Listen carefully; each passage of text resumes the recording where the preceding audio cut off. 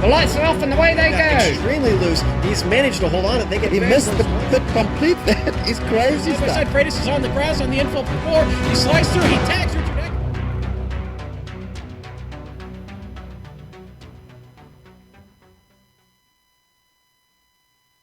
In the list of most highly regarded circuits, racing drivers will often put Spa near the top. Though tackling at 7 kilometers provides a challenge while the track is visible, it becomes downright scary when the sun goes down. Round 9 of this series sees our competitors starting off in darkness, leaving us to wonder who will lose their way in the championship. We'll find out soon as we get ready to watch the Volt Vapes Pacific Majors 4 Hours of Spa, and you're watching it live on the Global Sim Racing channel. Hi, I'm Joe Peak, and with me in the booth is Trevor Cameron. Bringing us his expertise of the GT3 cars is Turn 2 Motorsports crew chief Sean Ambrose.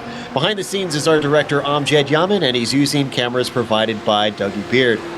Trevor, these drivers certainly won't be going gentle into that good night, and since we can't see it terribly well either, why don't you tell us a little bit about this circuit? Yeah, thanks, Joe. I mean, you mentioned it. I mean, this is one of my favorite tracks as well. It is just so iconic and so much fun to race around this track. Officially opened in 1922, although it was designed back in 1920. I mean, think about that, how long this track has been around. It's been a mainstay for Formula One and endurance racing, which is what we're going to be seeing here tonight, is the endurance. It's 4.35 miles, 7 kilometers, 19 turns, and there's almost 100 meters of difference in height between the highest point at Lacombe to the lowest point in turn 15. That is a huge difference. These drivers are going to be going up and down all night and into the day a little bit later on. I mean, there's so many tight and twisty sections separated by some really long and fast straights. This course has it all. I mean, and it tests the drivers and entertains the fans, and has done so for years and years. I mean, that run up to Eau Rouge is one of the most classic views in racing, and getting all the speed you can there is important, but keeping it on the black isn't very easy. And of course, turn 1, La Source, is, in my opinion, and this may be just me, but it's one of the toughest turns to get right, because I know I haven't figured it out yet. But let's sit down and watch a lap around this iconic track, where Kevin Brown will have a much better view than these drivers will for the first section of this race.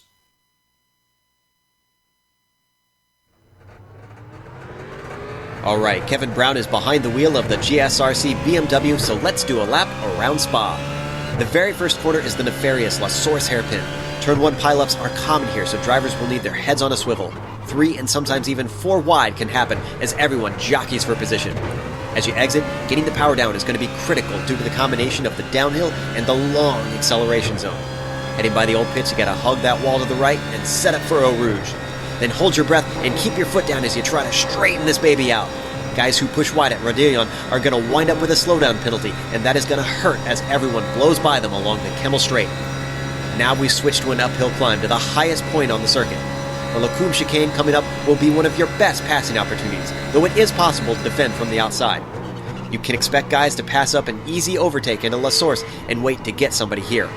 As you switch back and forth, make sure you set up for Malmedy to keep anybody from getting a run on you toward Ravage. Now it's all downhill from here. Literally. We've got a steep plunge into the braking zone and all the way around this 180-degree corner. You're likely to experience understeer, but before you know it, it's time to get to the right and flick it through No Name Corner. Now we set it up for Pouhon. With the grip of these cars, there's just a little braking and then holding on as the car tries to slide wide into that paved runoff. As soon as you feel you've got the line, time to ease onto that right pedal and accelerate the rest of the way around this very fast corner. Careful how wide you drift on the exit though, with the slippery AstroTurf right beside the curb. Get back to the left, and now we've got Fagnes. Make sure and hug the inside on that right-hander to give yourself the best launch towards Stavelot. Once again, be wary of that AstroTurf. One more switchback, and it's a pretty straightforward 90-degree corner for this first part. But the real important thing is the next right-hander. We only have to lift a little, but wait too long, and you'll lose time hand over fist down the backstretch. You've got some mild little turns, but once again, there's no lifting all the way. Even as you come up to Blanchimont, the grip of this car lets you stay in it easily. Just carry as much of your momentum as you can, and then drift back to the left and spot your brake marker for the bus stop. This is probably your next best chance to get beside another car in the braking zone. I've seen passes made both inside and outside, so pick your poison and hold firm. There's even a possibility of pulling a switchback if you time it right. But as we pull back to the main straight, we've now finished a lap around Spa.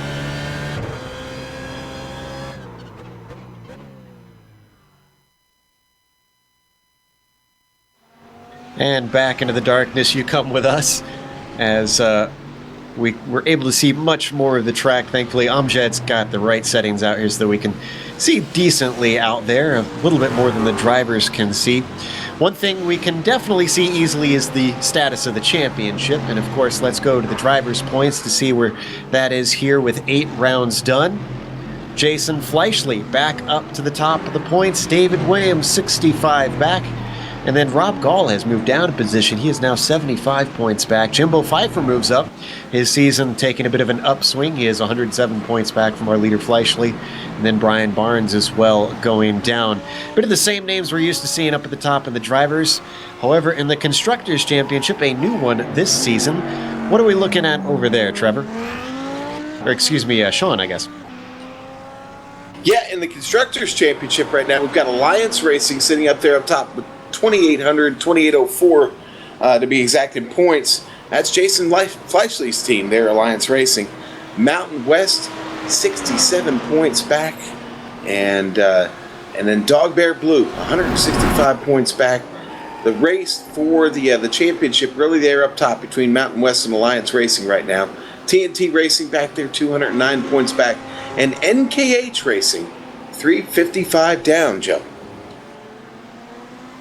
And of course, finally, there's the Governor's Cup, which has been around for a bit now here in the Pacific Majors. And we've got 4 different clubs competing for that once again, Trevor. And where do they stand now? Well, after some early dominance by Team Texas in the early part of the season, Team Northwest, which was last year's champion, is now back up in the lead, have been for a couple races now with 6,971 points. 27 points back is Texas, so they are not even remotely out of this yet after showing some strong showings early on in the season. Team West is 337 points back, and California is a distant fourth with 1,369 points arrears, so a lot of catching up to do for California. Too busy surfing and eating some In-N-Out over there, I guess, for them to be competitive in this series this season. But, we keep talking, Sean, about how they're starting out the race at night and then we are expecting daylight later on. Now, those who drive on iRacing and have been on it for a while might be going, what the heck are we talking about? And why don't you explain to our viewers what's going to happen in this race, because it's definitely going to be a little bit special. Well, definitely. We're going to be starting at night, okay? And that track's going to have a little bit more grip. Temperature's going to be a little cooler here. The sight lines here, not so good at night. Not a lot of light on the track itself. You've got to rely on your headlights. You're going to have to rely on those in your mirror as well for faster traffic. Certainly, the Audis are really the horsepower monsters out here. The Mercedes not far behind them. They handle both about the same with tremendous grip. I think the cars that you'll have to worry about maybe getting caught up in traffic and tough to get around, and you want to be careful if you're driving one of them and you see those lights coming up on your mirror. Maybe the BMW, and I know we've got a couple of Ford GT3s out here. They may be a little bit off pace. Now, where those cars, especially the Ford GT3, may excel is down the long straightaways here, like Kemmel.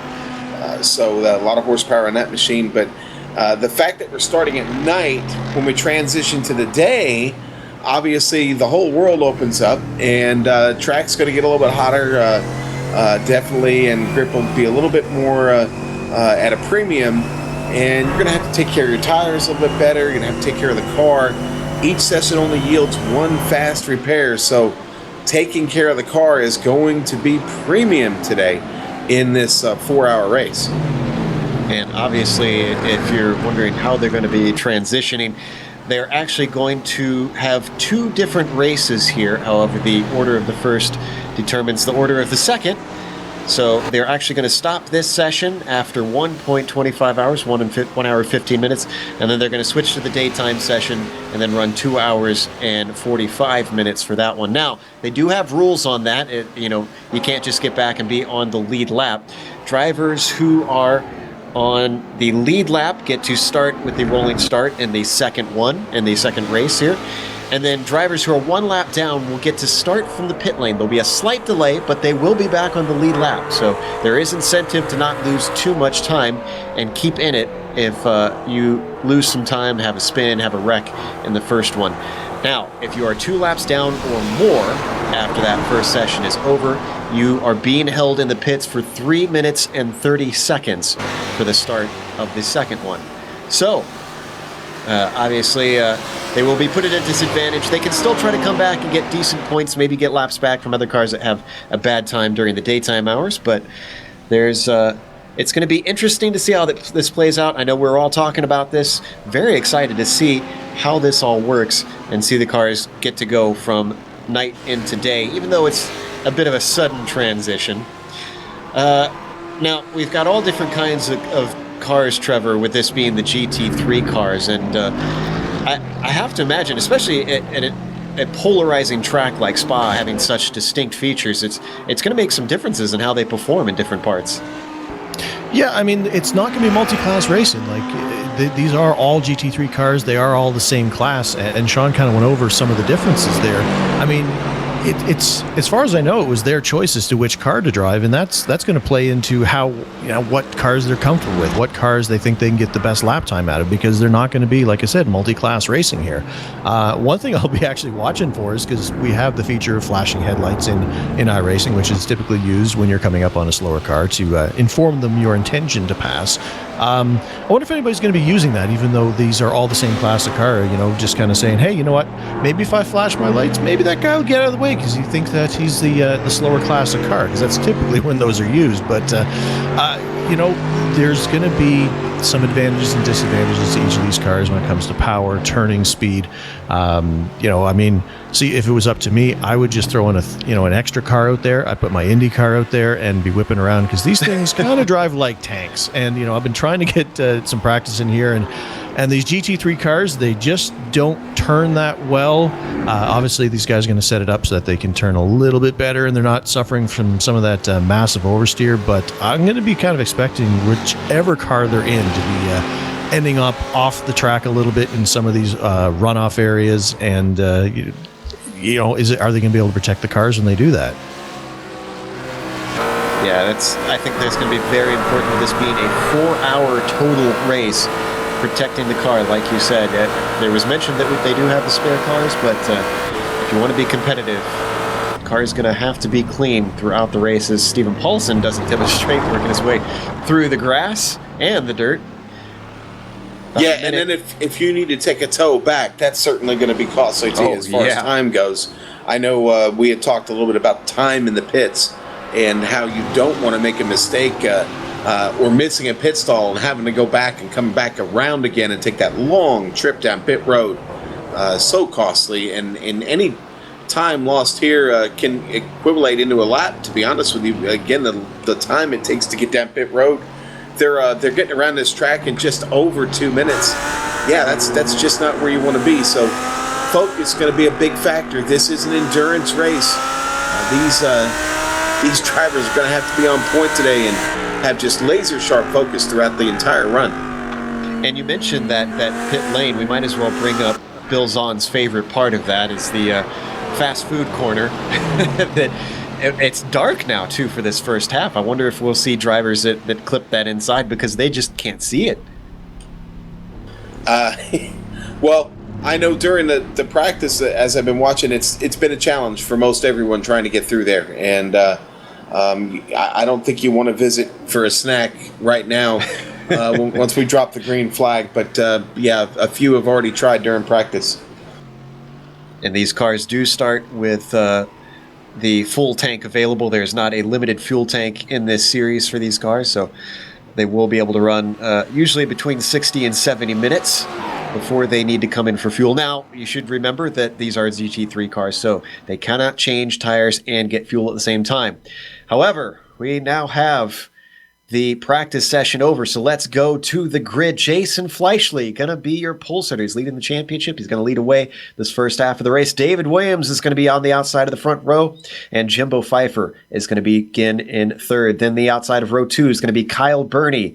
Brian Bennett follows him in 5th, followed by Richie Hearn. He's proven himself on ovals. He's showing he's just as good on the road course, starting 6th place. Michael Thompson will be your 7th place starter, followed by Ryan Bird. Then Clark Archer in 9th, and Trevor, it's Michael Lane rounding out the top 10.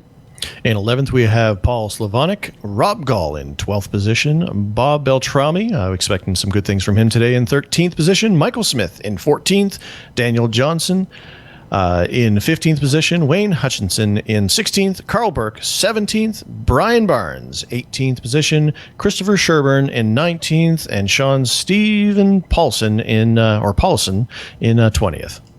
Sherburne, I believe, in the Lone McLaren. Tom Dreiling in 21st. Gary Nichols, 22nd. Ray Partridge, 23rd. Adam Young, 24th. Paul Geringer, 25th. Aaron Stowe, 26th. Nick Hunt, 27th. Mark Herzog, 28th. Andy Kennedy, 29th. And Mike Franklin, 30th. Freeboth is, of course, behind him in 31st. Then it's Blake Reynolds in 32nd. Chris Pence is going to start the race in 33rd, with Larry Ford behind him in 34th. Jared Morgan in 35th, and Chris Beck in 36th. Brett Trocine starts off the race in 37th. Jack Johnson behind him in 38th. Marcus Armstrong in 39th. And 40th, Trevor goes to Evan Moore. 41st, Robert Pridis, Mark Redeker in 42nd, William Fletcher 43rd, Dee Palmer 44th, Seth Alberts 45th, Matt Gelder 46th, and rounding out the field, Taft Baldwin in 47th. Pace car peels off. Now this is the endurance layout, so they are going to be starting on the downhill after La Source. Still not going to make things easy, because you're going to have 45 cars streaming their way through Eau Rouge at night. It's going to be difficult to see each other, and on top of it, they're going to be side by side. Fleischle leads them around the corner, waiting for the green flag. He's got a decent lead over Williams here as they pace towards the line. There they go. Oh, but he gets a horrible jump, and Williams trying to go side by side and then sort this out. Now he sneaks ahead of him as we start to see cars go single file here through this tricky flat-out corner. Everybody giving each other a wide berth. Meanwhile, battle for the lead is back on now that they're on the straight, and behind them there's a big wreck. Out already on. Gary Nichols involved in that.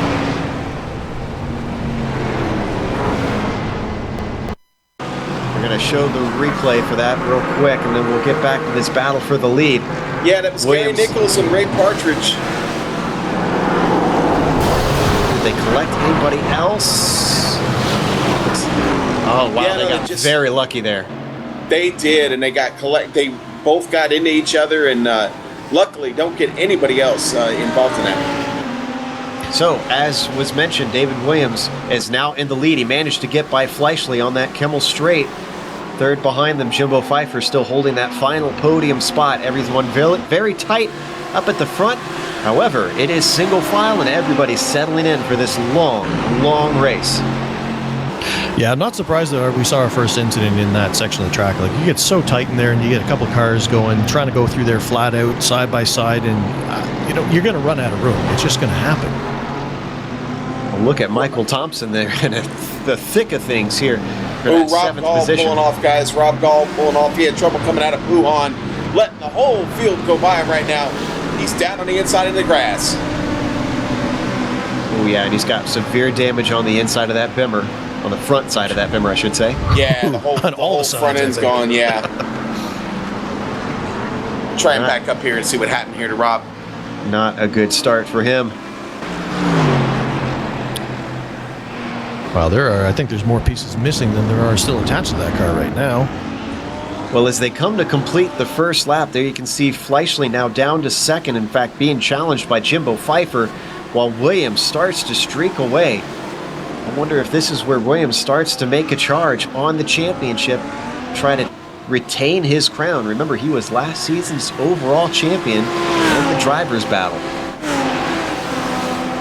Yeah, and guys, poor Rob Gall, he got through Ravage clean, but then he got to turn 9, the left-hander, and lost it a little bit too much on the throttle there. That's a tricky little left-hander that plunges downhill there.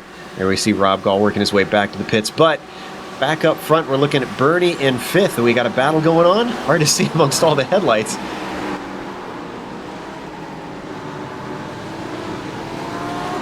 Behind them, it looks like Bird and Hearn swapped places. It's kind of blinding looking back at those headlights. I mean, it reminds me of driving down the highway and you kind of look in the back and all you see are lights. But I mean, these guys need this much light coming out of these cars or they're not going to see anything around this track. Yeah, definitely wouldn't want to be looking in the rearview mirror and having that glaring in your face. As we watch Bird and Hearn work their way around No Name Corner down to Pouan. Don't want to put the commentator's curse on these guys, but credit to everyone for really being able to hold together. Now, what happened to Bird going slow on the inside of Pouan? Looks like he just got loose on entry.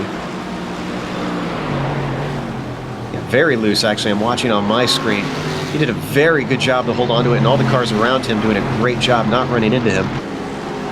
Yeah, Pouan, a very, very treacherous place in the early stages of any race. That's really the danger corner. It's such a long corner, and you're just so tempted to get back on the power, generally too soon. Here we see Michael Lane chasing down Paul Slavonic. Now, one thing worth noting about Paul Slavonic, he just had his wisdom teeth removed yesterday. Now, thankfully, he says he's not had any meds today. So he's dealing with the pain, but at least he's sober. I don't know if that's a good thing or a bad thing. I mean, yeah. He's got the bit between his teeth there with so to speak, with that much pain. He's either going to be really focused or about an hour into this, he's going to be going, what am I doing? And there you saw a big mistake coming from him out of the bus stop. Slavonic goes slightly defensive. Michael Lane trying to see if he can find a way through, but he backs out before they hit La Source. He knows he's got a long race to fight for this, but he doesn't have too long because Clark Archer has now rocked up to the back of these two. Guys, Wayne Hutchison trying to hang on to 15th place. I don't know if he's going to be able to do it. Brian Barnes drag racing with him now. Oh, and behind them as well, and side by side is Tom Trelling and Christopher Sherburne sort that out.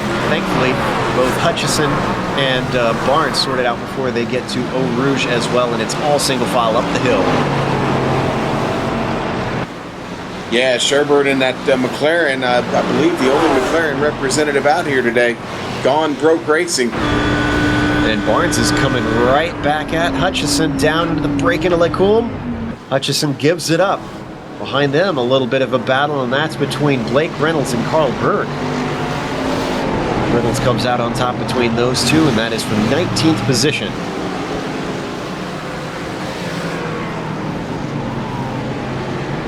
A lot of good battles developing out here early, Joe.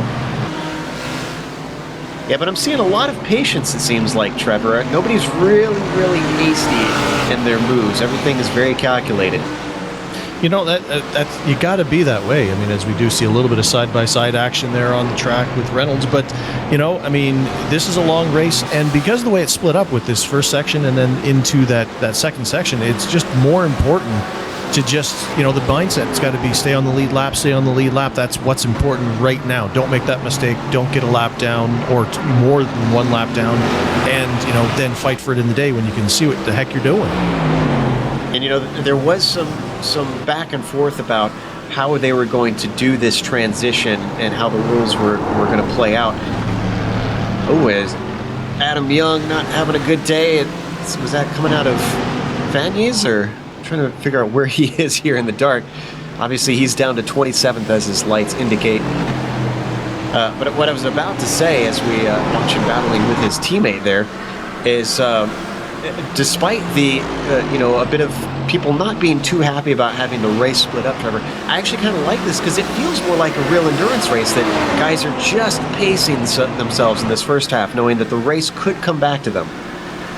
Yeah, absolutely. And it's iRacing is going to have these day to night or night to day or whatever transitions. And, I can't wait for that to happen because this is going to make this so much more exciting. But we got to do what we got to do in order to make, races that are long and endurance races not look like they're happening in Alaska where the sun never sets. And on screen, we saw quite a battle into the bus stop, but we've jumped up to P7 and P8 where that battle between Bird and Thompson rages on. And Bird gets by Thompson. Remember, he had a bit of a slip up in Pouhon about a couple laps ago. He's trying to make up time, catch back up to Hearn. He lost a position too as well earlier in the race. And already he's putting a gap on Thompson, so he obviously had quite good pace on him.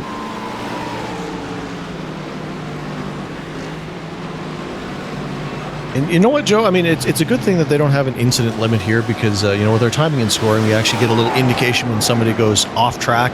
And, my timing and scoring is going crazy as these guys are dipping the tire off into the dirt here and there. And these guys are using all of the track and then a little bit extra. So we might have to watch for that a little bit later on into a run where, you get a little bit greedy, you get a little bit too much dirt, and it might grab the tires and send you around. Guys, I got to talk about a driver real quick. The 014 Chris Pence car is on the move. He has picked up about 7 positions here in just the last lap. He is really flying right now. He's leaving behind the train of Freeboth, Trocine, Moore, and Johnson. We're all very close together. They are working their way through Fagnes up to Curve of Paul Frere. In fact, Taft Baldwin there at the tail of that train is trying to do what he can. Oh, and we hear that Lane is spun. Oh, yeah. Actually, did he take a tow? He did. So he must have had significant contact with something. Maybe, maybe not. No. Replay's not showing him. Maybe this is a hardware issue, Sean. Boy, it sure could be. It didn't look like there was anything wrong. I can't imagine the car ran out of brakes or anything this early, but there he is in the pit, still sitting there. Driver's in the car, but who knows? That could have been anything, Joe. Oh, and Clark Archer having a big moment coming through Eau Rouge. Should say Radillon. And this was, off the top of the hill. Oh, and he made hard contact with the wall. Ooh, almost wow. sent that car up and over, yeah. You know what, Joe? I mean, we talked about it, where, some of these guys are being really patient with everything that's going on, but and we have another car spinning. Oh, and at the same time that Clark Archer spins and takes another car out, almost takes more out. Oh. We're going to watch Bird, and then we're going to watch Archer here. This looks like coming through No Name Corner. Yeah, rear just starts to get away from that Mercedes. Thankfully, doesn't hit anything. And we're going to go to Clark Archer. Now, this was a lot worse, I think. And this was coming around Malmedy. Here, we see him heading into Lacombe. Now this is where it gets dangerous. This is one of those things that we always tell drivers. You'll see him spin. Unfortunately, he hits another car. I didn't quite see who it was. That was Aaron Stowe that got caught up in that. Oh, it was. Really hurt the car bad. He starts to go back across the track. Oh, they both do. Oh my goodness. We're going to look on board Stowe. I don't think he really had any time to try and do anything with this. As the spin just happens, 2 cars in front. Yeah, he tries to avoid the best he can, but there was just not enough reaction time for him to get out of the way.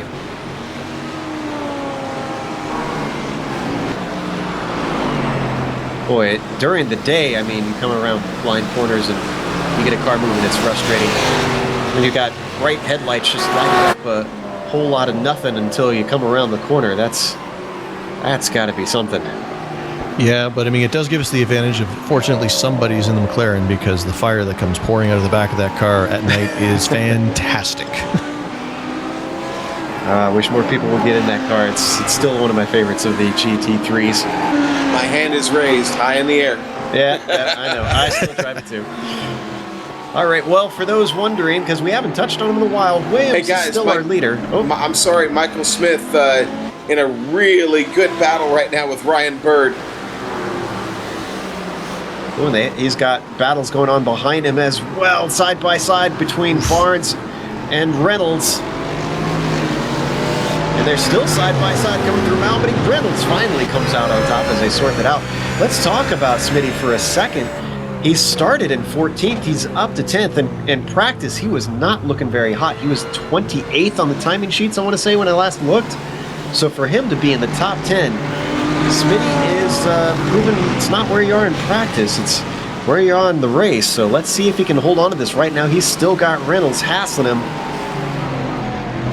Well, I mean, and speaking of Reynolds, I mean, he started this race in 32nd position, and he's up into 13th here. I mean, that is an amazing first bit of this race. Reynolds digging really, really hard right now, and he's got to be careful here. You don't want to push too hard and get off track. But man, he's reeled in Smitty. And credit to Smitty, because you have to remember that Michael's more of an oval driver. He admits that himself. He tends to dip into these GT3s. That's his most experienced area. And, as he almost squeezes Reynolds there, heading towards Blanchimont. Now he actually lifts and lets him through. He knows this is not a battle worth fighting. But this is about the most experienced area he's got in road racing, is in these GT3 cars. So certainly showing that he can hold his own. I'm sure he can't wait till they get to Bristol next round. Yeah, if you are an oval racer at heart, then Bristol is definitely a place to call home for sure, and that should be some fun racing when they get there. Ryan Barnes all over the back of Smitty as they head towards La Source. Doesn't attempt to pass. Thought maybe he was going to try the over-under, but just gave the Apex a complete miss instead. And now he's going to lose time down the hill. Yeah, this is where the power of the Audi has a little bit of a chance to get away from the BMW, but the BMW handles really, really well here through Eau Rouge and then out of Redillon. But as they get down the straight, unless he can get in the toe, which he's got it just a little bit. He's in Barnes, the draft, but he's showing one of the deficiencies of this car. Is Smitty goes a little wide at the apex of first apex of Lacombe. Meanwhile, a little farther up front, we got a close battle as Brian Bennett is fighting with Kyle Burney, as actually Bennett has to go off into the runoff of Pouan. Yeah, Burney gets by on the Ford GT. That's Ford GT all the way up there in 5th place. I'm sorry, now up in 4th. Very nicely done from Kyle Burney. Ford GT, not the most popular GT3 cars, but he's showing that thing can hustle if you know how to drive it. Burney's been doing not too badly. Now, he started in 4th and he's moved himself back up into 4th, so he's held position basically. Now, here's the deal with the Ford GT. If you can compensate for the fact that it doesn't handle really well at all and really get some great straight line speed out of it, this is the perfect track for that to jump. So we'll have to watch out for Burney if he gets into a close battle with anybody in front of him. Could have an advantage just streaking down those straight lines. Right now he's trying to run away from Bennett. Hasn't really put a whole big gap on him, but he's not too far away from Robert Pritis, who's actually not for position. This is a lapped car already. And actually, we should mention that, Trevor, that this is a single split race. Usually this series has what they call a Pro and an Am division. Yeah, I guess they figured with a track as big as Spa, they could fit them all out there. But I'm still watching that Kyle Burney and Brian Bennett. And while the Ford GT seems to be pulling away on those straights with that Ford power there, Bennett is really outbraking him. That's why he's not being able to escape from him, because he's braking so much later into those corners. That Detroit oomph trying to streak away as far as they can on the straights. While Bennett and that German power, that Audi, trying to hold on to him. Now we've got just an hour left to go. We've passed the first 15 minutes of this race, so we're 1/5 of the way in. at least of the first section, I should say. Yeah, and I mean, we talked about it, patience and making sure that you last till that second section of this race, and a lot of people just aren't doing that. I mean, we've seen several mistakes. We've seen some cars get collected in other people's errors, and we've got 7 cars, I think it is, already 1 or more laps down. Let's switch up to Daniel Johnson, who's come up to the back of Smitty.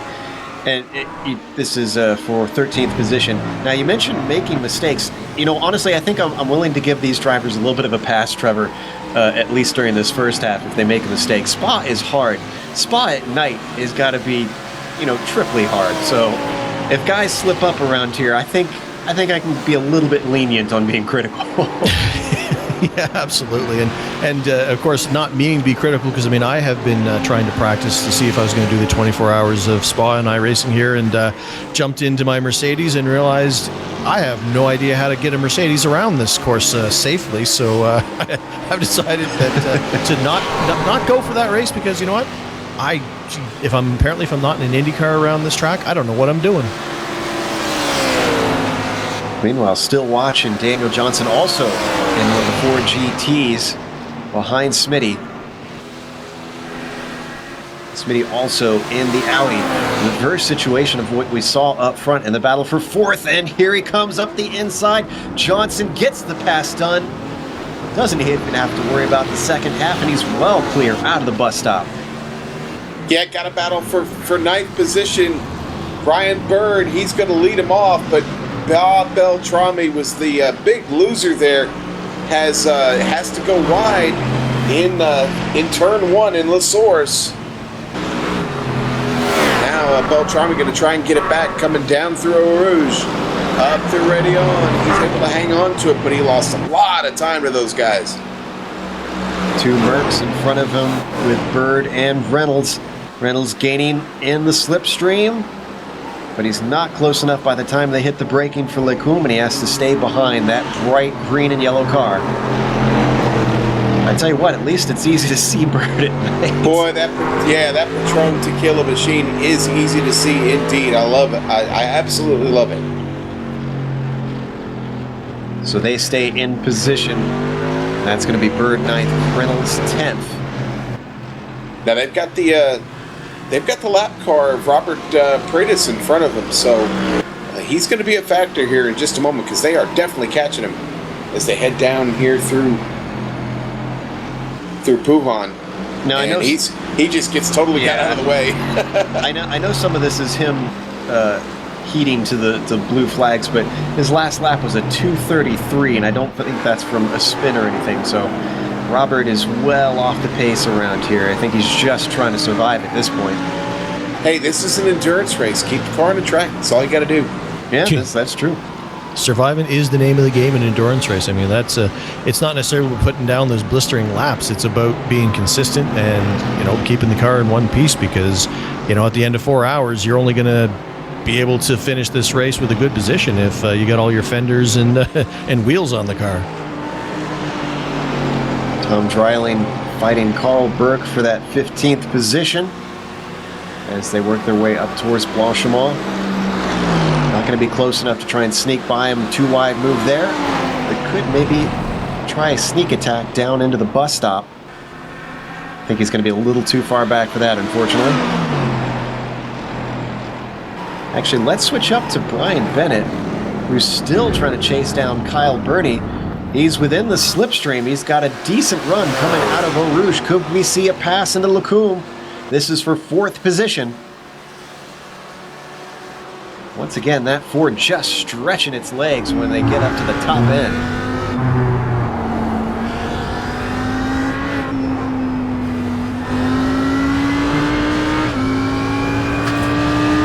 Right on board with Bennett, giving you a really good idea of what the visibility of these cars is like.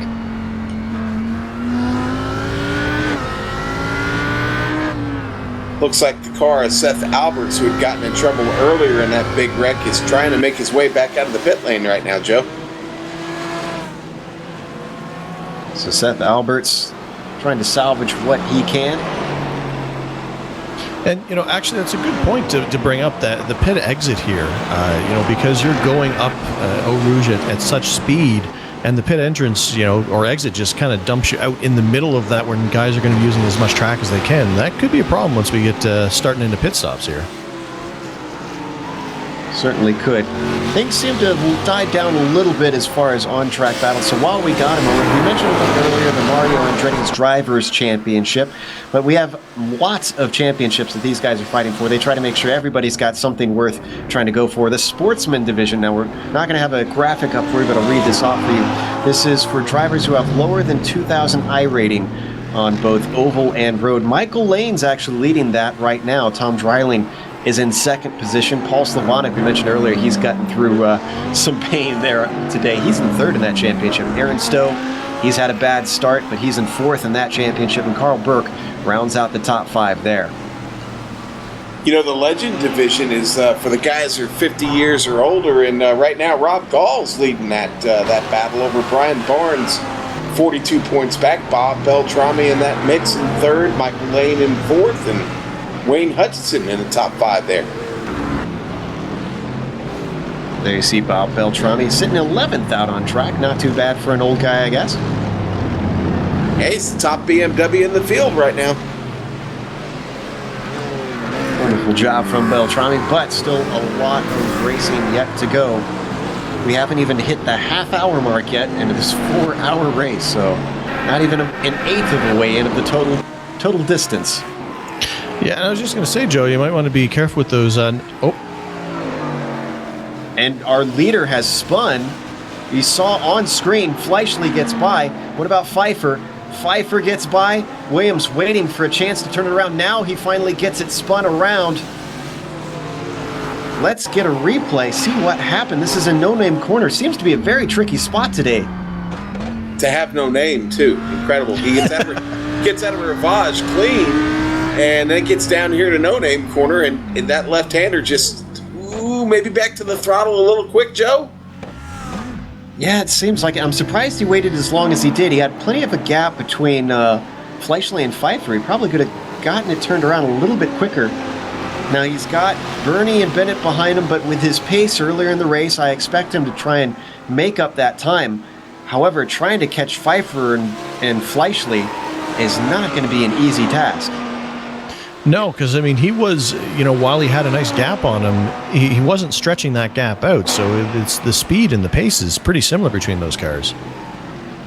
And this makes me wonder, Sean, and you may be able to answer this somewhat having to deal with tires being on the crew chief box. Is that some of them just trying to manage the tires in the stint and keep them fresh for the end? Well, definitely. This, you're not going to be able to make it all the way. 75 minutes. None of these cars are going to make it to full 75 minutes. Definitely want to take care of the tires. That spin certainly went all the way around. He was at speed. That is going to hurt the tires, but hopefully he can get him a chance here to cool them off a little bit. Bernie, a couple of seconds behind. Not much breathing room there for him. Well, Williams has now got his work cut out for him. He's 11 seconds back from our leader, 7.5 seconds back from second place Jimbo Pfeiffer.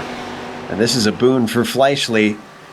He will be brought back together with them if this stays as it is by the time we reach the break. So he's not well and truly clear of everyone yet, but he's certainly not looking under pressure right now, can really focus about what's out ahead of that car. Yeah, and in the end, Williams really isn't going to be hurt that badly by this. He didn't damage the car, and that's the important thing. He's back a couple positions, lost a little bit of time, but at the end of the day, when we go to the break, we're gonna get him all packed back up again anyway, and let him go. And we know he's got the pace, so as long as he doesn't make any more mistakes, I think he'll be just fine. And let's go to Jared Morgan in 34th because he had a big moment coming out of Puhan, and in fact, hard contact with the wall.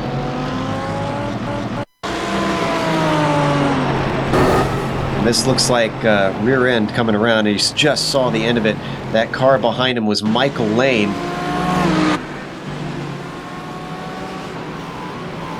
Here we go. Oh, and I'm trying to figure out what was happening to that mess behind him. I didn't see that far back. But he gets a little bit loose on this exit. And when she oversteers, there is just no saving her from that Armco. Tough hit. Lots of damage on the left front of that car. Another car that got off track was William Fletcher, back in 41st place right now, and was able to get the car back on the track, but I think he's got a little bit of damage on the left rear of that machine, and he's having trouble keeping it on track. He just got through Wuhan, getting down to the bus stop. Yeah, and in actual fact, if I was looking back at him, he actually was getting back on the track just as Williams was coming up on him. Williams had to actually go completely off track to get around him.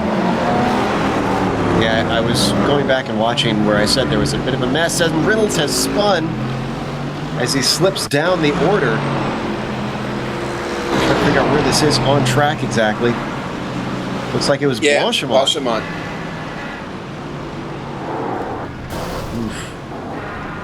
That we're gonna watch on board. Ooh, he got in the grass, got over the curb and into the grass just a little bit, and destroys the car. Yeah, just that little bit of artificial grass on the outside when you straddle that, I know from experience, can sometimes upset the car. It's just enough to send him off into the wall. Wow, that's a violent impact. I think Blake Reynolds is going to be, he heads into the pits now. He was finally able to get the car turned around. Really tough spot. It's such a high-speed area right there. You got cars coming quick. He's able to get the car in the pit without having to take the tow, but boy, a lot of damage on that machine. I just don't know how that's going to be a long pit stop. Well, okay, so they do have their fast repair, but the time getting that car down there, certainly a concern. I'm wondering if he'll be able to make the hairpin. Let's stay on him. See how he does. It just makes it around. Wow, that's impressive with a crabbing car. I would say that's tough enough to do in the best of times. Yeah, really. And apparently Bennett had a spin there. We see from 5th place. Man, I guess this is the tire fall off. It's just, we're seeing so many cars start to spin it. Well, and in endurance racing, you kind of see that a little bit, but not this soon into a run. I mean, this is a challenging course. It's challenging to see. It's challenging to get your marks because you can't see them half the time. But, yeah, we're seeing a lot of self-mistakes, more than I expected to see so far. Looked like a little bit of oversteer there out of the Audi for Bennett. Now, I do know that mid-engine car has a habit of doing that. I remember when I first took it for a spin when it was released, I noticed immediately that if the rear end really wants to come around if you get it unbalanced. So I wonder if that's just a feature of the car. Meanwhile, Paul Slavonic is not happy about something out there. Yeah, and also Carl Burke, who was in 13th position, not sure where he's at now, just had a big spin, and not sure if he has any damage or not, but he definitely had a long off. Let's go to Seth Alberts. Sorry, I know we're jumping around a lot, but let's look at Seth Alberts about 30 seconds ago, maybe a little bit more, because he had a very scary moment. We might actually want to ride on board with him here. This is coming out of Blanchimont up to the bus stop. Now, dips the tire off into the dirt, tries to save it, almost comes into the back of Paul Slavonic, and just cruises off to the side like nothing happened. Nice job holding on to that. I'm sure he needs a change of pants when he comes in. Because, boy, you are coming at a high rate of knots up to that bus stop chicane. Guys, Blake Reynolds did get back on track. He's a lap down, but he is back and came back out in front of Adam Kennedy and Bob Beltrami. Now I was going to say the critical thing for Blake is going to be keeping on that one lap down, because he can get his lap back if he can make it to the end of this first hour, 15 minutes. Starter up there, Sean. Go ahead. No, that's okay. That's okay. No problem. I was actually just watching Daniel Johnson. He is in 11th and just got his way around. Seth Alberts is having trouble with the handling on the car, but he's got Bob Beltrami. That's a battle for top 10 developing.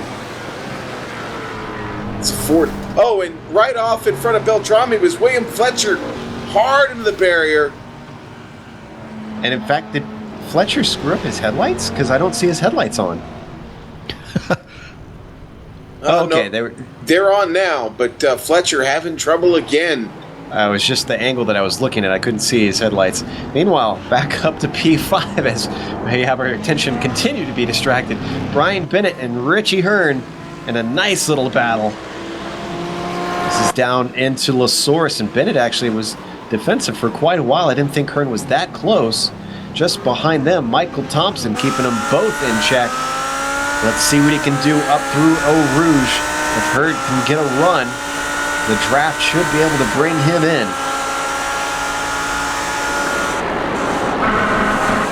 And I tell you, Joe, Richie's been really impressing me over the last few rounds here. I mean, we know where his expertise lies. You know, we mentioned he's really good with the ovals. He's really good with the Indy cars. But he's just been really, really doing well depending on, or no matter what car they put him in and what sort of track. Well, and you know, I think this is a testament to the fact that he was a real-world professional race car driver. And you don't get to that level without being just good at racing in general. Richie Hearn is clearly good at racing in general as he continues to hassle Bennett for a top 5 spot here in round 9 of the Volt Vapes Pacific Majors 4 Hours of Spa.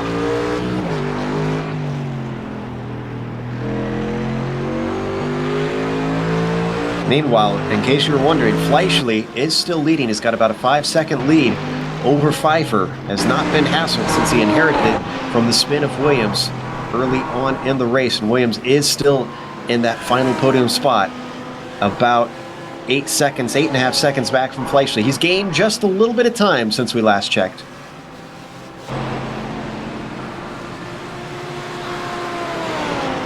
And if you're just joining us, we are just about 35 minutes into this 4-hour race. First part of it is going to be held at night, then we are going to switch over to a daytime race to simulate the real-world 24 Hours of Spa for the Pacific Majors. And thank you for joining us here on the Global Sim Racing channel and iRacing Live.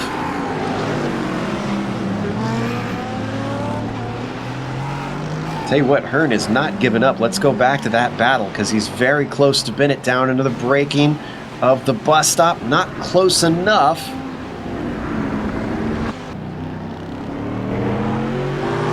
Gets a terrible exit as we ride on board coming out of the bus stop. That's going to ruin his chances of hope for a pass down to the La Source.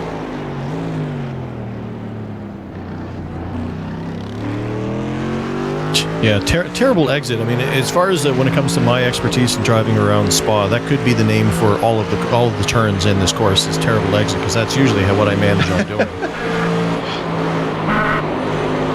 I'm not sure what that translates into in French. And I mean, and so many of these corners, the exit is so important because a lot of these lead onto these high speed straights where, you know, if you get that bad exit, then you lose so much time. Watch Bennett still in 5th down into Lacombe, the other good passing spot. Probably is it Terrible Denouement or something like that? I don't know. You know, Joe, not all of us Canadians speak French. Yeah, you of all 3 of us should be the best. No kidding. Guys, Fleischle just had to work his way through a slew of traffic. Had to get around Brett Trozine and Mark Redeker, Wayne Hudson, and pulled it off pretty clean. Now, this is one of the things I love about endurance racing. Listen, nobody's just pulling over here, okay?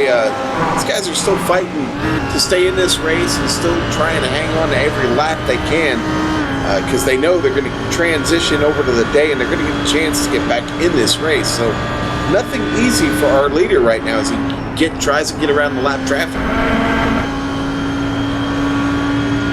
I noticed Tom Dreiling has entered into the pit lane. He was racing in 13th position. I'm not sure if that was a planned strategy or if something happened, because he's the first of the lead lap type cars that we've seen coming down pit road, I think. Yeah, and we did mention they can make, you know, about 60 to 70 minutes on fuel usually in these cars, as that West Club driver is getting his work done. And it makes me wonder if this is just the right call. You might as well not stretch it long to try and go to the end, because you're probably not going to get those extra 5 minutes. I mean, and a track this long, I mean, a lot of these guys are going to be running some sort of software which is going to show them where they're going to come out if they go into the pits. So it could also be a strategy of trying to get himself into some clean air as well. Absolutely. Ryan Bird from 9th. He comes in. He gets very close to the outside wall on pit entry. Obviously knows exactly where the limits are. You better know where the limits are. That's for sure. Well, you'll find them quick if you don't. This is a track that punishes. Bob Beltrami, the Salami, comes in for California Club. Giving us the flash of the lights as he comes in there. However, David Williams has made up quite a bit of ground on Pfeiffer. He's rocked up to the rear spoiler of that Audi. Audi versus Audi, so it should be a pretty equal battle between these two. They're going to have traffic that's going to interrupt it. That's Ray Partridge up in the way. He interrupts Jimbo Pfeiffer, who gets a terrible exit. He stays defensive, or maybe it's just a move to get past traffic. Slips on by. They stay as they are in the Fanyes. That could have got bad. Great job by Partridge to see that coming and just stay off to the left there. He did. He did do a really good job of just staying out of the mix and not being a factor in that. On board with Williams. Look at the run. You can see the whole of the track and then some coming out of curve of Paul Frere.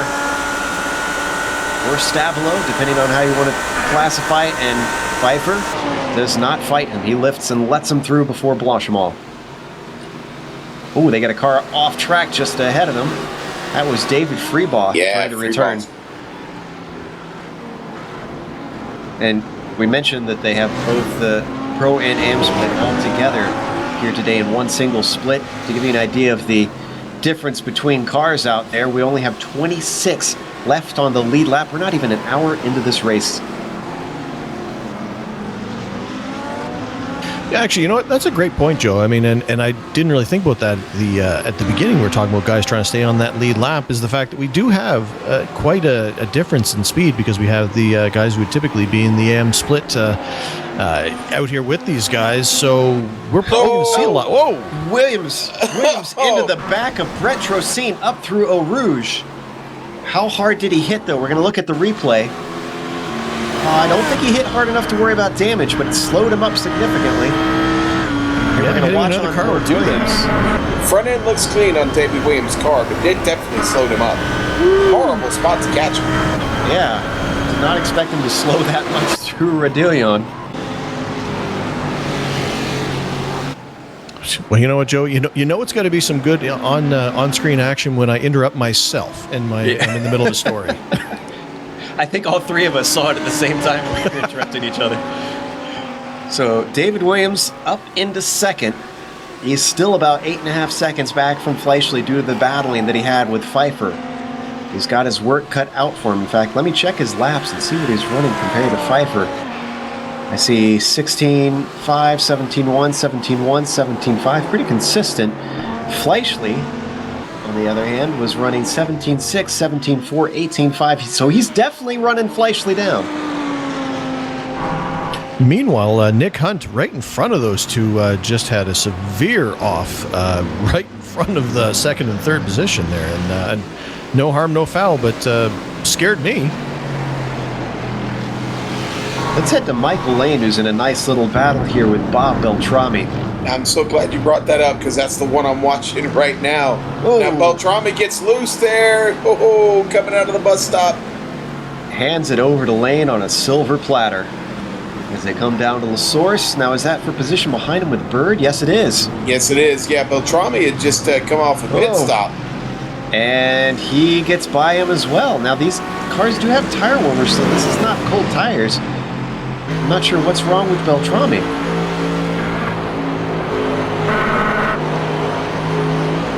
So both Bird and Lane in two corners managed to go by.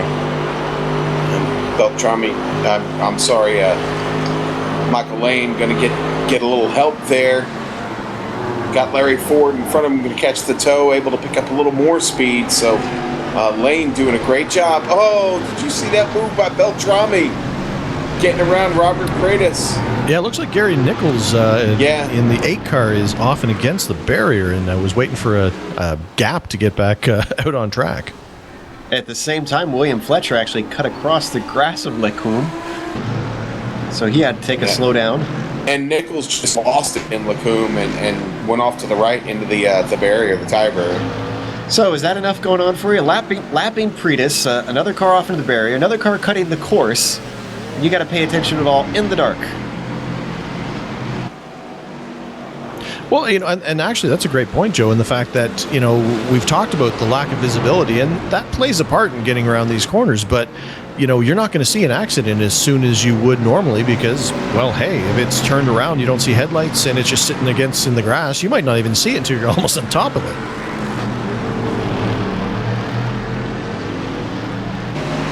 32 minutes left to go in the dark, then we get our virtual sunrise, and we switch to the day. Fleischle is still your leader. Williams in second. Jimbo Pfeiffer. Michael Lane all the way up on the outside. Ryan Berg splits the middle. Boy, for an endurance race, they got a lot going on out here. This is for 21st and 22nd, too. Yeah. Well, maybe 21st, 22nd, but these guys are only about 7 seconds ahead of the leaders. So, I mean, these guys are fighting for position to not go that down as well. Boy, and they just had Jared Morgan they had to get around. Morgan was off pace, had a little bit of trouble. Oh, and Fleischle's into the pits, and looks like he has the slower car ahead of him, kind of slowing him down on the entry. I'm trying to figure out who that is. It's in 24th place, so that's Michael Lane. That's Michael Lane, yeah.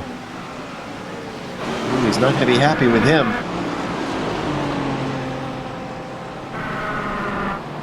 Man, this pit lane is long. They just go on forever and ever. With all the concrete barriers on either side, it's almost like going down the highway in traffic during construction. Makes me think of that old Wings song, The Long and Winding Road.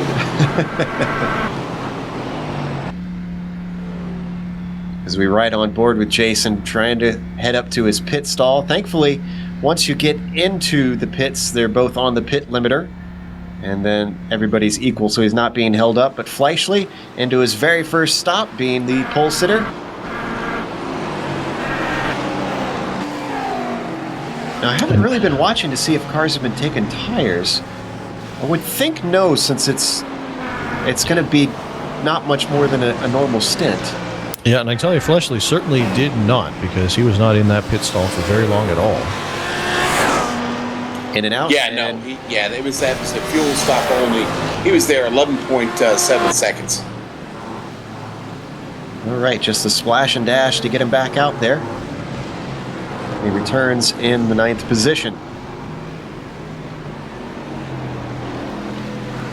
That seemed really short for a fuel stop, even if it is only, another half hour or so left to go. I wonder if he got enough fuel in there. Well, I mean, if he started with a full tank, he only needed about probably 15 minutes worth of fuel.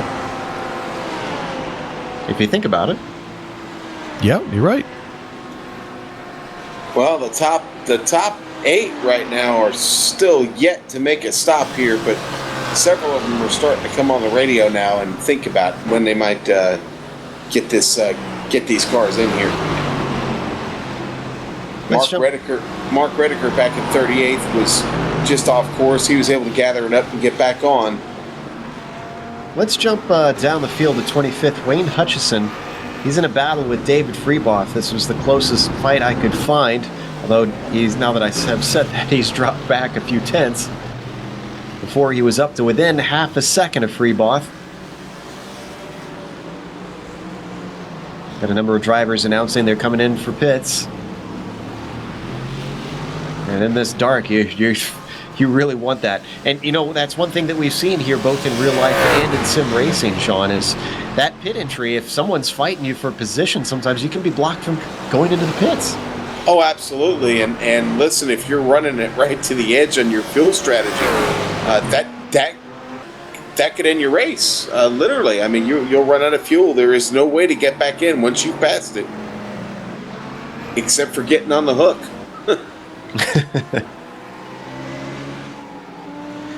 Meanwhile, we watch our leader, David Williams, who is yet to take his stop.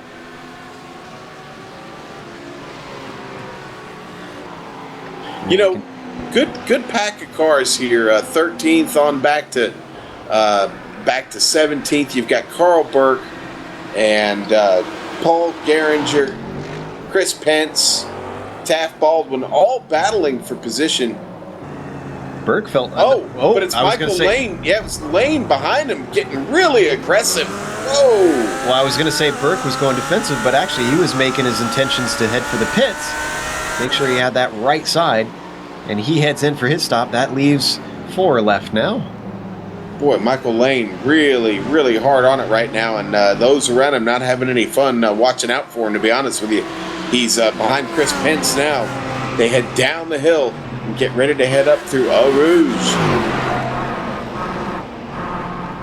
I have to imagine that Baldwin just wants Lane to get out of the way as he works his way around the car of Chris Pence with a great run out of Eau Rouge, and this gives Taft Baldwin what he wants as he rocks up to the back of that number 014. Yeah, and of course Michael Lane is a lap down and in 33rd position. He just came into the pits, which is why he's so far back, and he's really, really mixing it up with these lead lap cars. I think he's trying to get a lap back, if anything. I mean, if he got better pace, it's worth doing that now. Yeah, he did wreck earlier, but he's certainly driving like someone who wants to try and get that lap back for sure. Just a matter of time here before he gets around Michael. I'm sorry, Michael. Just a matter of time before he gets around Paul Geringer. He's setting him up now, heading down here into Pujan. Yeah, and remember, it's going to be a lot easier for him to get back in the mix if he can get a lap back, because right now he's 2 laps down, which means he's going to still be a lap down when the next session starts. If he can get to 1 lap down, he'll just lose maybe about 15 to 30 seconds off the leaders for the pit start.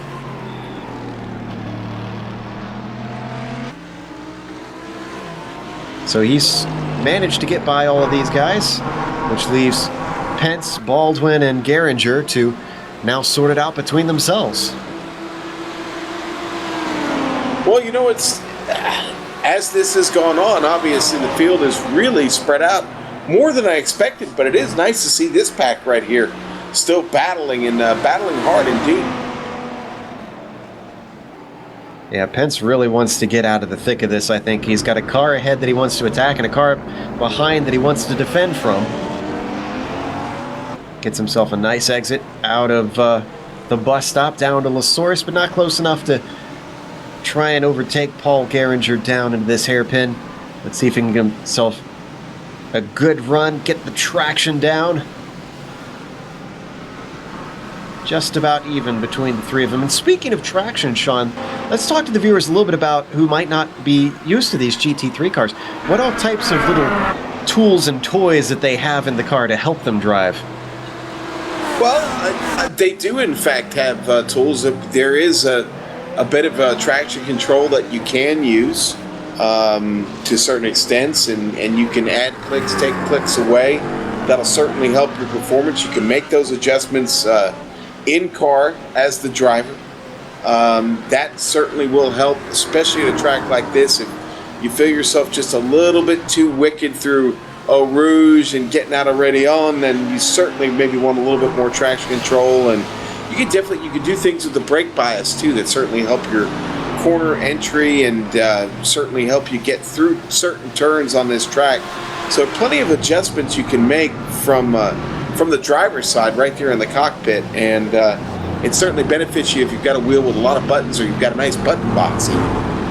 Meanwhile, we saw Jimbo Pfeiffer come in for his stop and Richie Hearn come in for his.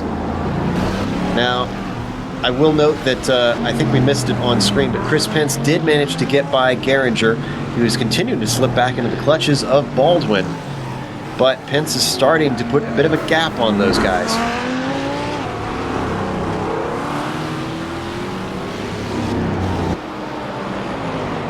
Going to catch Jimbo coming out of the pits here. Fleischle goes on by Pfeiffer. Pfeiffer should cycle back around into third, I want to say. Once all the pit stops are done, at least.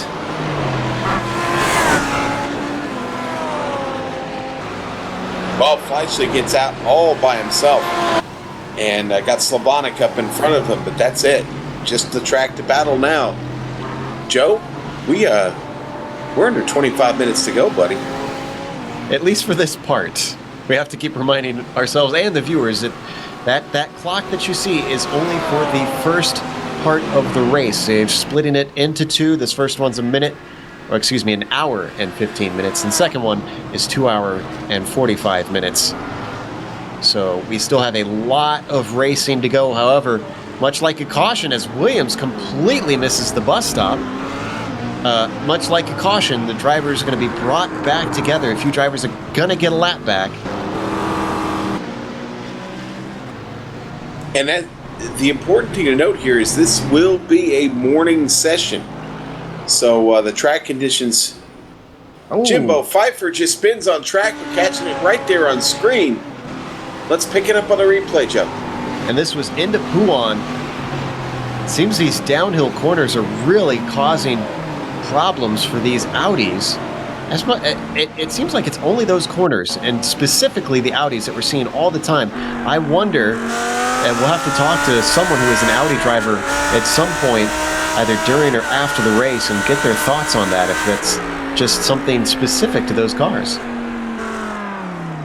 Aaron Stowe sitting back in 31st place, still limping the car around the track. Traffic comes by him very, very quickly and then disappears very quickly.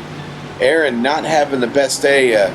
Great paint job on that car, but unfortunately it's just got a lot of damage right now.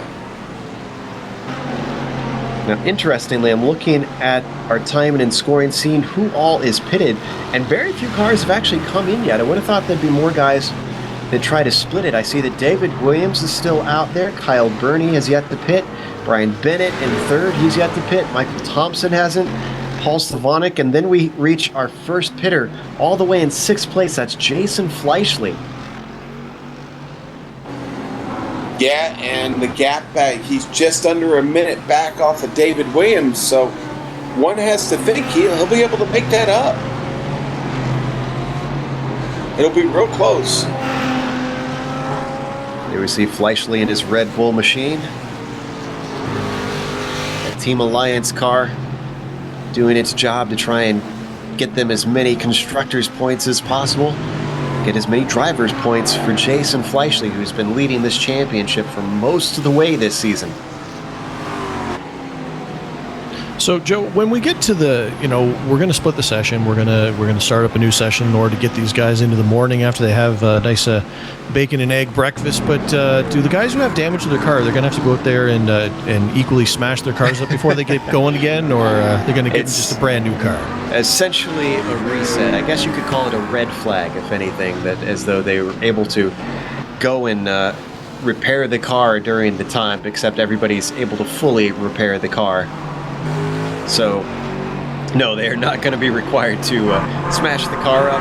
Unfortunately, there are some limitations to their method of simulating the change of time, which is another reason why we're all very excited to eventually see iRacing implement actual time changes.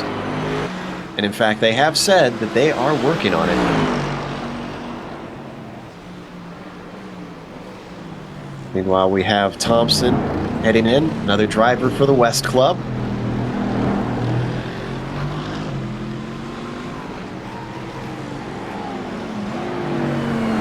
And you're right, Joe. I mean, I'm surprised we haven't seen more of these top runners come in. I mean, we're less than 20 minutes to go before the session's over.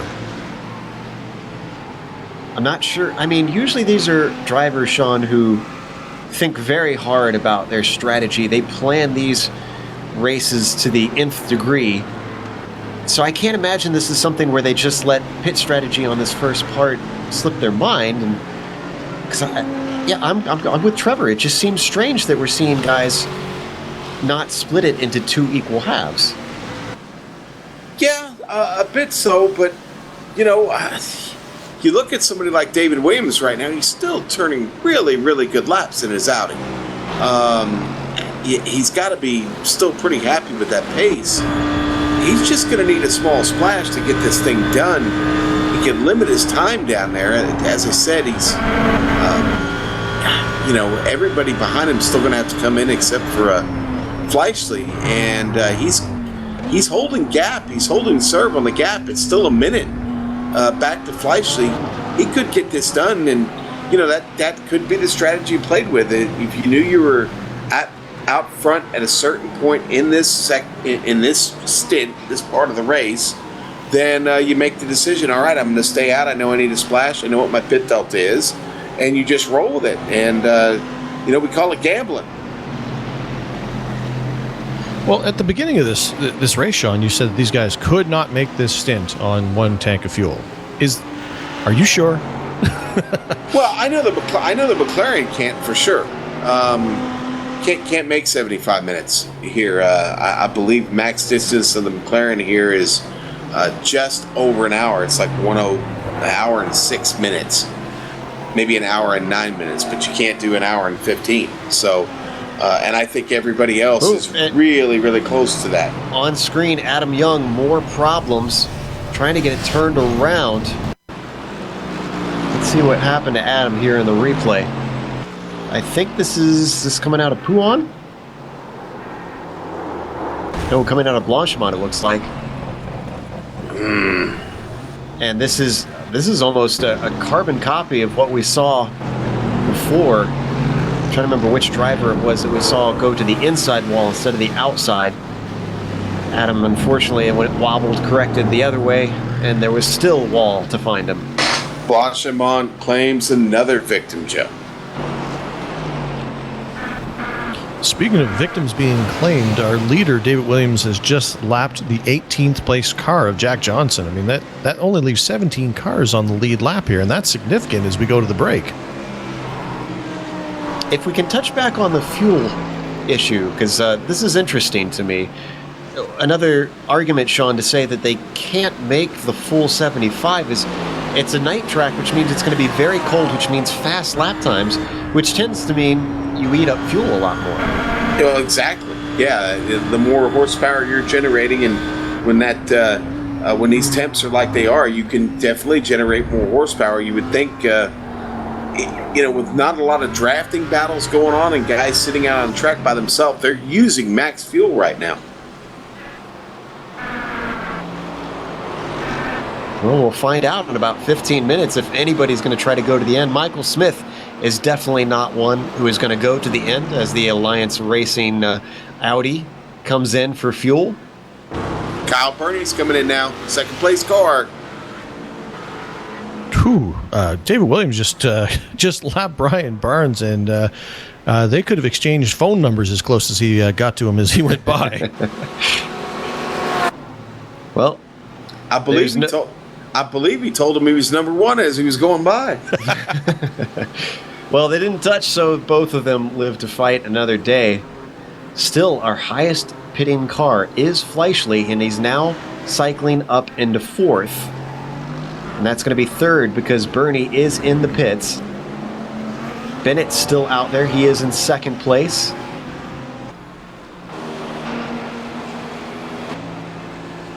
Okay, so let's say for argument that you can't make it, and that's what we're going with here. But imagine if you could, and you know, with the way that this is split up, with the lap cars having to start from the pits, imagine at how many of your competitors you could put at a disadvantage for that second half of the race if you could stay out and keep all those guys a lap down. It's an interesting idea. Now, it's a long lap time around here, though. You wouldn't be able to put many of your close competitors to a disadvantage to being a lap down because of, what is it, about nearly 3-minute lap times or something? 2.5 minutes? Well, no, you're obviously not gonna get those higher up guys, but if the lower amount of cars that you have on that lap with you, then the least cars you're gonna have to battle for position. And plus some of the fast cars, have gone a lap down because of making some mistakes. And if they're only one lap down, but they're still fast and they're trapped there, well, then now you don't have to worry about them anymore.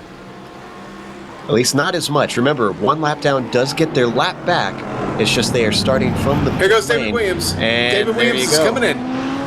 It's just about, I noticed that myself as soon as you shouted, Sean. So Williams cannot go to the end. At this point, I'm pretty certain that drivers are not going to be able to make the entire length. Oh, I was fairly certain, that they couldn't either. But, it's one of those things. I like to think outside the box because, I get positioned through strategy and not by passing guys. So I like to think that way, too. Brian Bennett also, comes in to who has pit stop. Yeah, I kind of thought that would probably be the move by Bennett. He really didn't stand anything to gain by keeping the car out there. All right, Here let's comes see Fleischle. if Fleischle gets his first place back. That's the big question.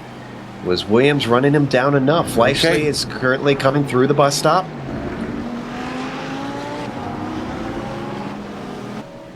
He knows where they're at. He can see it in his relative for sure. Williams now comes to a halt. Takes his fuel. Remember, Fleischle took a quick splash and dash. Does Williams do the same? He's usually pretty savvy with strategy. This is a long stop. Where's Fleischle?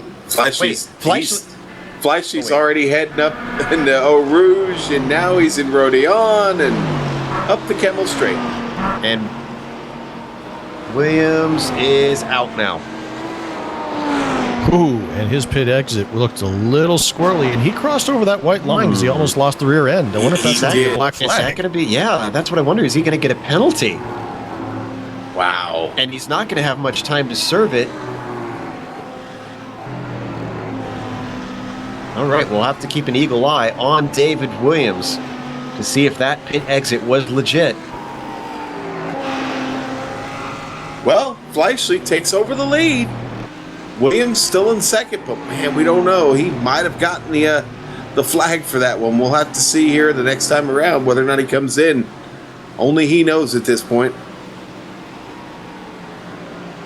Well, I know that this doesn't mean as much to Trevor, but for my co-commentator and for our director, I would like to note that West is 1-2 right now as far as the Club Governor's Championship goes. Okay, sure, that's fine. No problem. Meanwhile, California does have Kyle Burney up there in third. And as far as, let's see, I'm trying to figure out who's our next West guy, or Northwest guy. Looks like not Andy Kennedy, excuse me. Jimbo Pfeiffer currently sitting in fourth as our highest Northwest driver.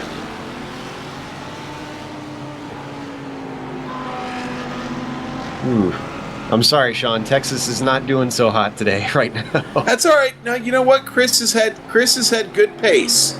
Okay, so a lot of racing left to go there for Chris Pence, and he'll represent us real well before this race is over. Don't you worry. All right. Chris Pence, obviously in ninth place, our highest Texas driver for the Governor's Cup this round currently, but as he said, a long race to go. This can still shuffle. And looking through the Governor's Cup there, I don't see a Team Canada, so I've just lost totally interest in this. Northwest is pretty much Canada, right? Well, I tell you, Williams went by the pit entry and did not go in, so either he does not have that black flag or is not serving it yet, which wouldn't serve any purpose at this point in time, so I guess he did get away with one there. Ooh, interesting. Stowe and Pence have both just gotten warnings from the race stewards for off tracks. They have been watching that. We failed to mention that. They're trying to make sure that drivers are not gaining an advantage from going off track all the time. Now, it's a little bit like how F1 has with the, I don't want to say inconsistencies, but it's not something where you just go off once and immediately you're sent to black flag. They're watching to make sure to see if it's something that happens repeatedly, if you're kind of doing it intentionally. I was going to say, Joe, if you're talking about F1, inconsistencies would be a perfect word to use, but looking at Chris Pence I'm trying to put the Pacific Majors in a good light here. So on the timing and scoring, Chris Pence doesn't look like he's actually coming for that pit stop yet. We're, what, 6-7 minutes away from the end of this, or 8 minutes, sorry, from the end of this this section. all right, well, get that tinfoil hat back on there, Trevor, and maybe we'll see someone go all the way. Let's see. Ford has not pitted, I see. Larry Ford, he's in 18th right now. Clark Archer, I see, has not taken a pit stop. Yeah, no, Archer was in it. Nick Hunt down there in the Mercedes is still out there without a pit stop. Timing and scoring lies to me once again. Wow. I was actually looking at Larry Ford there, and Jason Fleshley just came up on him and passed him like he was standing still. The time difference was so huge between those two guys. Well, we know why Larry Ford's still on track then. Obviously, he's soft shoeing it around here, able to save a lot of fuel doing it that way. Hoping for a little luck, but he still finds himself Ford sitting there a lap down. He's right there at the front of the lap cars. We've got, trying to figure out how many. I think we've got about 15, 16 cars all a lap down right now. Hey, remember we were very caught up in David Williams on whether or not he had a penalty, but one thing we failed to do during his stop was check to see what the gap was between himself and Fleischle. Remember, he was at about 8.5 seconds. Well, that went up to about 9.5 seconds. So, or at least now it is 9.5 seconds. I'm not sure what it is immediately after he came out of the pits, but it seems like he's lost a little bit of time.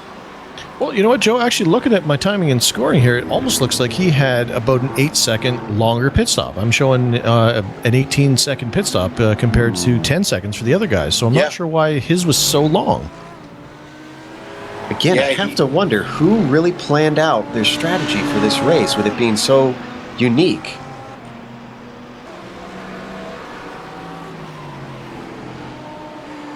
And that's the one that silences everyone. Alrighty then. Well, I was sitting here thinking about it. Williams, he may not have had his fuel marked right, and possibly took more fuel than he wanted to take. That's certainly because once Pandora's box is open, you can't close it. Once that fuel has begun to go in the car, that could have been an issue for him. Chris Pence is coming in the pits, guys. Yeah, I was going to say you can have your tinfoil hat back, Joe, because Pence is in. Now, is timing and scoring correct? Has Larry Ford pitted? Larry has not. Larry is still on track, a lap down. But see, now for somebody like Larry, if he's doesn't have the pace, he's doing 2:27s out there on the track, staying out and kind of milking the fuel mileage might be the only way that he's going to put himself in a good position for the next stint. So this may be completely and totally strategy on his behalf. And I don't see any damage on Larry's car at all. The car is clean, and I think he's just out for a Sunday evening drive here, guys. He's out there having fun, yelling at all these people driving so fast around him. It's like, slow down and enjoy it. It's nice and beautiful here. It's a crisp night in the Belgian mountains. Well, Larry Ford is only a lap down, so he's going to get his lap back as long as he can stick with this. And Larry also representing the great state of Texas. Thank you very much. Must have extra fuel in a 10-gallon hat somewhere. Everything's bigger. All right, us Texans are good at storing things, Joe. Well, Williams responds and is now down to about 8 seconds behind Fleischle, under 8 seconds, 7.5 seconds. So he is running him down, although it doesn't mean a whole lot since he's going to be right back on him when we switch sessions and they take the green. But still, something worth noting, Fleischle consistently has been faster than Fleischle. Where Williams has been consistently faster than Fleischle. Fleischle was outrunning himself there for a moment, Joe. I had a Murray Walker moment. Murray'd have been proud of that one. At least I realized that I said it. Well, and it's weird. I mean, you'd think that Williams at this point in time would just kind of ease off, because right now he's not going to catch him before the end of this stint. You might as well just As I say that, Williams actually goes around. Oh, Yeah, oh, jeez. And I was just about to say how you've got to be careful. You don't want to push right here. You don't need to. The race is almost over. Exactly. That was my point. He had absolutely nothing to gain by trying to go fast because he wasn't Well- going to catch him. well, Kyle Burney was so far back that Williams is still going to be able to get going. Now, Kyle Burney's a lot closer, but we know that Williams has the pace here. He's got one car in front of him, Mark Herzog, who's a lapped car. He's going to be able to get by him very easily here, I would hope. Well, I mean, Williams has got the pace, but he's also got 4 pretty angry tires right now, too. I'm not sure that 2 minutes is enough time, though, for Burney to get up behind him and try to effect a pass. Thankfully, this happened at probably the best possible moment for Williams. Everyone was spread out. No one overtook him. He really didn't lose anything because he's going to be right back on the back of Fleischli's bumper as Herzog Whoa. behind him has a moment. Yeah, that probably looked pretty scary from Burney's point of view. Let's look Herzog at... got turned back around, guys. Got traffic coming up on him quick. We're going to look On at the from replay. on board Kyle Burney here. This is down into the bus stop. And you're going to see that Mercedes of Mark Herzog just skid on the power a little too much coming out of the second apex. Lights him up and he's gone. Yeah, it's almost like, oh, excuse me, let me get out of your way. Turn left. Been taking lessons from the Joker because he showed him a magic trick. And meanwhile, battle for P7, Ryan Bird and Richie Hearn. Coming up to La Source, Bird takes the position with ease as Hearn drops back with a terrible exit coming out of La Source. Yeah, and Bird, you exit. That was everything right there. Bird, like a slingshot out of La Source, able to get a really nice run down the hill. He gets off already on right now at speed and just steadily pulling away here from Richie Hearn. Bird making his Mercedes fly.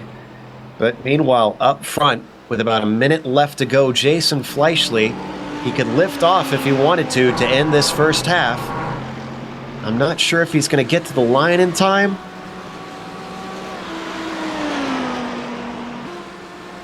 Should get the white flag this time by. Trying to see if he has enough time if he really wanted to slow down. It doesn't look like he has enough space, I don't think. About 23 seconds between himself and Williams.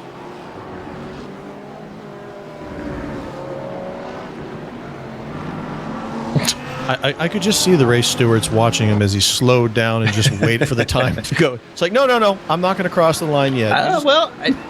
That happens in endurance racing from time to time.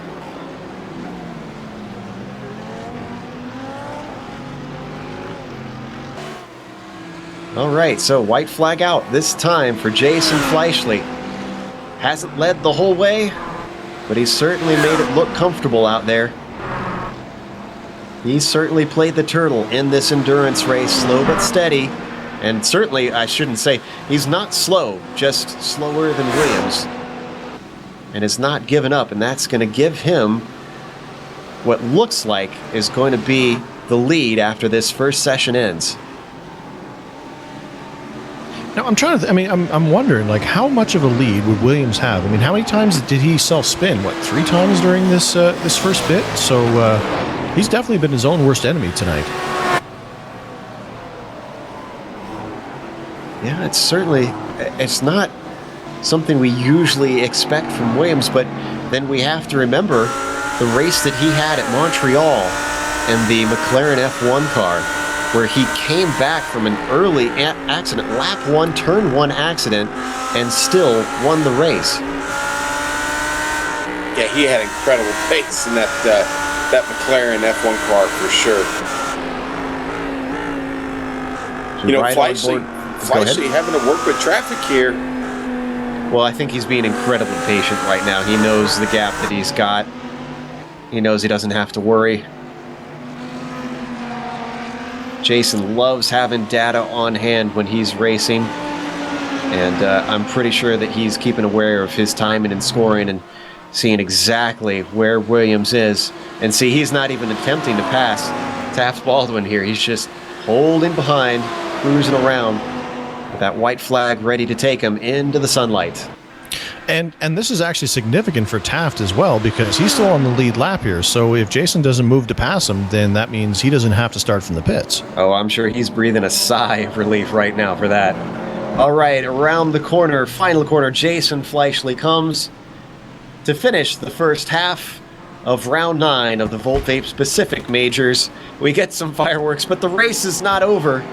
Stick around, because we're going to have a break. We're going to let cars finish, and we're going to go through the order here after the first half, just to get you up to date. David Williams going to come to the line in second. Kyle Burney just behind him, less than a second. Jimbo Pfeiffer not too far behind as well. Remember, he had a bit of an accident earlier, and he's able to recover to 4th. Brian Bennett looks like he's going to be able to get 5th.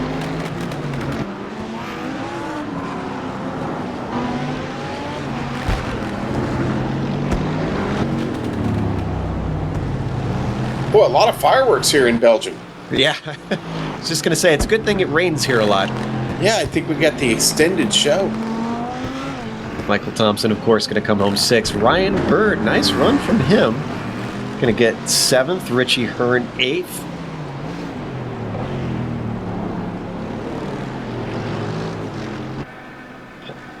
Paul Slavonic is going to finish 9th. What a great job by Slavonic. Let's give a round of applause to him after getting his wisdom teeth removed a day prior. Just to be out here driving, period. Yeah. I mean, he gets a big commendation for that alone. If you're not squeamish and you're on the iRacing forums, go to the 4 Hours of Spa thread, because he actually posted pictures of the teeth sort of as proof. Oh, dear. Yeah, it wasn't pretty. Brian Barnes going to finish the top 10. Pass on that one, thanks. Beltrami the Salami just outside the top 10. He's going to finish 11th. And Daniel Johnson in 12th. Smitty, he started 14th. He finishes one position ahead. That's not too bad. Didn't have the greatest of races, but Smitty going to finish 13th. Blake Reynolds 14th behind him. Taft Baldwin in 15th. And that is all the lead lap cars. Why don't we go through the order? Trevor, take us through the cars that finished the lap down. That would start with Taft Baldwin. Yeah, I'm not sure. I'm pretty sure that Taft finished ahead, but he is showing us 1 lap down. So Taft Baldwin finished in 15th position. Chris Pence in 16th, representing Texas, as we mentioned. 17th was Christopher Sherbin. 18th was Clark Archer. 19th was Wayne Hutchinson. 20th was Larry Ford. 21st, Jack Johnson. 22nd, Mike Franklin. Adam Young finished in 23rd. 24th was Paul Geringer. 25th was Stephen Paulson. 26th, Carl Burke. 27th, Michael Lane. 28th, Chris Beck. 29th, Brett Trocine. And that's all those cars that are going to be starting from pit lane at the when we get back to racing here. Okay, now the rest of these are all going to be the cars that are 2+ laps down. Now they'll be held for 3 minutes and 30 seconds, and then the race control will cut them loose. Okay, so that'll start with Andy Kennedy, 30th, Tom Dreiling, 31st, Nick Hunt, 32nd, Mark Herzog, 33rd, Ethan Moore, 34th, David Freebaugh, 35th, William Fletcher, 36th, Mark Redeker, 37th, 38th going to Rob Gall, Ray Partridge in 39th, Gary Nichols 40th, Aaron Stowe going to be down there in 41st, Jared Morgan 42nd, Robert Pretis is going to be, Matt Gelder in 43rd, Robert Pretis in 44th, 45th going to go to Seth Alberts, Marcus Armstrong 46th, and Dee Palmer 47th place. That rounds out the order of the first half of the 4 Hours of Spa here in the Pacific Majors. Stick around. We're going to take a short break, get into the day session, then we'll come back and kick off the last 2.75 hours, 2 hours and 45 minutes of this race. So still such a long way to go for these guys. Stay with us here for the Volt Vapes Pacific Majors.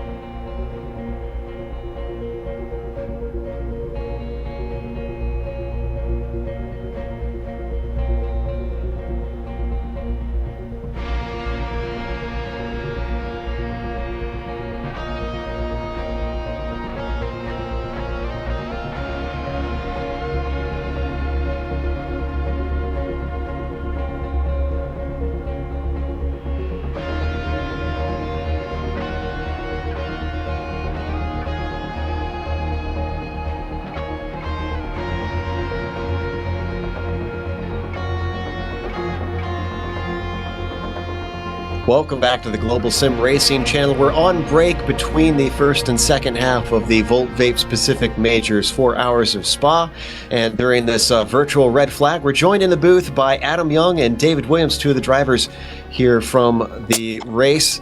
Williams, of course, finishing second out there, and unfortunately I lost my notes on where Adam finished. We're not going to talk about that. Okay. We'll gloss over that part. But let's talk to David first real quick, because David, you had some adventures out there. Do you think without the slip-ups you had that you could have stayed ahead of Jason for first? Yeah, Joe. Actually, thanks for having me in the booth here. Always good to talk to you guys, and quick shout out to our TNT Racing team. Thanks for all the help they do for me and help me compete in this series.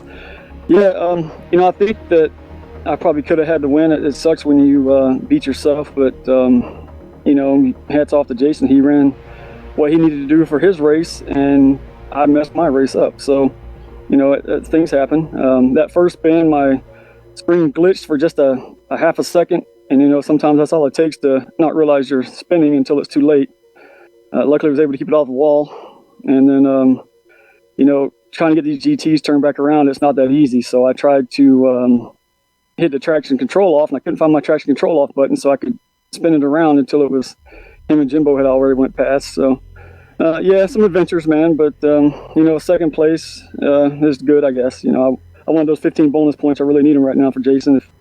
If I couldn't get them, I definitely didn't need him to get them. So anyway, is what it is. Yeah, definitely has an effect on the championship. Now we're going into an even longer round.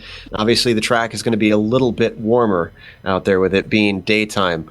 I know you were talking before we came on air a little bit about pit strategy. Are you thinking that most guys are going to be taking tires at every stop, or do you think we're going to see a mix? We may see a mix, man. I think last race, or I ran till. I don't remember if I remember right. I think we had 12 minutes left, maybe, or something like that. Came out of the pits, so that's a little over an hour. So I guess you could, depending on how well you take care of your tires, you might be able to go that last stop without tires. But that'd be a heck of a stint. That'd be an hour and probably 30 minutes or so or more on tires. So I don't think I'm going to venture to try that. Not after what I experienced in this race. This is more of a test out for that. So. I definitely don't want to be coming out on old tires. All right. Well, we'll see how it goes. We'll see how strategy is mixed up between people. Next up, I believe Sean's going to talk to Adam a little bit about how his race went. So, Adam, tell us, what was it like out there scrambling around in the dark? Well, yeah, I mean, you guys know that my specialty more lies on the oval side. So anytime I come to one of these road courses, my main objective is to survive. I almost did it. It's we were doing good. I wanted to stay on the lead lap to be a part of that lead group when they come across the line here for the second stint, and ended up. Right after my pit stop, I don't even think I was more than a lap out of Blanchemont. The rear tires kind of let go of me, and I put her in the wall in the tire barrier. But I was able to keep going. Didn't have to take a fat pit or a fast repair, but still ended up down a lap to Jason and David and them. And so now Ryan Shotgun's hopes are kind of laying on Blake Reynolds right now. Yeah, well, hey, listen, you survived, and that was the key to the first round this evening, was just surviving that. You said you're more accustomed to the oval side. What's it like getting around here at night with very, very limited light on the track? I mean, obviously the ovals that you're running at, they have lights on the track, not here. Right, it's not too bad in some places. Obviously, the front stretch, it gets a little dark. I usually don't run with my lights off in this room, but for these races, obviously, I have to try to turn the gamma up a little bit. The iRacing simulator, that's really the only way to do it. And the second time I'm going to bring up Blake, but Blake's actually trying to do this without headlights. He has some sort of graphical bug, so I can't even imagine what it's like for him right now. But this place is tough in the dark.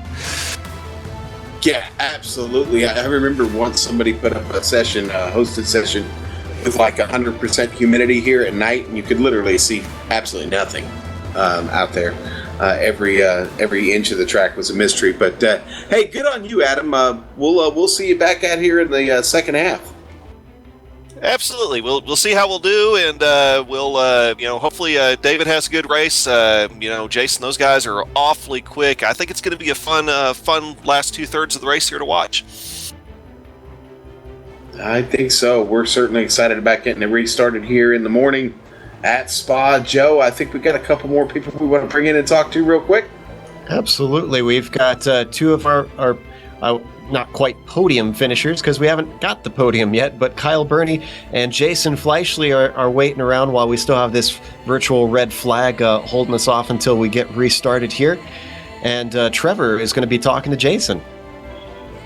Hey, Jason, Trevor up here in the booth. Congratulations on a great first stint, I guess, in this race here. All right, well, be careful on the congratulations. Don't jinx me. Oh, we wouldn't do that, Jason, but you had a really strong car out there, and David obviously had a few issues there, but you definitely had the speed to keep up with him even when you guys were racing. So moving into the morning with different track conditions and obviously different site conditions, are you going to be that strong in the second half? I think even stronger, because I have a hard time judging the apex speed at night, and I won't have that to deal with during the day, obviously, so should be even better.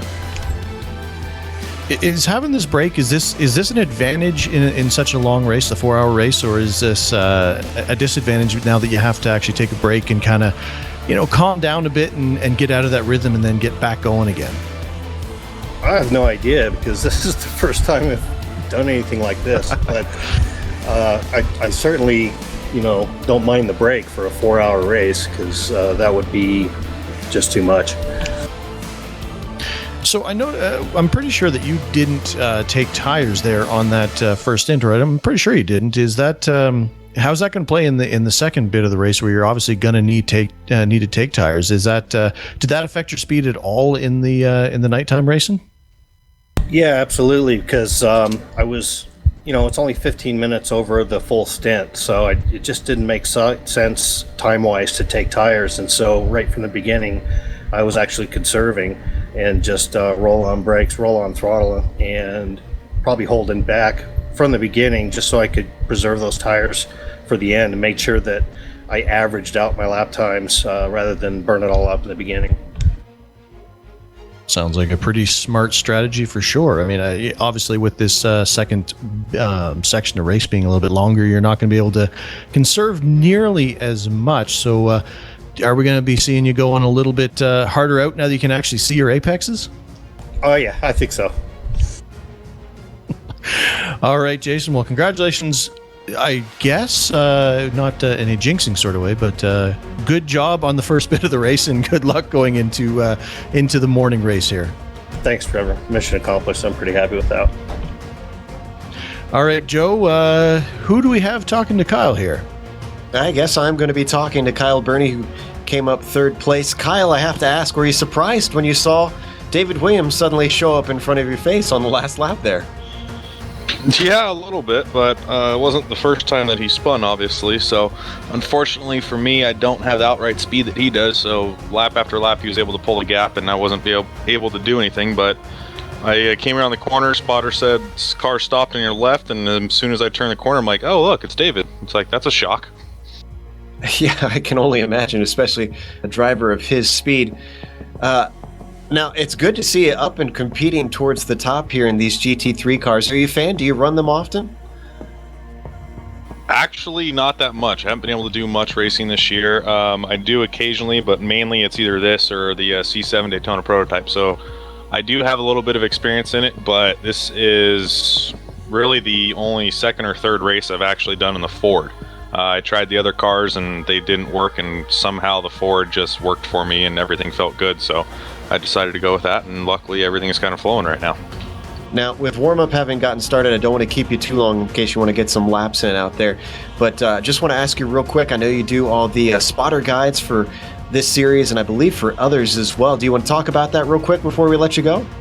Yeah, a lot of those that I do, it's just I was running in the Gathering of Tweakers Endurance Series, the GES, and they were kind of, we want to do them, don't know if we have time, this and that, and I knew that it was fine, I had some spare time, so I offered to go ahead and do them, and then other people kind of approached me, and ever since then I've been kind of doing them for multiple series throughout. I might be scaling back a little bit next year and just do certain select series instead of series that run weekly, because that was kind of a little bit hard to get those out. But I enjoy them, and everyone else who uses them, they seem to really like them, which is nice. They certainly look fantastic, and thank you again for doing this. Thanks for coming and talking to us. Good luck in the second half of the race. Thanks a lot, guys.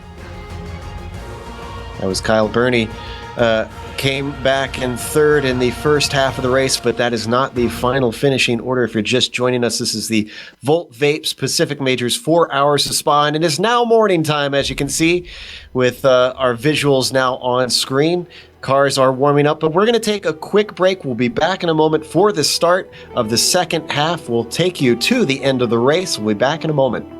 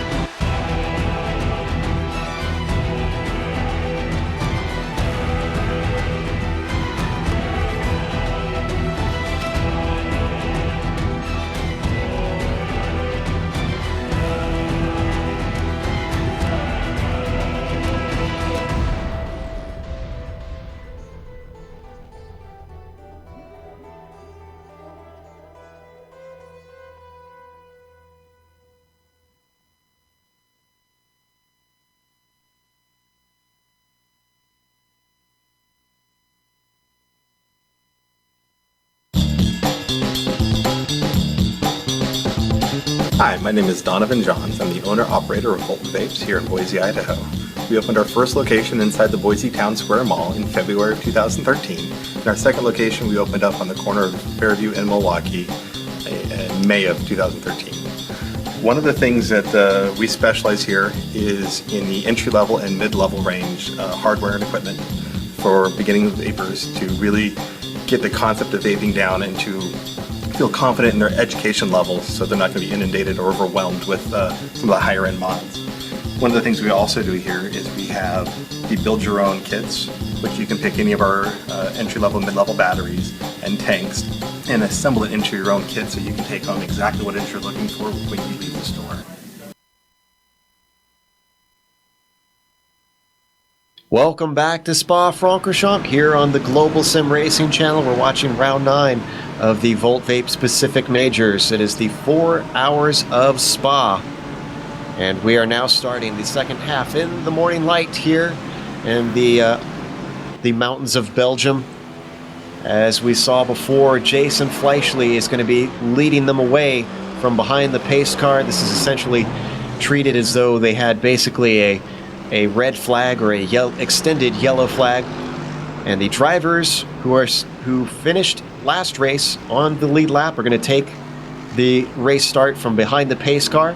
Drivers who finished a lap down will be held in the pits until all cars go by in Eau Rouge, and then of course the drivers who finished 2 laps down or more are going to be held for 3 minutes and 30 seconds before they are allowed out.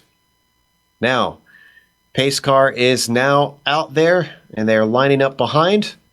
You can see Fleischle is going to lead the way. David Williams is going to be second. Now, they are going to go single file according to plan. At least that's what I've last heard. We'll see if that is still the case. And I tell you what, I am looking forward to this. We talked about how pretty this place looks at night before, Sean, and morning light looks just as nice. Look at that warm amber hue on everything. It's absolutely beautiful, just blinded by the light. It's a good thing, and everybody going to get a chance to see this track and all its spectacle now as we get started here. I just love the whole pit area, the paddock area. Always watching these cars get by at speed is just a lot of color in the field too. We talked about that tonight. The green cars are really helpful, and they look even better in the daylight. But a lot of different colors throughout the field, and yeah, this is going to be a lot of fun here. Can't wait to get this started. And getting it started, we are now as the pace car peels away. Trevor, this is I don't know about you, but this is the first time I've called a race that's gone from night to day or any sort of change in lighting like that. So I'm kind of excited about it. Yeah, definitely. The only thing I'm disappointed is we went from night to day, and I was promised in my contract breakfast between sessions. That didn't happen. Didn't get delivered, so I'm pretty sad about that. I mean, it's beautiful morning here. That's great. You know, nice crisp, morning air. But I'm still hungry, and I want bacon. Well, you have to talk to Sean about that. He was going to get the Texas steers and the pigs out to get it ready for us. But unfortunately, we don't have enough time to worry about that because Jason Fleischle is getting ready to take the green. And he's got to wait until the downhill portion.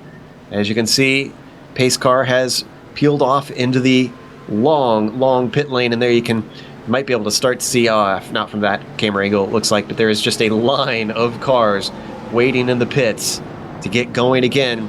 Around La Source he goes, waiting for that green flag to come out.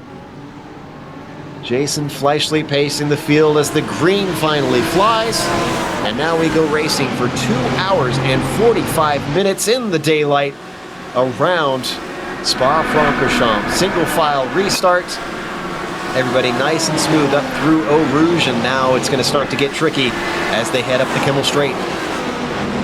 And that line of cars in the pit lane waiting to get out on the track was amazing. The number of cars are sitting there ready to go. Few cars going too wide, heading up to Lacombe. Most everybody staying in line. Richie, you're having a bit of a problem there. Actually, was that Michael Thompson? Yeah, it was Michael Thompson. It was Ryan Bird right behind him, pressing the issue. Ryan Bird going for him. Going for him in Rivage. He takes it down on the inside.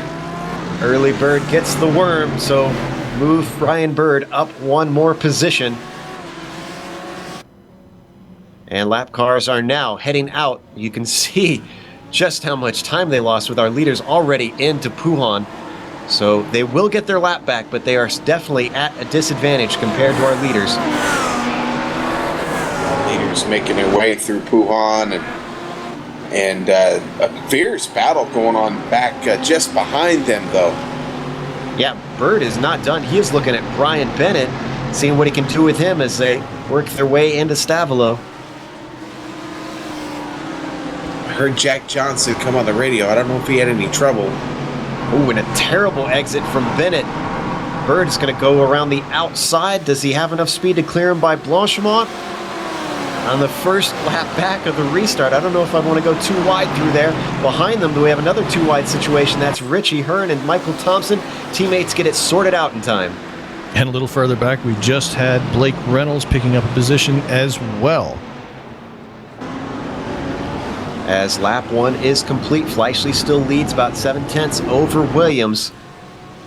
Bernie still in third, Pfeiffer in fourth, close behind Bernie. But really, the action starts here with the train behind Bennett with a just load of cars all stacked up behind him. Looks like Thompson loses another position, 2 positions in one corner as both Reynolds and Slavonic sneak on by. Yeah, and Reynolds is actually coming up through the field right now. He is got really good pace. He heads through Eau Rouge. Now out of Radion, he has, again, got really good pace. That was really nice and tidy through there. You're going to see him battle up for third place. Heading to Lacombe. Kyle, Bernie, and Jimbo Pfeiffer, and Bernie comes out on top there, manages to defend. Once again, that Ford showing its grunt down the long Kemmel Straight. About 30 seconds we just heard from the marshals before we have our lapped cars released. Now, are they going to come out behind everybody? It looks like that's the case. Brett Trocine, last car on track right now. And he's coming. Oh, actually, we've got a car in the pit lane. Who is that? That's Jack Johnson. Yeah, Jack came on the radio earlier, but I didn't hear what he said. He had some kind of trouble. Oh, and they're releasing the last cars now. Now, they have to go through quite a bit of the pit lane since most of them were farther down. Is there any of them that are going to come out in the midst of this? It looks like they're going to be just clear. They timed that almost perfectly. It's almost like Mike, as he always does, has done the math and planned this out perfectly. I'm glad he's doing math and not me, that's for sure. As we see all of our lapped cars come back out. They've gained a lap as they were 2 laps down or more before the break. Oh, and Jason Fleischle having some kind of an issue. Oh, I think he's back. He's back now. Had a connection issue. That had to have been scary. David Williams actually got on the radio to let everybody know. Guys, Ryan Bird trying to make a move on Bennett here. Oh, he makes contact with him. Ouch! Right into the back of him. That was a hard thunk. He's got to have damage on the front of that car. Let me take a look here. Oh, yeah. Bird already under threat from Hearn. Yeah, she's bent in pretty good there. That is not going to help him on a track where aerodynamics play a very important role, and already Bennett starting to pull away a little bit. You know, and another thing on that Mercedes-AMG, the cooling system is right there at the front of the car. So, yeah, that's going to probably have to keep an eye on that gauge here over the next several laps, make sure it's not starting to run hot. Meanwhile, P3, once again, Jimbo Pfeiffer making a go. This time he's got the inside. This time he gets up into that podium position.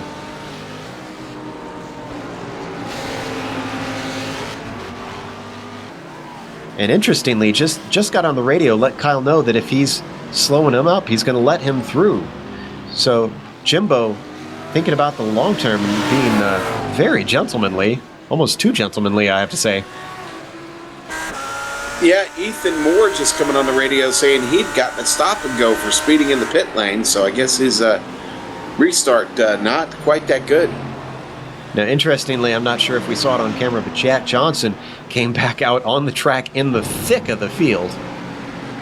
So his extra pit stop did not work out well for him there, you can see in the Mercedes. Okay, our leader, Jason Fleischle, now catching traffic.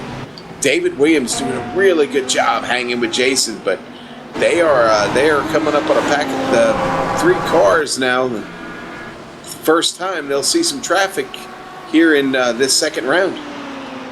Now here's where it gets interesting. Remember, even though Williams is right on top of him, we heard from both of them. Williams was pushing hard and his tires suffered for it. Fleischle was conserving. And it allowed him, even though he wasn't running as fast laps as he comes up on traffic. Oh, this is a bad time to catch them. And they scatter to get out of the way. Dee Palmer loses control and slams into the wall. Others get completely off the track. That is that Brian Bennett, actually? And Marcus Armstrong was the other one.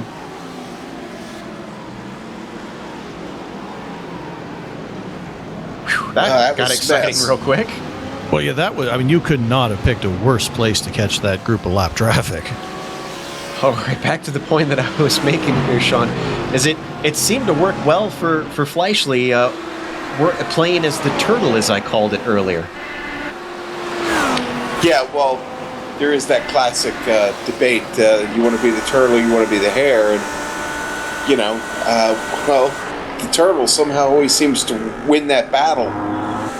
It's well-played strategy if you can pull it off. It doesn't always work, but we'll find out. We still got so much time to go.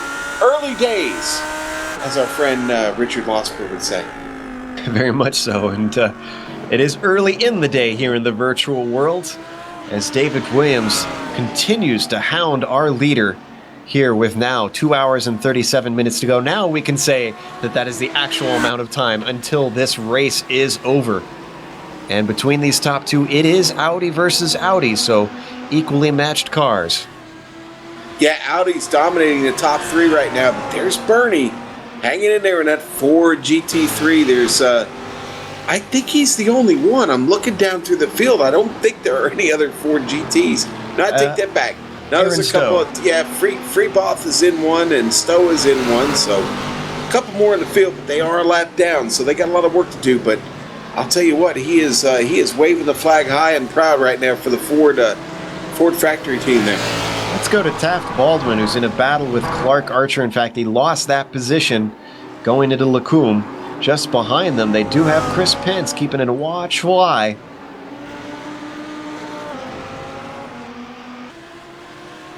As they work their way down to Ravage. 180-degree right-hander. Car likes to understeer. Then you got to switch back into the no-name corner, which has caught out a number of drivers today. And they continue to plunge downhill into Pouan. Also a turn that we've seen just take a number of drivers out of contention. Boy, Paul Slavonic up here in ninth place doing a really good job holding off the charges of Michael Thompson. Really good battle. Thompson breaking deep in La Source and Slavonic gets a much better run. Slavonic hopefully took a chance to maybe have some ice cream or put some ice cubes in his mouth during the break. Right now, as you said, holding off Thompson, doing a pretty good job. Thompson gets a decent run. Draft starts to reel that car in. Mercedes versus Mercedes as they head up towards Lacombe. Thompson takes a little bit of a peek to the inside, tries to outbrake him. He's got his nose in, side by side through the corner. It's going to switch back, and a nice job defending by Slavonic. That was a brave attempt there by Thompson. Yeah, he's not finished yet. Oh, I'm sure he's not given up. As they come up on lap traffic, Dee Palmer, who we saw have a big incident coming into the bus stop earlier, is he going to jump out of the way here? He's holding his line. Ooh. Oh!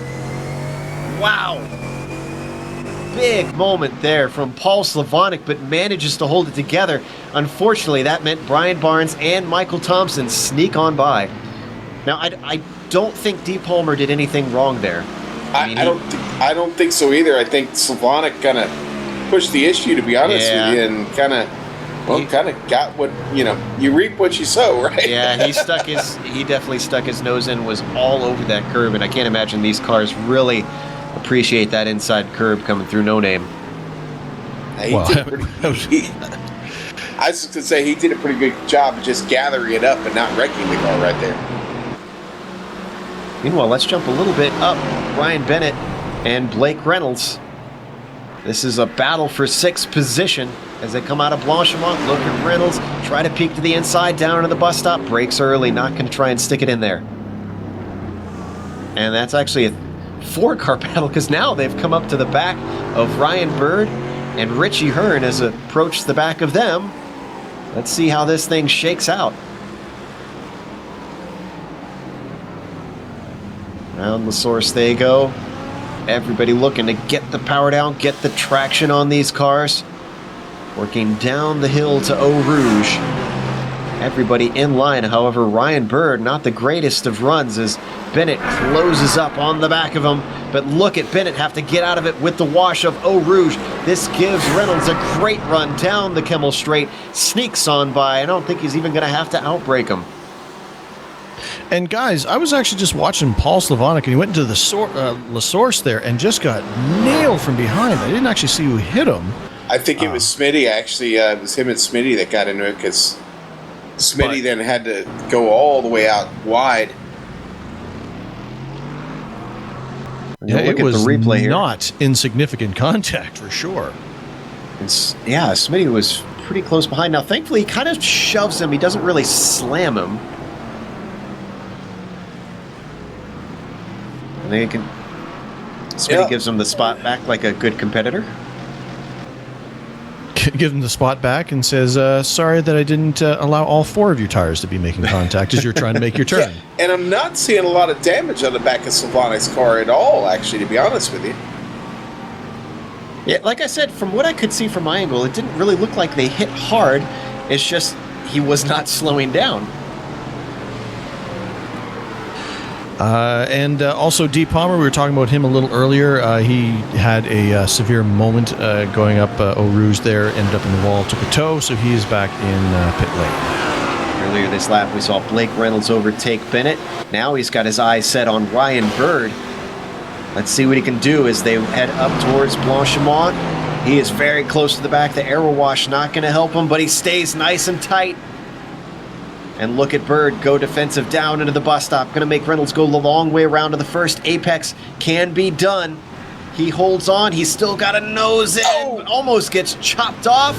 And Bird manages to retain the position. Bad exit for Reynolds. This means Brian Bennett is now on the back of him. Stays defensive down into La Source. Comes back to the line, and they're in the order they were before. We've got a car off ahead of him. Is that Pfeiffer? That's Pfeiffer. Yeah, it is Jimbo Pfeiffer, yes. From 3rd place, spins back to 8th. Picking up Pfeiffer here on the replay. Oh, who is this with? Oh, that's William Fletcher. We heard him get on the radio a little bit. And, oh, he just did not expect him to be there. As he turns in. That's a lapped car, by the way. That's not for position. Yeah, that's ugly. Yeah, I was going to say, that's a hard one to call on my end. I mean, lapped car has a right to be there, although you have to ask, I mean, does William Fletcher need to be on the inside at that point? And it sounds like they're actually reviewing it with the stewards. Yeah, I was going to say, I mean, that's the thing about Spa. While there is all these long straights and you can kind of stretch your legs, there's a lot of places that if you catch lap traffic, it's real hard to get out of the way. Well, Michael Thompson able to dispose of Jimbo Pfeiffer there pretty easily. It's got to tell me one thing, and that is Pfeiffer's car probably not handling like it was. Yeah, that's one of the dangers of having side-by-side hits, Sean, is that sometimes you can mess up the suspension. Yeah, now another car getting around, and that's Brian Barnes.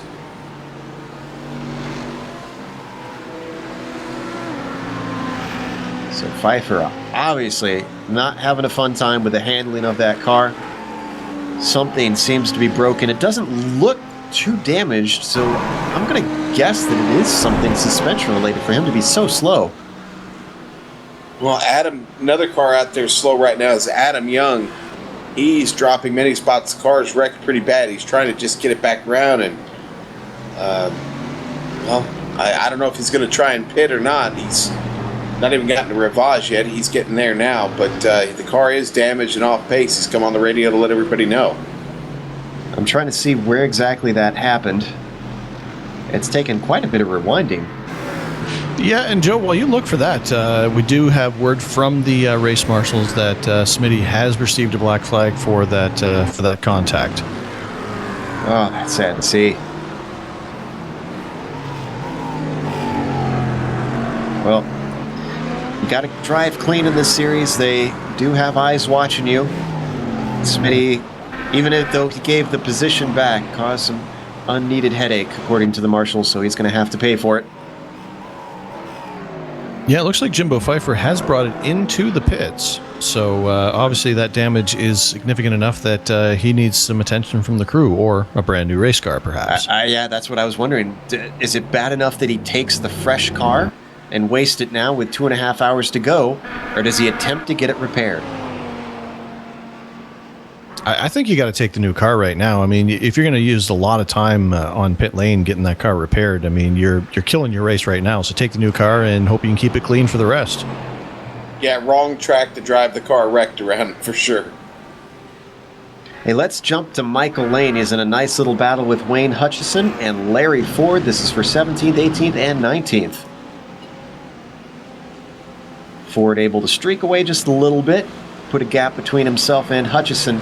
However, Michael Lane staying all over the rear spoiler of that Mercedes.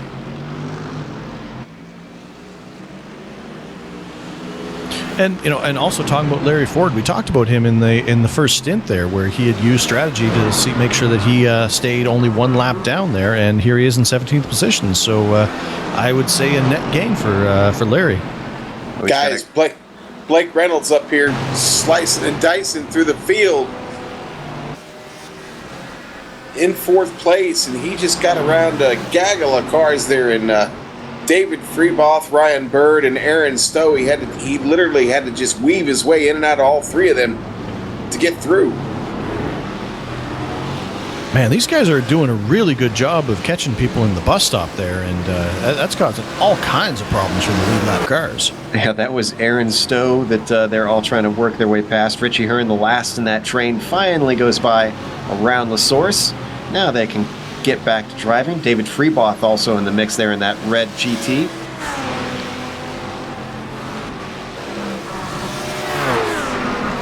Some discussion going on over the radio. I didn't quite hear what it was about.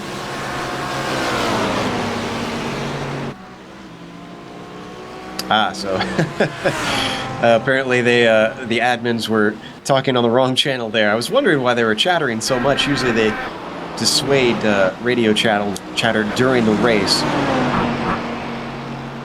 Oh! Contact Blake Reynolds and Gary Nichols. Gonna go to replay. This is a lapped car, isn't it, Gary Reynolds? Oh no! Here we're gonna see this coming out of Lacombe into Malmedy. He just sticks his nose in, and unfortunately it goes south in a hurry. This is kind of similar to what we saw before. I'm trying to remember which drive it was through No Name. I told you Reynolds was coming through the field quick, and he was pushing the issue there again, and gets away, not clean. Car got a little bit of damage on it, but he's still awful fast. He only lost one position to it. It was Ryan Bird who managed to sneak by him, but he's still got Reynolds and Bennett behind him. In fact, those two very close battle right now. Yeah, I mean, and even with the contact, like, he didn't even really get out of sorts. I mean, and was able to just basically pull away from it. So as long as the damage isn't affecting the car, he lost a position, but we know he's fast enough to make it back up again. Wonder if the stewards are going to look at that one as well. They're certainly being kept busy. I almost feel like we're seeing more accidents during the day than at night. Yeah, busy. Yes, they are. In fact, William Fletcher has been shown the black flag, and he's going to have to serve a 30-second penalty. Yeah, he is in his stall currently. Actually, he was in his stall earlier, we saw. Is this the second time he's been in? I'm not sure if he parked it anyways. Yeah, he's been in there for a very long time. I don't know if perhaps he was throwing litter on the ground while he was in his stall, because I'm not entirely sure what happened there, because he's been in there for many laps. It's basically like writing a ticket to a lifer in jail at this point. There's not much point.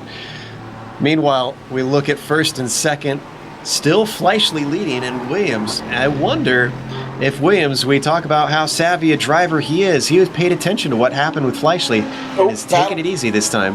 Battle for fourth. Blake Reynolds coming around. Takes the position away from Bird. That was into Lacombe. Bird tries to come back at him.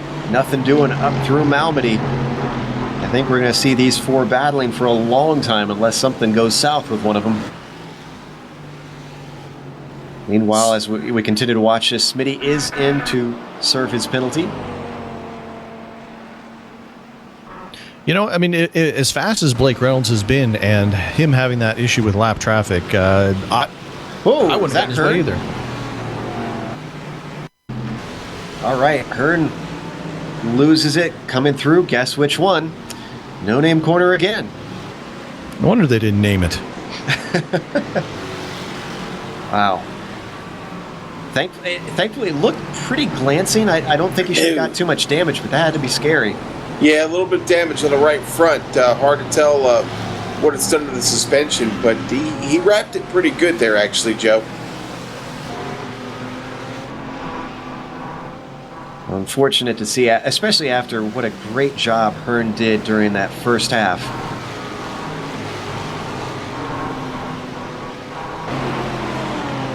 Well, if we can get just a bit of a break so that Trevor can say what he needs to say. Well, it seems every time I try to tell a story, see, I'm color commentator here, and I keep trying to color, and then we keep having action here. I mean, it's been nonstop action from these guys, which is surprising considering this is such a long race. But no matter where we look on the track, there's something happening already. In fact, we're looking right now at Ryan Bird in 5th, trying to get that 4th position back from Blake Reynolds, getting all over the rear bumper of that Mercedes. I'm surprised that Bird was able to hang with Reynolds. I mean, because Reynolds looked like he was just tearing through it on a different plane, but Bird is not letting him get away. It makes you wonder if those guys were just taking it easy a little bit as they just work their way past Michael Smith, who comes out after his penalty. But yeah, I wonder if maybe Bird was just kind of taking it easy on his tires as maybe the others were as well. And now that they see Blake Reynolds, blow by them, they decide, oh, all right, I can't just sit here on my laurels. I got to fight a little bit here and maybe pick up the pace.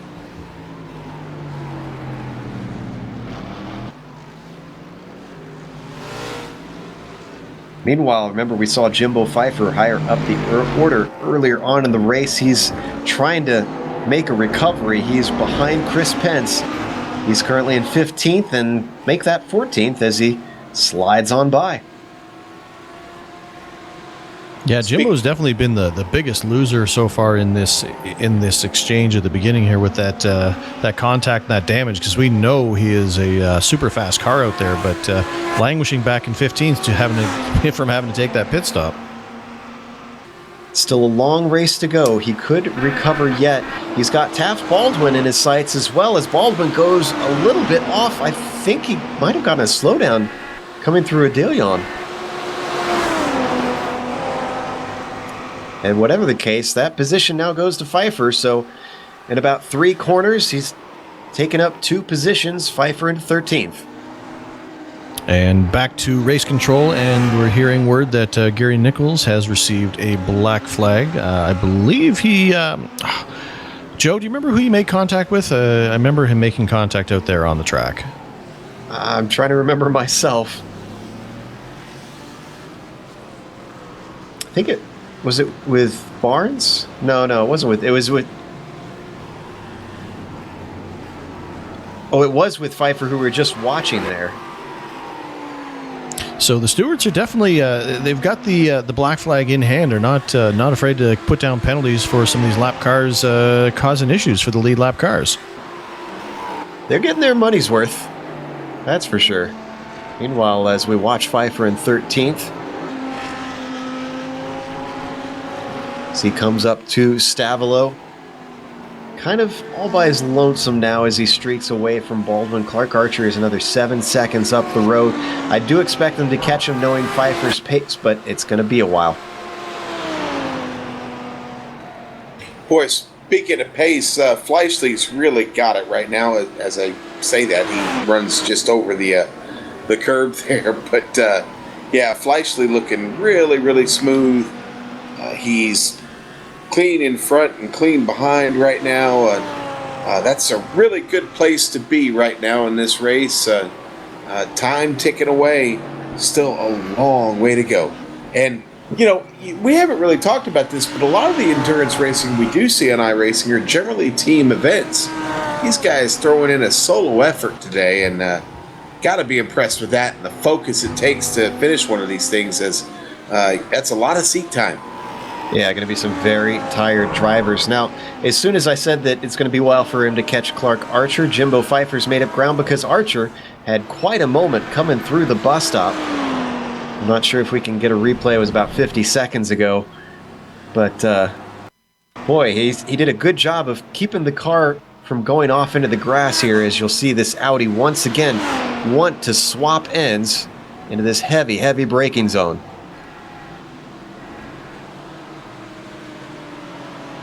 Just keeps it off the grass. Yeah, that section of track is so challenging. I mean, it is so hard or so easy to want to overdrive that, to take too much speed through there, and then you realize that you absolutely can't. Like, it is one of the toughest corners in iRacing, I find. Have to be very precise to get it right. Meanwhile, in 18th position, Brett Trocine and Wayne Hutchison having themselves a nice little battle. Give these guys in the mid-pack some screen time, working their way around no-name corner. Trocine get a little wobbly. And they're chasing Larry Ford up there. Ford having a solid run so far and hold on to 17th place, but he's got some company coming if he didn't get on the throttle here. Let's make mention Adam Young is in that battle as well. He's the third car in that train that you can see. Hey, I was just going to say, Joe, that Adam is waiting for these guys to maybe make a mistake or get caught up in something there, and perhaps have a memorable moment in this race, as he mentioned during our break, that he just wanted to forget about the nighttime session. So he's having a better time of it in the day by the looks of it. He's holding it down in 20th position. Obviously not wanting the commentator's curse either. And look in front of them as Hutchison closes on the back of Trocine, loses a little time through Blanchimont. Unfortunately, that compromises his chance at maybe a pass down into the bus stop as they all accordion together. Trocine very wide at the first apex. Still manages to recover on the second, and behind them, Adam Young, unfortunately, has a horrible exit out of there, and Mike Franklin takes that spot away. Thank you very much. Oh, I thought Young was going to stick his nose in there at La Source, but decided better of it and is going to follow him down the hill. Bit of a half-hearted move, not wanting to try and throw things away quite yet. Now here's where it gets interesting. Let's see what Wayne Hutchison, just ahead of them, is able to do up and over the hill of Rodillion. Not much, apparently, as he doesn't get himself the greatest of runs on Trocine. Still, the draft is close enough. He should be able to close the gap. Now the question is, how brave is he going to be down at the braking? Not close enough. But they seem to be definitely chasing down Larry Ford as well while they're battling each other here. So in a couple laps here, this could get real interesting. Is there some irony that Larry Ford is driving a Mercedes? Or actually a BMW even? Plenty of irony in that. Especially when he could have been in a Ford, right? Yeah, the option was there. It's not like he didn't have the choice. Yeah, he could have made that happen. Well, right now what he's got to make happen is some defensive moves, because Brett Trocine continues to close that gap. It's now down to about half a second as they break for Fanyes.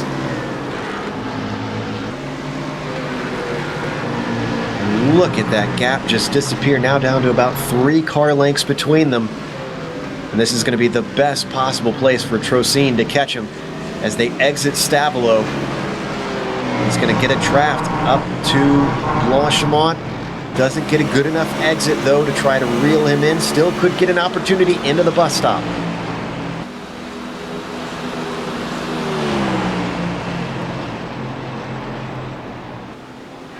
Working their way around that fast left-hander. He's thinking about it. Oh, he's coming from a long way back. He's trying. Can't quite get a nose in. He's given room by Ford.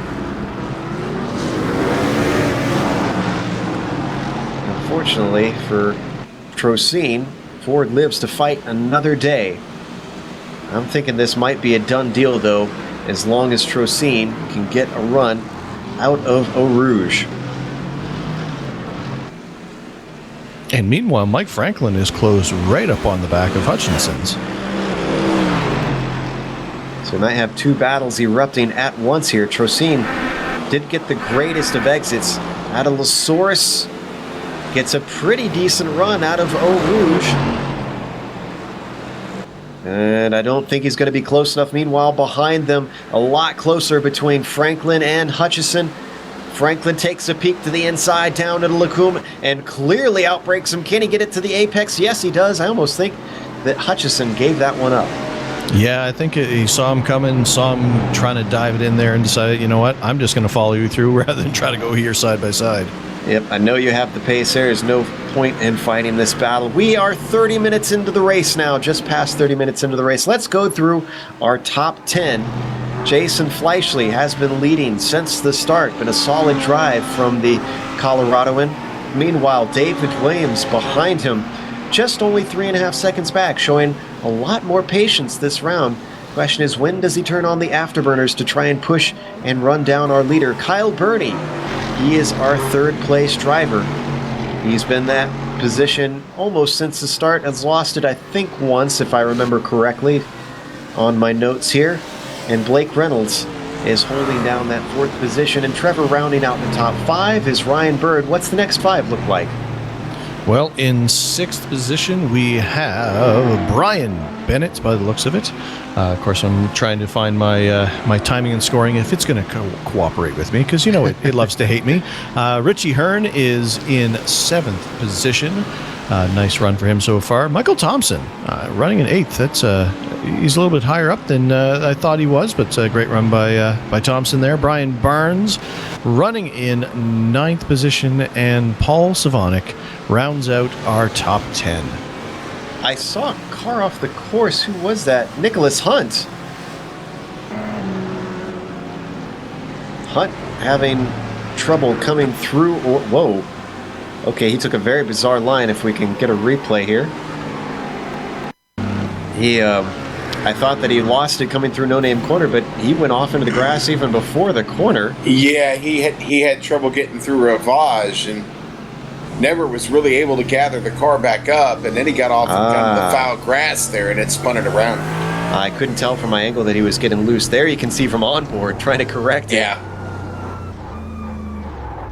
One corner leads to another, and unfortunately for Nick, that meant that he did not have enough space to save it. Gotta watch yourself getting out of Ravage. That's a real tricky section there. Obviously, we've seen a lot of trouble in No Name tonight. And that Merc has all the weight on the front end as well. Yeah, and I'm going to say that he's going to need some serious 2x4s and some nails to put together that nice wood paint scheme back together when he gets to the pits.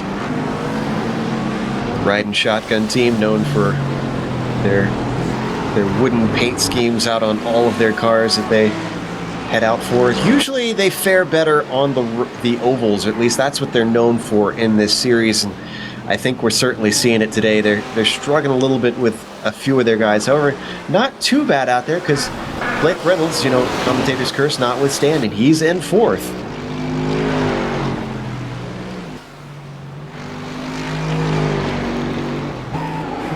Got a battle for 12th place going on there. All right, a very close battle, and that is Jimbo Pfeiffer. Remember we said he's catching Clark Archer? Well, he's finally caught him. That car ahead of him, that's Mark Herzog. He's not in this battle. He's lapped down. Although he might make a difference on this battle. No, he doesn't. Beautiful job from Mark. Yep, good job to not stuff it in there in the source.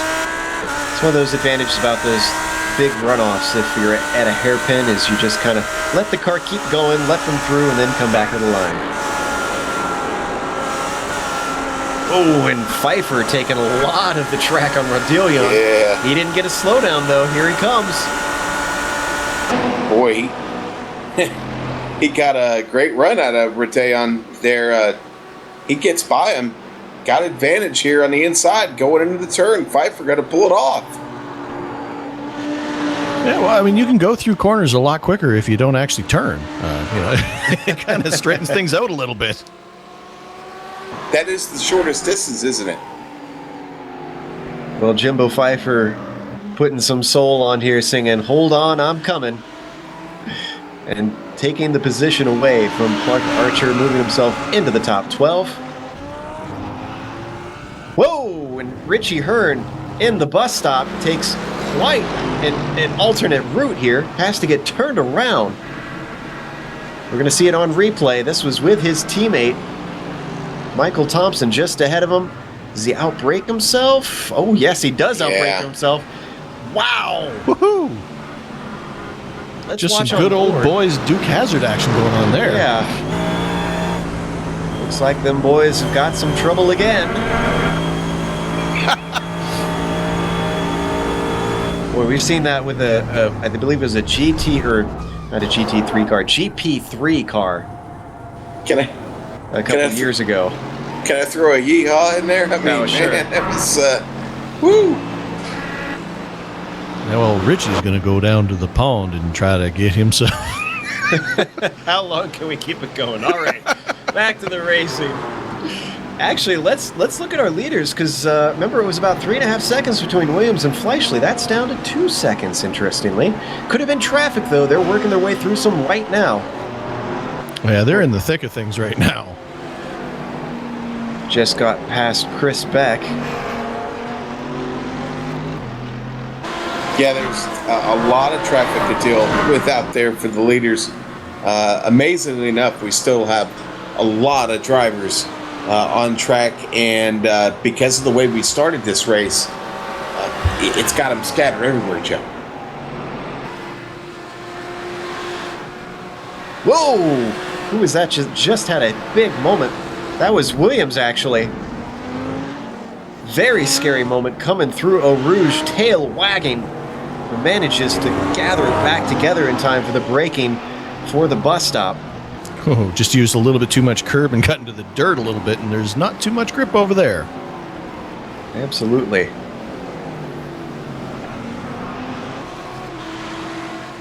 So manages to fight another day. He's still got 2 hours in this race left to go, though. That lost him some time. It's now 3 seconds between himself and Fleischle. Fleischle, the fly on the move. I picked him up as he was heading out of Eau Rouge and through Radeon, and man, it literally looked like he had wings going through there. So he makes his way to Lacombe. That's why he's got Red Bull on his car. Yeah, indeed, he's got wings. And Richie Hearn's into the pits. Is this scheduled? Well, I believe it's scheduled / hey, you know what your suspension doesn't like? Flying through the air. But you can see the damage on his car, that right front, not looking as smooth as it did when it left the factory floor. Works his way around the fast food turn. These are precision vehicles and do not care for extreme sports for sure. So he's probably got a fair bit of damage on that car, I imagine. All right, he's going to go and get some repairs most likely. Meanwhile, let's find ourselves a battle back out on track. How about Michael Lane in 15th, trying to take 14th off of Chris Pence? Doesn't do anything down into the bus stop, one of the popular passing spots. But a great exit coming out of that corner gives him another chance here into La Source. Pence staying very defensive. He's got to come back to the line if he wants a chance. Now he does. Into the braking zone, side by side through this sharp turn. And it's going to be a drag race down the hill, which looks like it's going to be won by Michael Lane. Wow, nice bit of driving by those two guys. A little less contact than we've seen a little bit earlier in the race between guys. And actually, that's something worth mentioning. It seems to have calmed down now. I think guys have gotten their feet underneath them and aren't really banging off at each other as much.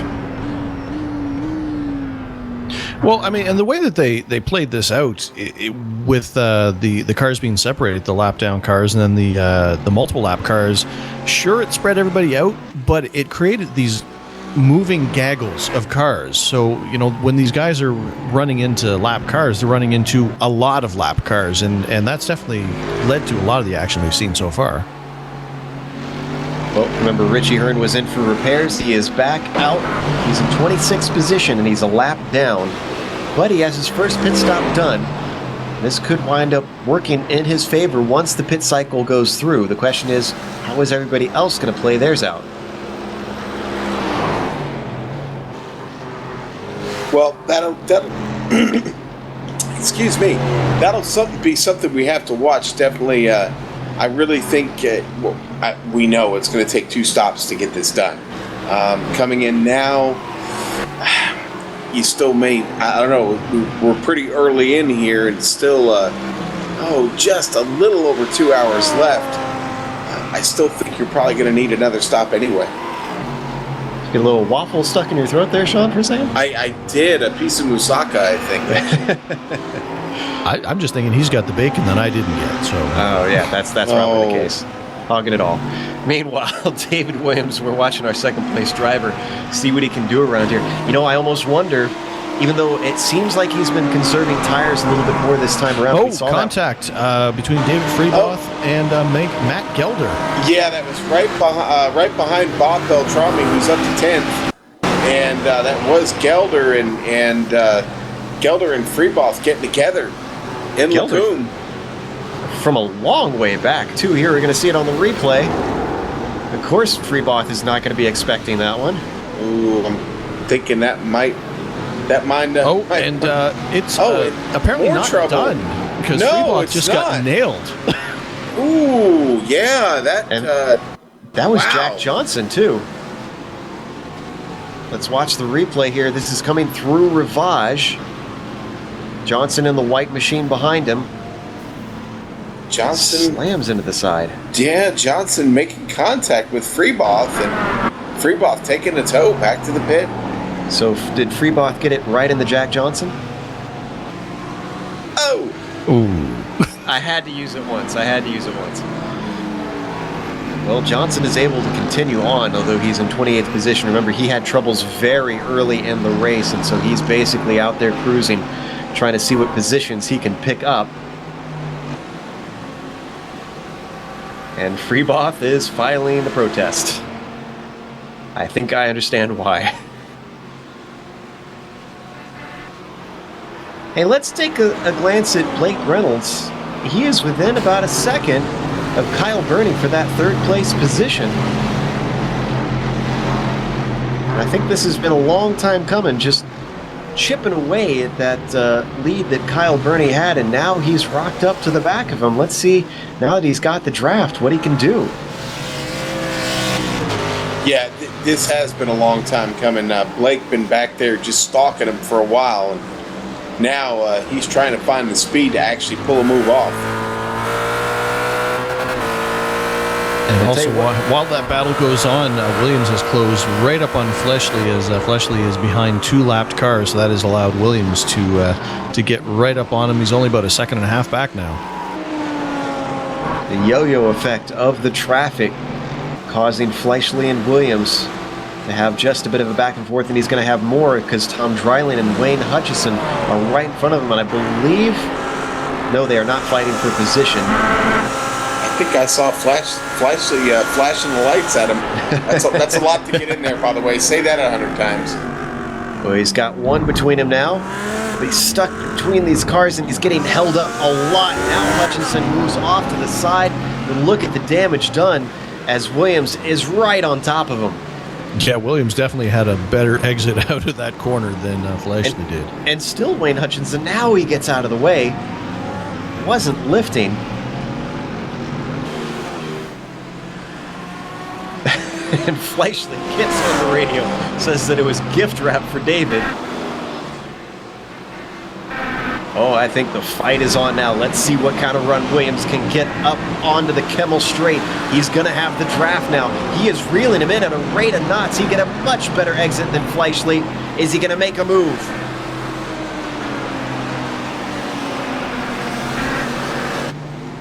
Freiling getting on the radio, trying to apologize.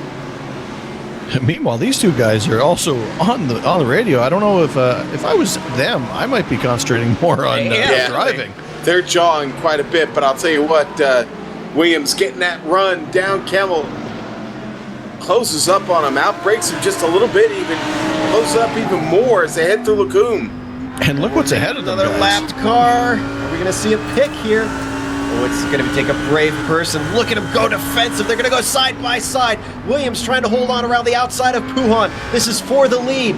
He goes all the way off course. Fleischle manages to hold him off, but he's not done yet now as they head to Fanyes. Wow, Fleischle is only just defensive. He's just pulling the perfect defensive line here. He's telling Williams, if you're going to pass me, you're going to do it on the outside.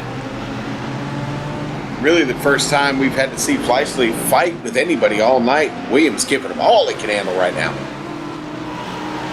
Fleischle getting feisty as Williams continues to put the pressure on.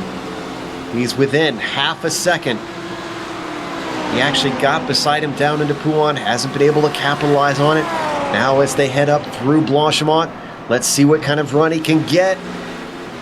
Decent run out of it. He's from a long way back. I don't expect him to try and dive to the inside down to the bus stop, but once again, Larry Ford in front of them, and he's got Rob Gall and Mike Franklin as well. Oh, Larry Ford has a moment there. Oh, gets out of the way though. Ooh, I think he gathered it up, though. That was, I thought he was heading to the wall. No, I managed to keep it out of it, I think. Well, what's going to happen? Are these guys going to peel away and let them through before Eau Rouge? Rob Gall's holding position. Oh, this is going to get very interesting depending on how fast Rob Gall can take this corner. Oh, I think that held up Fleischle just a little bit. The aero wash causing him problems. Here comes Williams. Gall still not pulling off to the side. Look at Fleischle looking to the inside. He wants through. Oh, that was probably a smart move there. If he stuck his nose in there, that could have ruined Fleischle's day. And remember, there's two of them. There's Gall and Franklin that they have to get through. Meanwhile, we've got a battle for P3 between Bernie and Reynolds. Everything is going off. Here goes Fleischle looking to the inside of that lapped car. And he manages to get by without losing position. Williams holding to the tail. He gets by as well. They got one more to go. You got Mike Franklin up there in front of him. Fleischle pulling away just a little bit here in Puhan. Oh, Franklin, I think, wanted to try and give him the inside, but instead he's just kind of pulled him up. Here comes Williams. Now Fleischle's got a run on him, looks to the inside. Williams tries to sneak through as well. He's going to get it done. Only a car length between them now for about a lap, but Williams gets a terrible exit out of there. Well, they didn't have much of a choice. Got a little pinch there by the lapped car of Mike Franklin, but he's able to pull it off. Williams got his... Williams, hold on, and he's into the wall. He just got the dirt there. Oh, but he comes out in front of traffic. That was so close. That was Wayne Hutchinson who almost just nailed him as he came across the track. We'll watch it on the replay. Meanwhile, we're on board with Williams for the spin. I thought maybe he could hold it into the arm. Oh, he goes. Let's go to Hutchison. No, we're going to look off the board. Wow. Oh, that was a good heads up by him to see the car pulling across the track and use that runoff. Boy. And that was that, Joe, I think it was a bit of that oversteer we talked about. Mm-hmm. And I think that's it. Yeah, that car just didn't look right. Reynolds coming in the pit. And apologies to Reynolds and Bernie. They did have a good fight going on at the same time, but P1 takes a little bit of precedence there as Bernie now has some breathing space with Reynolds in. Boy, I give a lot of credit to Bernie for a great run that he's had this race, as he was just behind Carl Burke, who's going to get a slowdown there coming through Eau Rouge.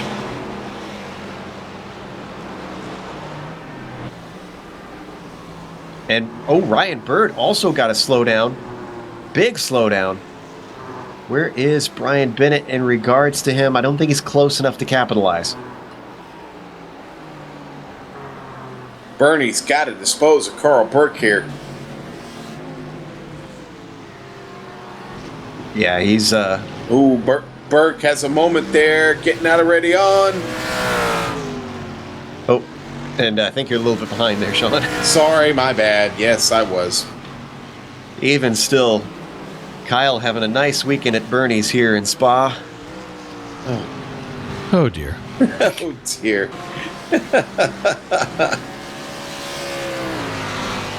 We got an hour and 52 minutes left on the clock, so still a long way to go here in this second half. This is a 4-hour race. If you're just joining us, it's the Volt Vapes Pacific Majors Round 9 in the series. And a unique case of a race that has gone from night to day. They started the first hour and 15 minutes during the night, and this 2 hours and 45 minutes is happening in the morning, in the daylight. Right now, Jason Fleischle has been leading since the drop of the green. David Williams has been challenging him, but a recent slip-up has caused him to go about 10 seconds back. So he's going to have his work cut out for him, and he's got damage to deal with now, though he should still have a spare car. Yeah, I mean, and he didn't go in, and I'm surprised because that's significant damage as he basically looked like he just pushed Adam Young out of the way. Yeah, you know, Trevor, I would have expected that that David was within the pit window. He could have gone in, but I guess he's sticking to plan, and it's not slowing him down enough to merit coming in. Speaking of which, Kyle Burney now coming in for some fuel and possibly fresh boots.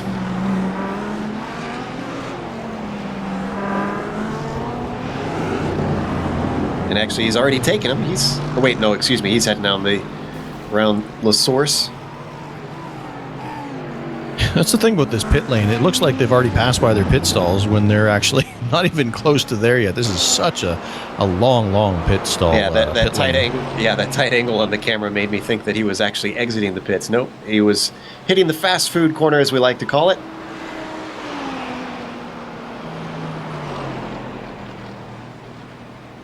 I'm trying to figure out if what is on his car, if these letters are backwards, though. MKH Racing, I'm hearing, is the team name. I believe they are fifth in the team championship right now. Those are some very strange letters, though, unless they're wildly out of order. I was going to say, I'm going to take our director's word for it. The only letter I see there is an N. Yeah, same here. All right. Well, I mean, I didn't get a degree in graphic design, so that must be something that just I'm not aware of. So, Jason Fleischle, our leader. Oh, Williams just had another spin and is into the tires hard. You know, it almost feels like that we've got a John Ulmer situation with Williams. He's got the pace, but he just doesn't seem to be able to be consistent enough. Oh, and now he can't find a break in traffic to get out. Oh, this is hurting him. He's already down to fourth. He's still not turning around. Here he goes. There we go. Oh! And even that gap was not good. Michael Thompson taking fourth. Oh.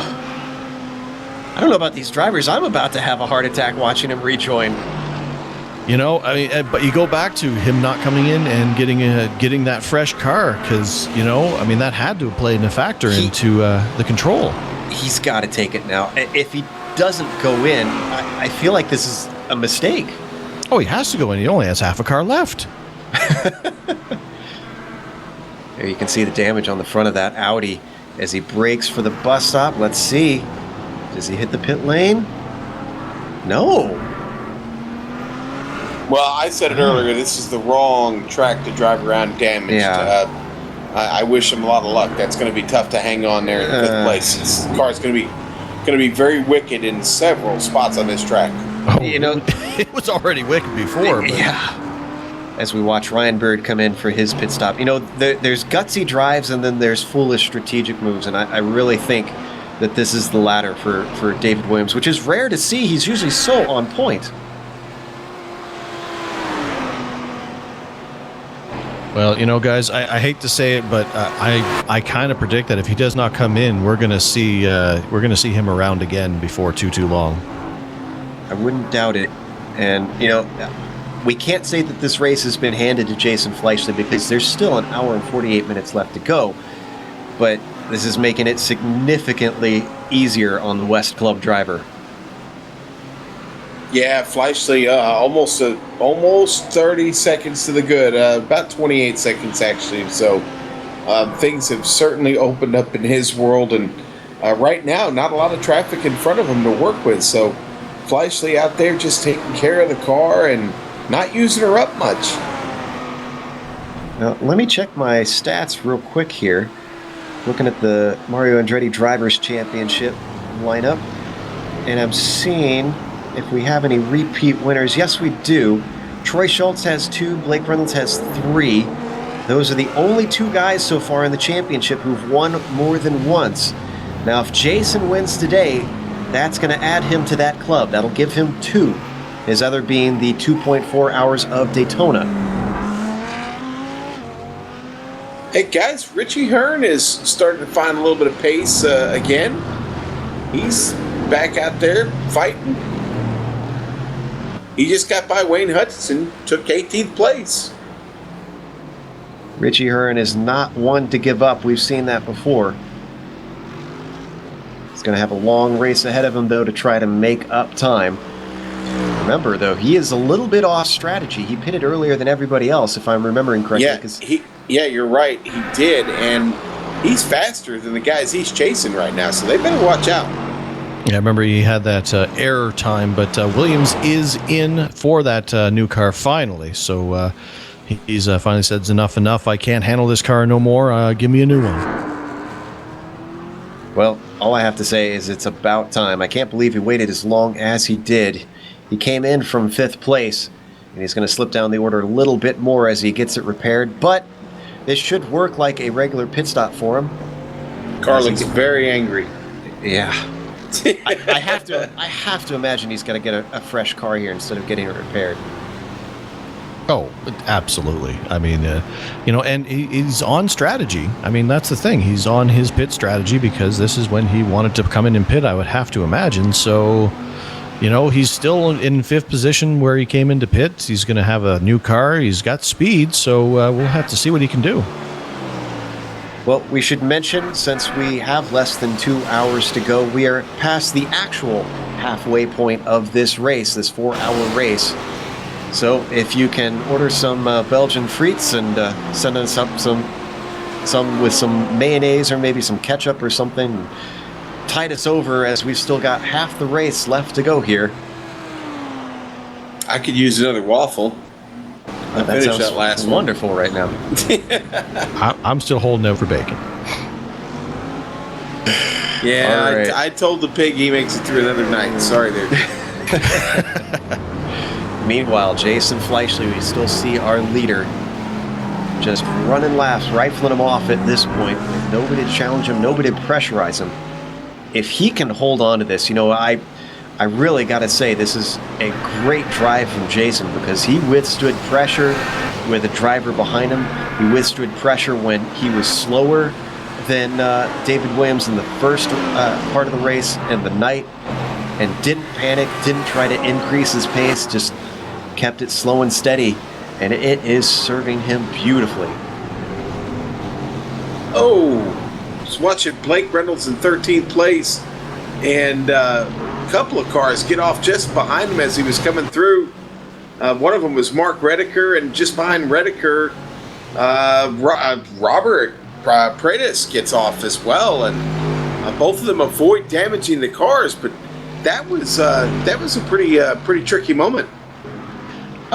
Guys, I'm looking at David Williams, who is now out back on the track, and I have to assume that this is a glitch in my graphics, but it appears that they took a used hood off of a junker car, slapped it back on that sucker, and sent him back out.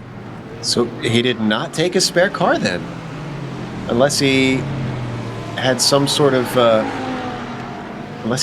incident since then, which I wouldn't think that he'd get into trouble that quickly. No, I actually watched him as he was coming out of the pit. So unless he nailed the pace car on the way out, this is not a new car. Well, it hit everything else on track, and you want him to be perfect, maybe? Well, right now, he's actually being held up behind Larry Ford. Now, this is Ford position as he gets very close to Ford. Ford lets him on through now. Did not have to hand that over. But David Williams finding himself slowed up by the traffic as he tries to recover from what has not been the greatest of races today for David. Meanwhile, one of our Brian Barnes coming in. Bob Beltrami getting in there. Barnes, Clark Archer's also in. Fleischle. He's coming in. Fleischle's coming in. All right. So, a lot of our top guys coming in for spots. And I was going to say, remember Brian Barnes. He's one of our championship contenders. He's in the top 10. This is going to be a decent points haul for him. I'm going to watch Fleischle for a moment here in this pit stop. I want to see if that car gets up on the jack here and if he's switching those tires out right here.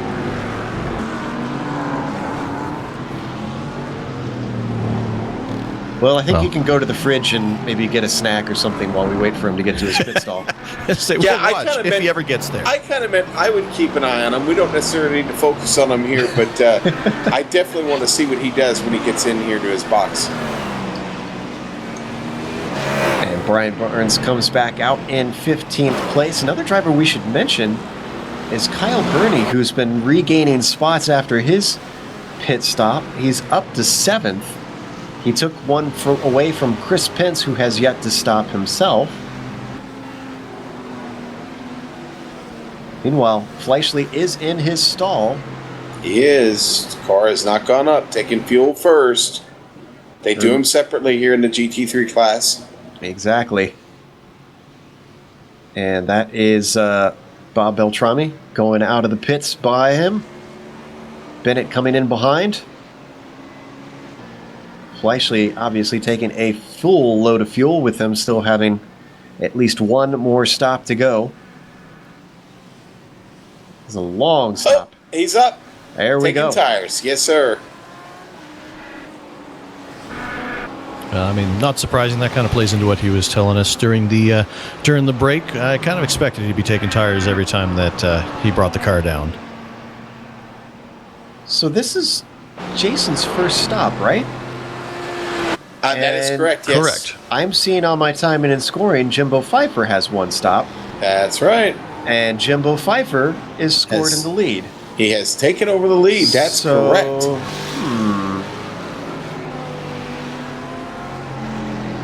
Now, Pfeiffer had an accident earlier, so he's slightly off strategy. But was he within the pit window? Richie Hearn. We need to look at Richie Hearn. He just went airborne again. It was right in front of David Williams. I was kind of focusing on his run back through, and all of a sudden I saw a car defying gravity, I guess would be a way to put it. He's finally got it turned around. And he was side by side with Mike Franklin. And we're going to see it on replay. Gets loose on the outside in the gray stuff. And I'm sorry, Richie. Even if you believe you can fly, your car cannot. And he is pulling down the pit lane, and he is crabbing horribly. This is going to be a rough ride down pit lane. He already took his spare, didn't he? He did. Is he working on frequent flyer miles, possibly? Just a thought. Yeah. He's going to use them soon because I think his race is over at this point. He's going to be on a plane and out of here. He's not crabbing as bad as I thought he was, but it's still going to be an unpleasant run down pit lane here.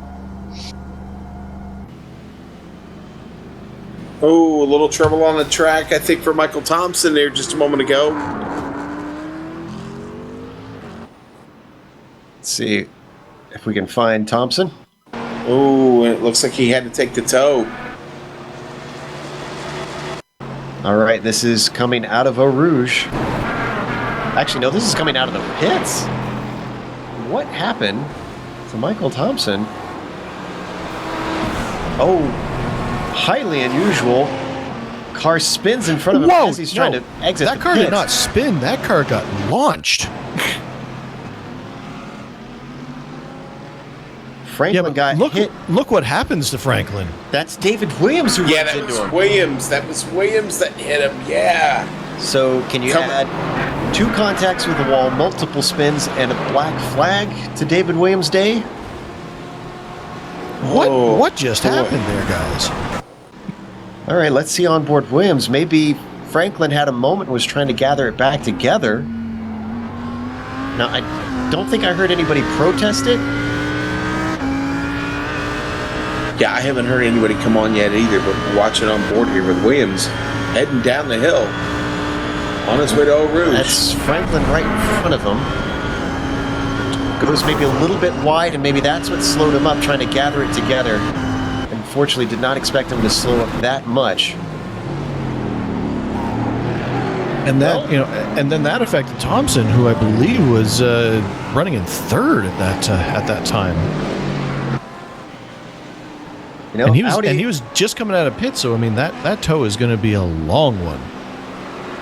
Audi must make German tanks as well as cars, because that car is still out there. Remember, he's only got repairs after 2 hits with the wall. He hasn't come in for more repairs after that solid hit into the back of that Mercedes.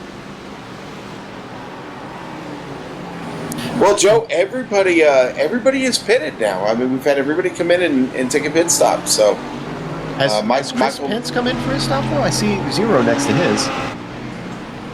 No, I've got Pence. Pence came in. That's what I'm showing. All right. Well, looks like Carl Burke will be the last of them. He's coming in now. Wow, if Pence has come in and sitting in 5th position, that is he is having a great run here. He started in 15th, yeah. Interesting. Maybe he took a short stop and he's playing it a little bit where it's a long stop second time, short stop first time. Yeah, actually, the pit stop time I'm showing, he did not take tires on that stop, so that was a play for track position. Interesting. Now, they don't have full course cautions in this series, so Chris Pence is really gambling. Pence is in. Pence is in. He's in. And there's the answer to that question.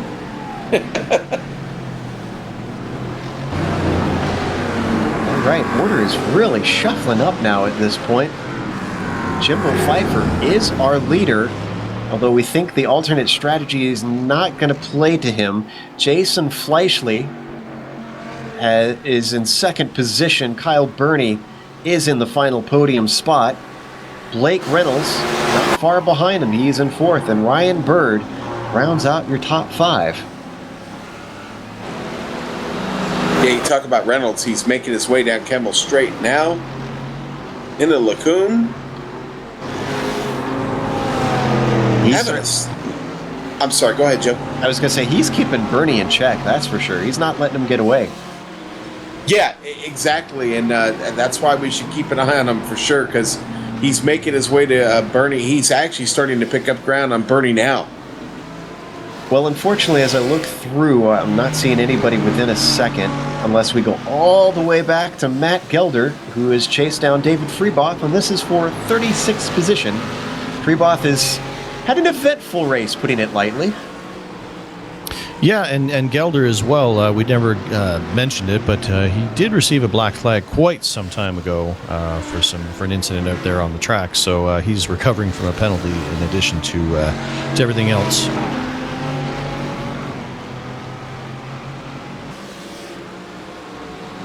Sounds like a little bit higher up. We do have a battle for 27th position. Ethan Moore trying to hold off Rob Gall. Gall, we're used to mentioning in broadcast before, but today not having the greatest of races as he gets a great run on Ethan coming out of Stabilo. Oh, and is he going to try and go too wide? No, Ethan lets him through.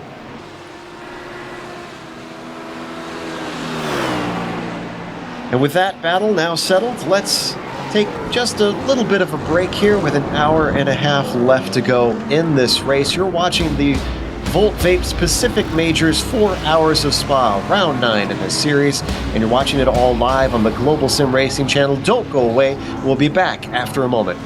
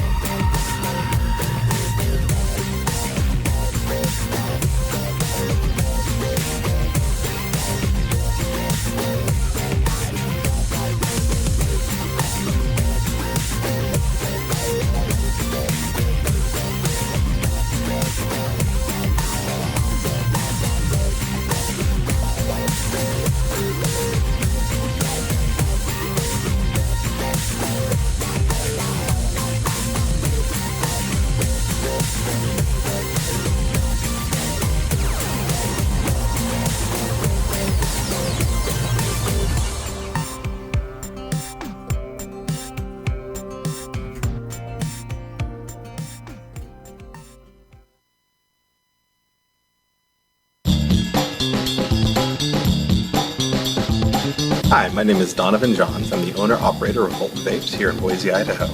We opened our first location inside the Boise Town Square Mall in February of 2013. And our second location we opened up on the corner of Fairview and Milwaukee in May of 2013.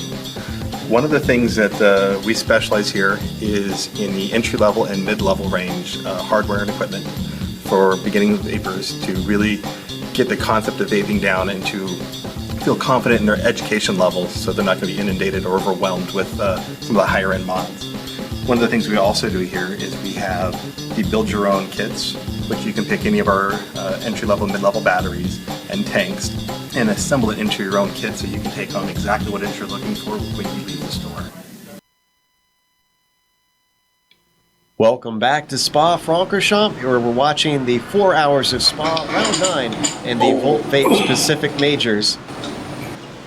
And right now, Jimbo Pfeiffer is leading, but that's not for long. In fact, now it's changed hands. We've got trouble with Kyle Burney on track. Oh, third place driver Kyle Burney spins it right as we come back with two wheels off in the grass and the braking. Well, he cut the whole zone there getting into the bus stop. Oh, he was complaining about someone needing to keep an eye on his mirrors. Did he get shoved off? Oh, yeah, he did. Whoa. Evasive action. He did a good job trying to keep things out of there. However, he is in the pits now. Yeah, and he hits the end of the pit wall right there as he's trying to get in, and he gets jammed in there for a second. Oof. Yeah. Well, in the meantime, I was about to say Jason Fleischle has retaken the lead. That's going to move Blake Reynolds up into second now that Burney has gone in. And while we were gone, David Williams has gone into the pits. He's since come out. He hit the wall again. Is this number 4? We're going to look at the replay. Oh, maybe we're not going to get in. Apparently we had a little bit of a glitch here. Here we go. This is with lap traffic. And there you can see just takes avoiding action into Malmedy. And he finds himself into the tires once more. Also, that we saw on screen, David Freeboth has retired because he got hit again, which I believe that's either the 4th or 5th time as well that he's made contact with another car. And really, I don't think it's been his fault 90% of the time. It's that bright red car. It's just, people are just drawn to it. Like a moth to flame. Meanwhile, we watch our leader continue to cycle his way around. Still an hour and 25 minutes left to go. Thanks for joining us here on the Global Sim Racing channel and iRacing Live. If you haven't watched the Pacific Majors before, this is not a GT3 series. They race all different kinds of cars, mimicking real-world major events, everything from the Indy 500 to the Daytona 24 Hours to obviously the Spa 24 Hours. They even are going to be hopping in the Modifieds later in this year. Ooh, that's going to be good. Yes, Those are sir. some fun cars. Yes, they are. You know what? Slavonic having a really solid run. He, after some trouble early here in the morning, he's now found himself to the way of Michael, our buddy Smitty there, and battling for 8th place. I take that back. That's a battle for 6th, actually. Wow. And I think that's because of all the cars that had trouble the last lap that we saw. And you know what, guys? I mean, in that incident with Burney, where he made contact with Armstrong, I think it was, Blake Reynolds just barely missed him. I was just watching back at that incident. Like, there was a lot that went on in that corner, and Reynolds came within inches of hitting Burney when he came back across the track as he completely missed the bus stop because of the contact. So that was some good car control on Reynolds' behalf. Yeah, well, Reynolds and Burney had been battling for several laps, and Reynolds was trying to find a way to get around Burney, and well, unfortunately, it worked out for him there in the, with what happened. But that was, like I said, that battle had been going on for quite a while. And it's sort of a moot point now, but we were all kind of watching that during the break, and Nicholas Hunt sort of got in the mix and curiously was a teammate of Blake Reynolds. We were all kind of wondering if there was some team tactics there. Yeah, there was certainly a moment there, Joe, where it came into question. We look here at Nick Hunt on track, sitting 33rd place. A little bit of damage on the front end of that machine. Now, he didn't do anything wrong. He just held his line through Rivage and then eventually got out of the way, and that really backed up Kyle Burney into Blake Reynolds. And actually, so if we could just hurt him. Just look at David Williams right now. He's a lap down. He's in 14th position, but he has just come up on Blake Reynolds, and he came up on him in a hurry. He hasn't. They've just gotten back onto the straight here. They're heading down to La Source, but he came up on him in a hurry, and I was wondering if he was going to stick his nose in there because Williams is kind of driving a little bit mad because he's not been having a good night here. The red mist, as they call it. Go ahead, Sean. I was going to say Slavonic to the inside. Makes a power move. Down into Fanyu's. We haven't seen a lot of passes into there today, but he makes it stick. Yes, he does. What a move by Slavonic. Now, it sounds like Kyle Burney is going to protest the car that caused him to have to go off track. Let's watch this replay of the pass into Fanyu's. I'm going to back it up again here on board with Slavonic. Ooh, that was a bit brave. Yeah, it almost was. Looked like he was about to shut the door. Like you said, we haven't seen a lot of action down at Fanyu's today, and that's certainly an exciting moment there. Slavonic doing a good job, heading through the bus stop now, able to keep the distance. Gets a really nice run out of the bus stop. Yeah, move Paul Slavonic up to P6. Oh, did I hear some contact with the wall somewhere? I thought I heard a car hit something. Well, I'm watching Williams, and it wasn't him, so I can tell you at least that much. Or, I mean, you got to feel bad. I mean, David Williams has had such a strong car, but he has just it's just been into everything so far during this early morning stint. And, this is going to hurt his championship hopes. He mentioned during the break when we were interviewing him that Jason Fleischle got the bonus points that we failed to mention. If you finish first at the end of the night's section of the race, I think it was 15 bonus points that you get. And so Jason Fleischle snatched those up, and with him already being the points leader, that extends his lead over Williams. And now with Williams having what is looking like going to be a terrible finish today, that second place driver in the driver's points is going to just continue to slip further away from seeing his crown retained. Slavonic getting through a lot of traffic in front of him, working his way around Chris Beck, who almost just had a major incident in No Name right in front of Slavonic, and Slavonic able to power on past and hold on to that 6th position. A little further back, Taft Baldwin in the 15th position is just gone off track, and he's now just starting to collect it back up as he heads towards the bus stop. Not sure what caused him to go out there, but yeah, he had it off and definitely spun her out. That's going to slot him down into 20th as well. He lost a number of positions. Well, the old dirt does not have traction and brings it around and actually makes fairly significant contact with the wall there and has damaged the left front. Sad to see. But Taft Baldwin charges on, still with an hour and 20 minutes left to go on the clock. This race is not over by any stretch of the imagination. And we talked a little bit about the Mario Andretti Drivers' Championship. There's also championships within each club, not just the overall Governor's Championship. Let's start with the California Club standings. Lionel Callisto is leading that one. He's not here today, obviously. However, he's very strong, typically both on road and over. Bob Beltrami, currently second in California. And Kyle Burney, he is going to hopefully have a decent finish today if he can make a recovery. He is in third. Michael Smith is in fourth, and David Baker rounds out the top 5 in that club. And an update from the race stewards. The incident involving Burney and Armstrong deemed a racing incident, guys. I think that's a fair call on that. It's unfortunate for Burney, but They moved out of the way. Oh, and Taft Baldwin. Oh, Taft Baldwin took a hard lick on the outside of No Name. I'm sorry, David Williams just had trouble getting around Chris Pence. Did you see that? Yeah, he just completely cut the nose off of Pence.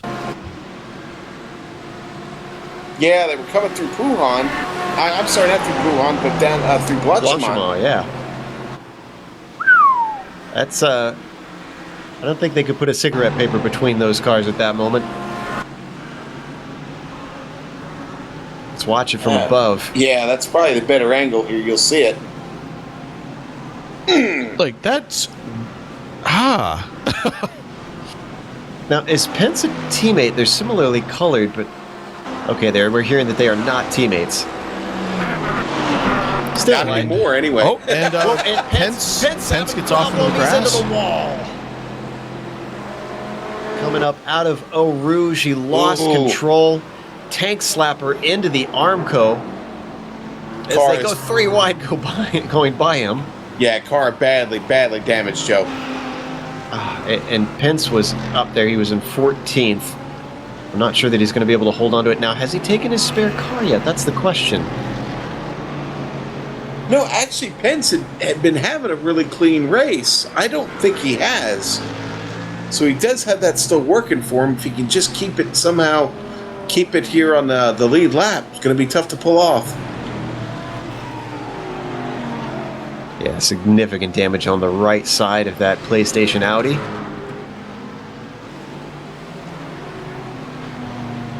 Wow. So this race has had so many twists and turns to keep track of. Drivers have gone to the front, they've gone to the back, they've come back, they've gone to the back again. If you just stay in this race, you could still get yourself into the top 10, even if you're maybe even a lap down, because right now, David Williams sitting in 13th, he is a lap down, first car a lap down, in fact. So you just don't know what could happen ahead of you. You got to just keep your foot in it. Yeah, actually, I was just thinking about that as well with Williams. I mean, we talked about him having a bad finish because of everything that's gone on, but he's still in 13th place. That's not a bad points night. Yeah, but not a really good one, at least in my mind's eye. Especially knowing the pace that he has. Oh, absolutely. But, I mean, you put me in a car and you have me hit walls and tire barriers and punt cars into the air, and I'm still going to finish 13th. I'm going to call that a win. Meanwhile, let's go to 6th place. Jimbo Pfeiffer all over Paul Slavonic as they try to go side by side through Puhan. This is very difficult to do. They managed to hold on to it. Here they come down into Fanyes, trying to get back to that racing line. Slavonic still fighting back, and now he has to give up the ghost. He's going to try and cross him over. Nope, but he has to get on the binders just a little bit there, Joe. Yeah, the momentum just got ruined, and that was a smart call by Pfeiffer to just take the racing line, saying, nope, you cannot do that. Wow, Slavonic goes really wide there. Yeah, and that hurts his exit. You can see the distance between those two cars as they head towards Blanchimont. Pfeiffer not playing around there in the old double-lot. Hey, let's head back to Michael Lane. We keep glancing at him throughout the race because he gets good battles going. He's got another one. Clark Archer for 11th place. Archer in the orange Audi. Just behind him, that's Michael Lane as we ride on board with him, the Texas driver.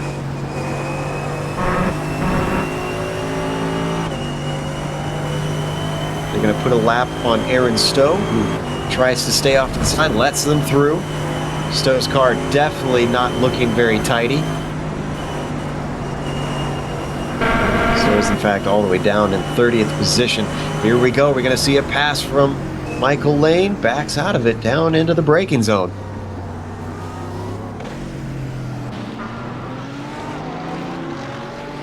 And while we watch that battle, just let everybody know that Chris Pence did take his car down there and did have a spare car in the garage, so he's back out on track with a brand new car. Okay, guys, something interesting developing here. We've got Blake Reynolds closing in on David Williams. Now, Blake holding down second place in a podium finish right now if he can just make it to the end. And like I said, he's closing in on David Williams, so it should be interesting to see what kind of fight Williams puts on here to try and stay ahead of Reynolds. Well, remember, Williams is a lap down, so. Right, I know, but will he fight that? Does he? I don't know. We'll see. I can't see. David Williams is a pretty upstanding driver. I can't see him try to hold on to a lap here, especially because he's really got no one around to worry about. It's not like he's going to be losing time and losing position. Well, Reynolds still got a little bit of work to do to catch him. Remember the trouble that Kyle Burney had, however? He was now within half a second of Bob Beltrami. He's into the top 10. He's trying to get 8th away from the salami here. Yeah, Bob been hanging on to the top 10 all night. Not a bad run by him, really. It's just he hasn't been in the thick of the lead battles, but he's been kind of staying out of trouble, which is really the order of the day. Yeah, but like I said, I think more importantly, he's kept himself right around the top 10 all night, and that's a great place to be. Looking at a good points night, if you could just hang on. We still got a little over an hour to go. Anything can happen here at Spa. Put a lap on, I believe that's Robert Freitas, who gets out of the way. Yeah, Robert's had a tough night. He's getting out of the way for everybody. Let him get on by. Burney still stalking Bob Beltrami. Oh, look at him come through that first part of the bus stop. Tries to line up the exit, but just doesn't have enough. Now, okay. Yeah, I think this is where you'll see Burney really get a chance to make a move is on this trip around when they get to the straightaway after Eau Rouge and Raidillon. That Ford GT power is probably going to take over. I was going to say this is happy hunting ground for that Ford. All he needs to do is get himself a good run off the corner. Ooh, he's very close to getting a slowdown. But it looks like he's safe as he rocks up to the back of that BMW. And it is no contest with that Bimmer really not having the best of aerodynamics. Beltrami goes to 9th, and Kyle Burney goes to 8th. Now you'll see Beltrami won't lose him in the corners. That BMW definitely corners a lot better. But as soon as Burney gets to open that throttle up, he just pulls away from him really quick. Well, I don't think there's going to be... Sherburne gets out of the way. I don't think there's going to be much for Burney to do other than just put his head down and rifle the laps off after this, because he's got a whole 25 seconds up to Paul Slavonic. Now, that said, an hour and 10 minutes left, depending on the difference between Slavonic and Burney's pace. He could still go catch him and move himself into 7th. And Slavonic having to work with lap traffic right now, getting around Seth Alberts. Seth doing a good job just getting out of the way, letting him go on by. And Slavonic could make a mistake. We've seen lots of really good drivers out there today slip off track, spin, hit walls, hit other cars. Yeah, absolutely. There's been a lot of unforced errors out there, and this track will do that to you. I mean, it is so easy to miss your line and get loose and have have oversteer or understeer and end up off in the grass. So it has happened and it will happen. And let's give a glance over to Brett Trocine and Michael Thompson. This is 14th and 13th. These guys have a battle for position here. They come up to no-name corner. Thompson trying to line him up, doing a great job, gets a fantastic run, takes a peek to the inside. Is he going to be brave? He's fully alongside now, and I think that Trocine gives that one up. Oh, is he trying for the over-under? Car got loose on the entry. Yeah, I think Trocine could have had him back there because Thompson definitely went deep into that corner, but because he got loose, he never got him back. Guys, please remember all positions matter, okay? And a lot of position fighting going on out here still. Hashtag all positions matter. Oh, yeah, absolutely. That's kind of where I was going with that. I'm glad you picked it up. Thank you. I figured. Anyways, let's get off that topic. Back to Bob Beltrami, because he hasn't dropped away from Kyle Burney. He's still within half a second. I'm not sure if the draft is just keeping him in tow or if he actually wants to challenge here. Well, Bob will challenge when Bob is ready, but I'll say it again. Bob's done a great job of hanging around the top 10 all night. He's not finished racing at all. I mean, and with Bernie being in the position he's in, sure, he had that incident, but I mean, it can't be discounted the fact that if you're going to have something go horribly wrong, you have it right at the entrance of pit road, so he didn't lose a lot of time by having to go in there. So I think that's if we hadn't seen so many incidents, I think we would have seen a little bit more consistent pit strategy, but I think a lot of drivers have, as you pointed out, been forced to maybe go a little bit off of what they planned, and this has certainly mixed things up, kept it unpredictable for us, which has been enjoyable, if hard to keep track of. You know, we haven't talked about Brian Bennett much here lately. He's pretty comfortable there in 4th place. The Alliance Racing, Team Alliance Racing machine, and you know, he's kind of in that pocket right now, I like to call it, where he's, you know, his competition is, 25 seconds in front of him, and the car chasing him is a whole almost 40 seconds behind him. So, not a bad spot to be in. Can't really battle for the podium, but we still have a pit stop to come up here, and anything can happen once we start cycling around here for these pit stops. We've already seen several guys have trouble this evening managing that, so that'll be something really close to watch here, where Bennett shakes out on the other side of the pit stop. And, you know, it's worth pointing out, with 1 hour and 6 left to go, drivers could pit now and go to the end. And Michael Lane, unfortunately, after a good battle earlier on, has spun at the top of the hill. Let's see, is this a self-spin? Trailing the 24 car. Oh! Well, that is so not a self-spin. Let's watch that one more time from above. Well, that was not how you want it to go as you go through Eau Rouge. It looks like Sherburne gets caught out by Seth Albert, slows down. That causes the two of them to come together. And poor Marcus Armstrong, if we could watch from his point of view, he's just exiting the pits innocently. And suddenly he's got 2 cars flying in front of him. Let's see. Here we go. On board from Michael. Watch this.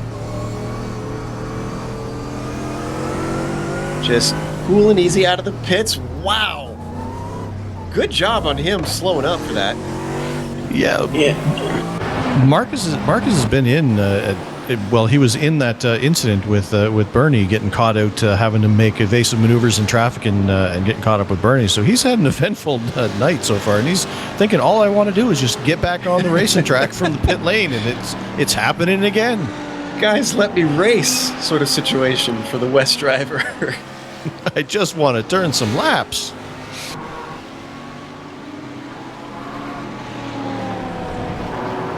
All right, well, eventful describes this race and then some, especially for just about every driver out there. I'm not sure how many we could go to and say, did you have a quiet race?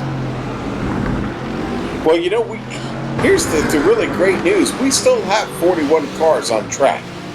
And we're about to hit the 1 hour left mark, and I got to be honest with you, I'm pretty impressed with that. Actually, let's go through our retirees. Jared Morgan is out. Dee Palmer is out. William Fletcher retired from the race. Jack Johnson, another one who had to say goodbye for today. And David Freeboth as well is gone. Now, I see that Michael Lane is stationary in his stall. I'm not sure if he's going to retire or not. He might still have a spare car. Yeah, he took a tow from that incident on the exit of pit road there, so he's probably still in waiting, looking at the counter mode.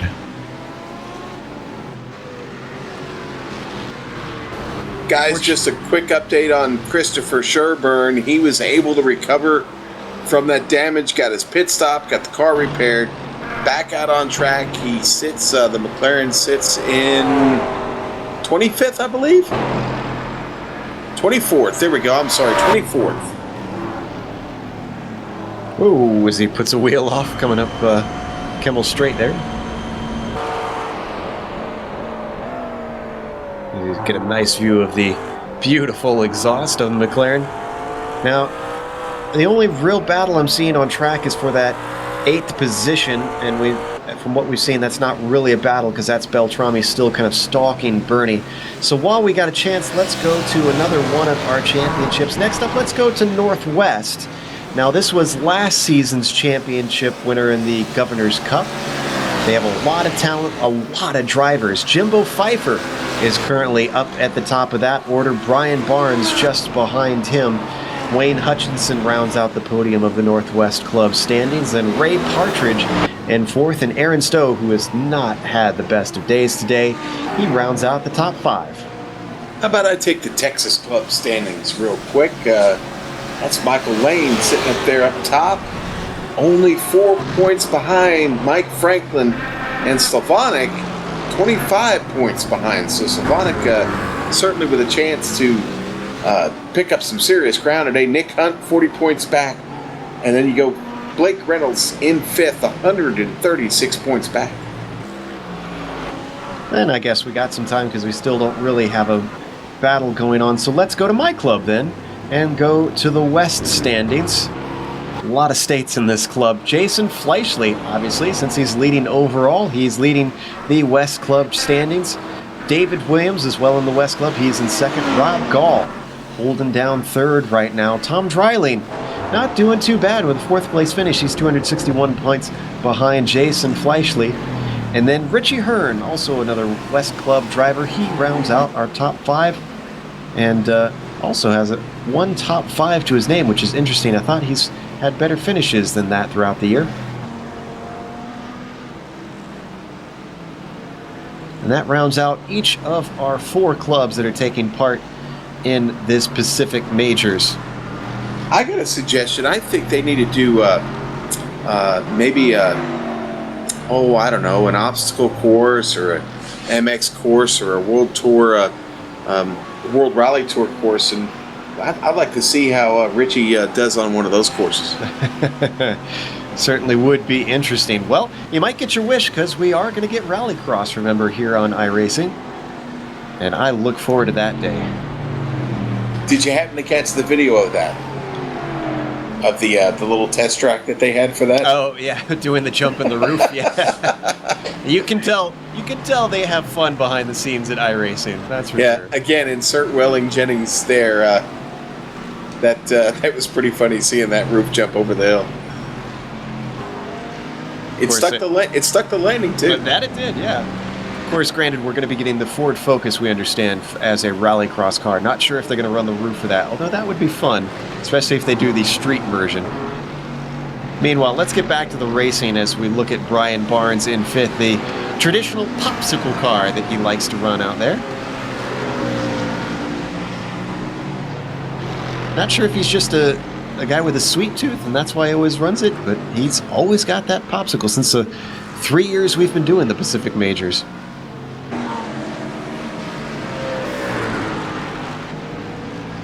Nothing wrong with consistency, Joe. Nothing wrong with consistency at all. Oh, absolutely. And consistency has been serving him very well today with a top 5. If he can finish with that, that'll be a nice little feather in his cap, especially after 4 hours. And now, we should mention, though, that, Trevor, 4 hours isn't even really the longest, although it might be the longest. It might be very close. It's just pretty consistent with some of the longer oval rounds, I'd say, that these guys run in this series.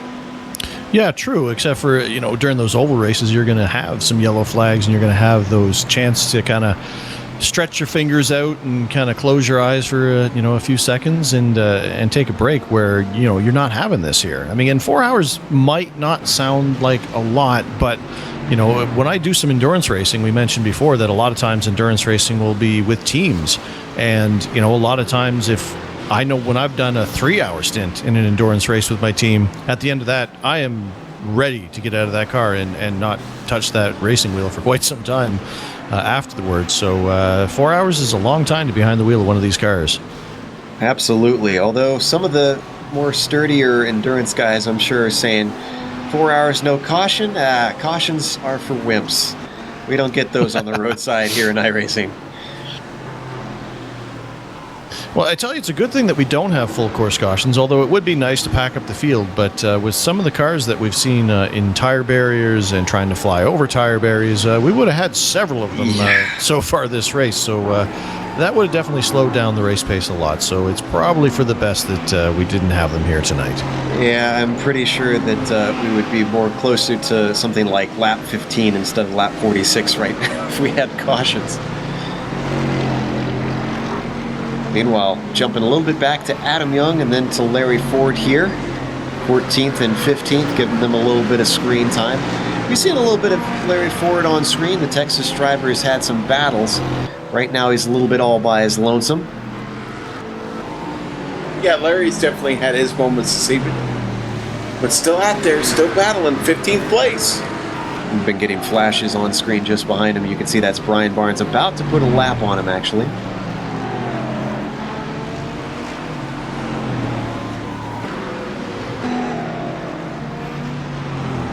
Still 56 minutes left to go on the clock. Talk about Brian Barnes there. He just came up on the lapped car of Seth Albert, and Seth took a line that Brian wasn't expecting, and they almost made contact. We're going to watch it from on board. This is coming out of Puhan, which is, again, another marginal place to have that happen. It looks like he was letting another, that was Ford that he was letting by, and he squeaks through.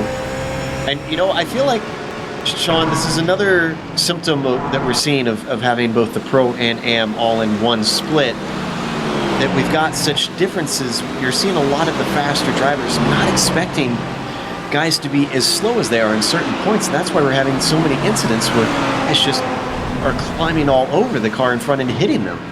Yeah, you're exactly right, and yeah, that's been very, very tough for the drivers to pick up in both sessions.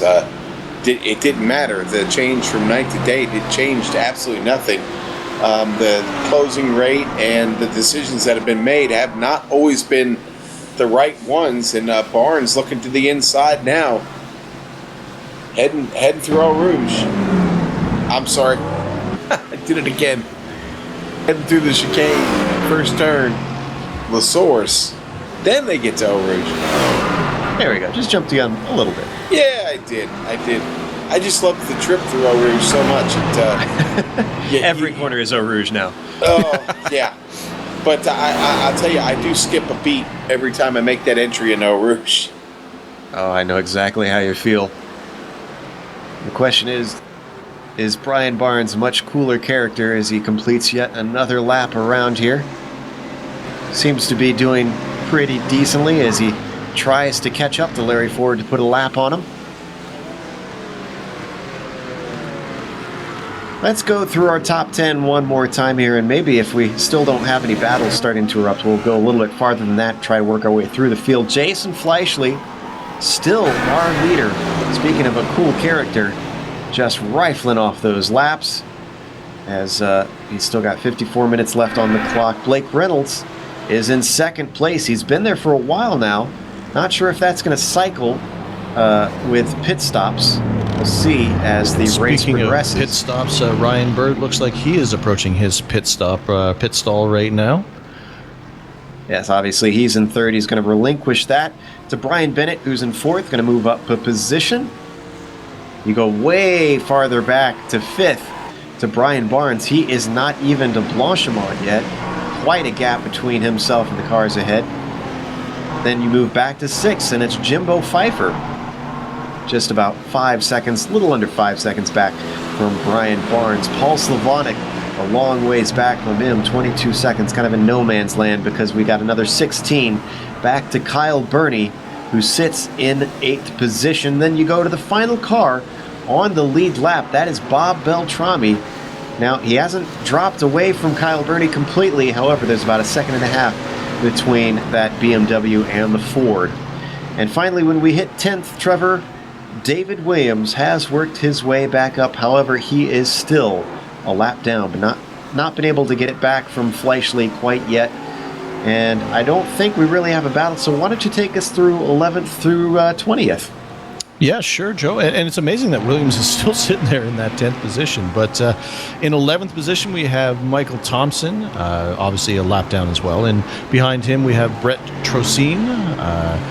Then we have Adam Young, who's only about 3 seconds back from Trocine. Larry Ford, who we were talking about a minute ago, is 9 seconds back from that. 5.5 seconds back further in 15th position, you have Wayne Hutchinson. Michael Smith, Smitty, sitting there in 16th position. Clark Archer in 17th position. He actually just made a pit stop recently. Paul Garinger in 18th position. Chris Pence from Texas Club. We talked about him a bunch earlier. Is sitting in 19th position, 1 lap down. And then starting out the 2-lap position, or 2-lap back people, we have Mike Franklin in 20th. All right, I'll take 21st. Michael Lane, Christopher Sherburne in the McLaren, 22nd. Steve Paulson, 23rd. Carl Burke, 24th. Chris Beck, 25th. Taft Baldwin, 26th. 27th, Rob Gall. Ray Partridge, 28th. 29th, Ethan Moore. And 30th, Nick Hunt. And Blake Reynolds in our 2nd position is now coming in for his pit stop as well. All right, strategy is starting to play itself out, and it's going to shuffle things up once again, so might as well just forget some of the order that we told you there at the top. And, sounds like Bob Beltrami. Oh, no! And cars are actually stuck together. Seth Alberts is the one that his car has somehow magically found its way inside of. Or is that he's actually on top of the car? I can't tell from this angle. I'm not sure what exactly is going on, but let's watch it one more time. Let's see what angle we're going to get here. We're looking at Beltrami. This is coming through No Name Corner, trying to put a lap on Seth here. And he's protesting the car. That is sim racing right there. That is a problem specific to this type of racing and not real world racing, I think. Well, Alberts was on the inside, and the car started to come up the track just a little bit, and they got connected, and Beltrami just could not get away. Finally did. What a tough. Yeah. He's all the way down in 40th, so he's way out of the running. He's still going. Now, did Bob Beltrami have to get a tow? Or is he? No, he's still out there. No, he stayed under power. Yeah, Bob was able to keep it out there, but that slowed him down a lot. He's still in 9th place. Yeah, and the stewards were quick on that one, and Seth Alberts has been black flagged for that for that that contest. Was quick. Wow. Did not take them long to deliberate on that one. And Seth Alberts, real quick, has headed in for his black flag. There you can see. Go ahead.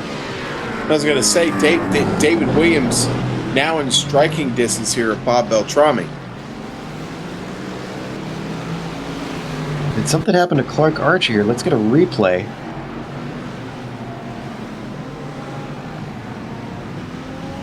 And this was through Ravage. Yeah, first. We haven't really seen anybody lose it there yet. Yeah, he did, and I think maybe just a little bit too much brake brought the rear end around. Maybe just didn't get that car slowed down enough, and doesn't hit anything, and everybody gets around clean. That's a lucky break for everybody there. Well, the sad thing for Clark Archer is that means he is now down into 17th, lost a few positions in that one. And guys, it seems to be as we approach the pit stop window is when we're seeing a lot of these incidents pick up. It's almost like they need that break going down pit lane, and that chance to kind of flex their fingers and maybe blink a little bit longer than they can on the track. That's playing into these guys making these mistakes. I thought you were going to say it's almost as if the tires lose grip at the end, making it harder to control the car. Well, there's that as well, but a lot of what we're seeing here seems to be people maybe putting their cars where they shouldn't be. All right, well, guys, let's go to on screen because Brian Barnes and Jimbo Pfeiffer battle for the final podium spot. Comes Jimbo, got the run on him coming out of ready on. Down Kemmel. Here we go in LeCombe. They made it look easy. And meanwhile, while that has resolved, we have Williams on Beltrami. He is all over the back of that car trying to get around him as well. I expect Williams will be able to make short work of the salami here. Looks to the inside, down into La Source. Is he going to get it done? Doesn't give him a lot of room on the outside. No, he does not. He is just basically forcing him so wide in that corner that he had no chance to make a good one. Well, Williams got it done. That moves him up in the 9th. Nice recovery from the TNT driver. Oh, and Pfeiffer, all the hard work that he made has now been lost. And I think he got a little bit unsighted. Who was that? Mark Redeker, who was trying to let him by. You'll see here on the replay. And it almost comes back around into Redeker as he tries to get the car slowed backwards there. Wow, Jimbo was fighting so hard, too. Whew, no contact, though, luckily. You know, we mentioned about a recovery from Williams. Pfeiffer's also doing the same a little bit here. He's still in 4th, though. He's got quite a bit of a gap between himself and Slavonic. So he could still stay in the top 5 if he can just bring it home in these last 46 minutes. And, of course, he's on a different strategy, too, because he's already made his 2nd pit stop, although he's off strategy because of those earlier Brian Lawrence coming in, guys. Sorry about that, buddy. It's okay. One of our top runners taking his last stop of the day. This should get him to the finish. Real late decision, it seemed like, too. He was kind of awkward. His entry was a little bit awkward in the pit lane, and I'm wondering if, like I said again, that was just kind of a late-minute decision to do that. Well, unfortunately, since he's got that long run down pit lane, that his crew has got plenty of time to get the tires ready. Oh, and we're going to see a replay. Is this Partridge, or who is this for? Yeah, Ray Partridge in 28th. Whoa! Oh, dear. Wow.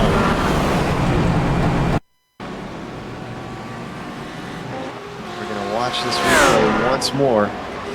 And at the top of Radillion, looks like Ethan just started to lose it. Overcorrected. Unfortunately, there was not much place to go for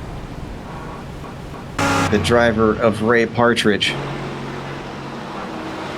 He held the brake and kept the car predictable like he was supposed to, but unfortunately it was predictable on the smack racing dab line, right in the middle of the track sideways. And boy, Marcus Armstrong has got to be counting his lucky stars, because those cars just evaporated from the space that he was inhabiting at the last moment. He took to the grass, but he still didn't hit anything. Well, remember, Marcus has had an exciting enough night. He's probably sitting there thinking, okay, thank goodness these guys got out of my way rather than spinning directly in my path, because he's had a rough go of it so far. So he's probably saying, hey, you know what? I've seen enough excitement. You guys can do exciting things when I'm not around, if you don't mind. I think Marcus Armstrong's autobiography is going to be called Wreck Avoidance.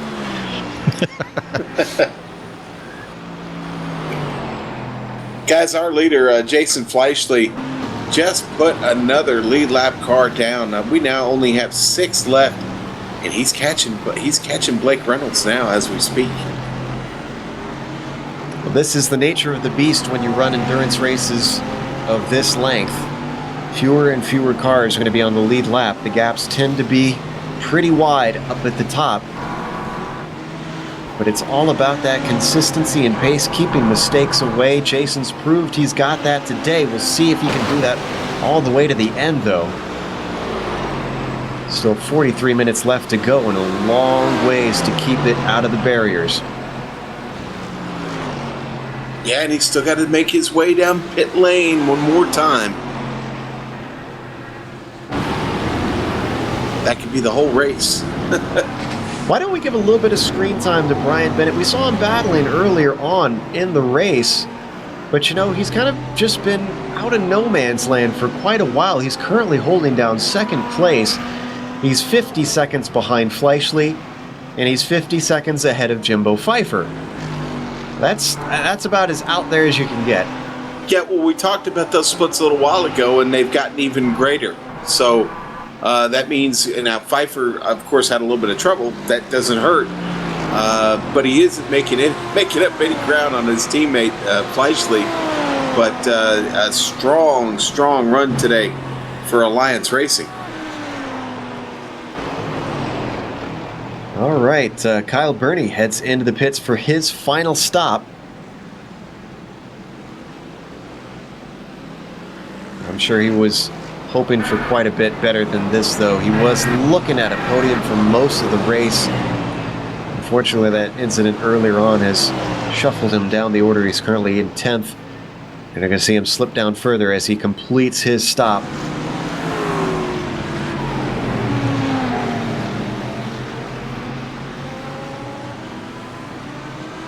I mean, I know I mentioned it before, but I mean, when I was looking at Kyle Burney there, those Fords, I mean, it just looks like somebody came and stepped on him and squished him. I mean, yeah, I'm sure it helps with the aerodynamics, but they're just such a flat-looking car compared to some of the more bulbous-looking GT3 cars with the Audi and the Mercedes and the BMW.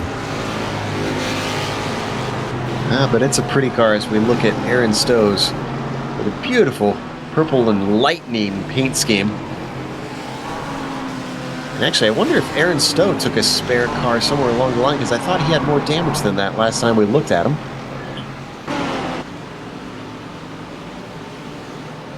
And Pence is asking for a review on something. He's slow on the track.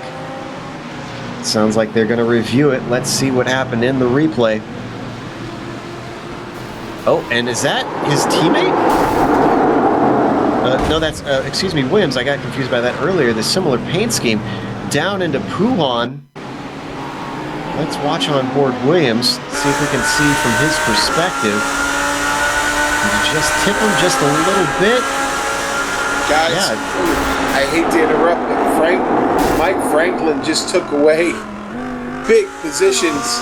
This back here for 18th. He moves up to 18th. He got around Michael Lane and Chris Pence. Guys, I mean, I was looking at that. I mean, Williams is obviously, is more laps up than, Pence. He's not on the same lap as him, and it almost just looked like he was expecting to get out of the way, got frustrated, and just made him get out of the way there. That was aggressive. Ooh, Michael Lane goes to the inside. Oh, what a huge mistake. Sorry, guys, but Mike Franklin made a huge mistake, and LaSource runs all the way, and all that work he did to get those positions, he gave it right back. Sounds like they're reviewing that incident right now between David and, shoot, I forgot who the other car was already. Pence, excuse me.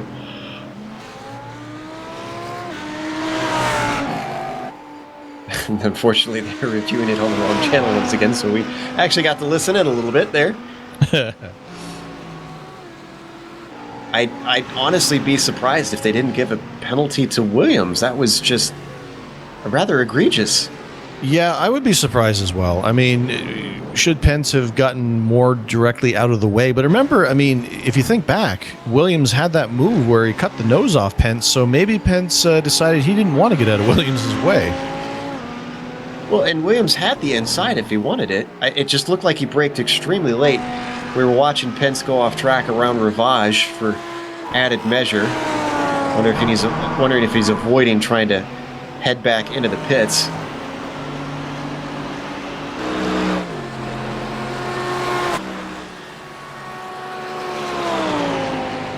And if Williams does get a penalty, as I said earlier in the broadcast, that's pretty much just going to complete the picture of what has been not really the most memorable day for David Williams. Our leader Jason is coming in, Fleischle's guys. in. Yep, Slavonic had just come in ahead of him. Slavonic was hanging on to the lead lap. Slavonic brings it in first, but our leader, Fleischle, is in.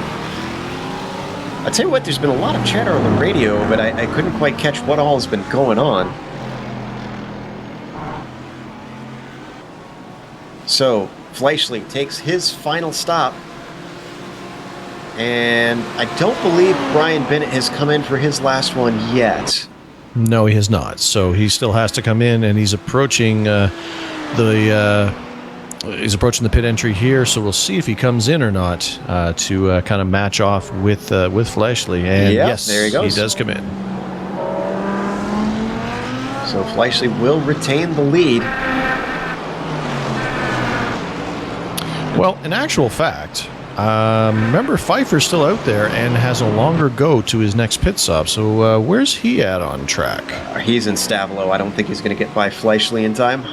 Oh yeah, there he is. Okay, yeah, he's a little bit farther back because of that incident. But if he hadn't had that lost that track time, then he probably would have gained the lead at least temporarily. He should be by Bennett, I'm pretty sure, but Fleischle's still stationary, and David Williams has taken a tow. I'm going to go and see if we can... Oh, this was a self-made error. Oh, no, this was hardware failure, I think. Oh dear. We're going to watch on board. Now, this could be frustration, in the gaming world, what they like to call rage quit. But I don't think so. 30 minutes or so from the end, Williams giving away what would have been a 10th place.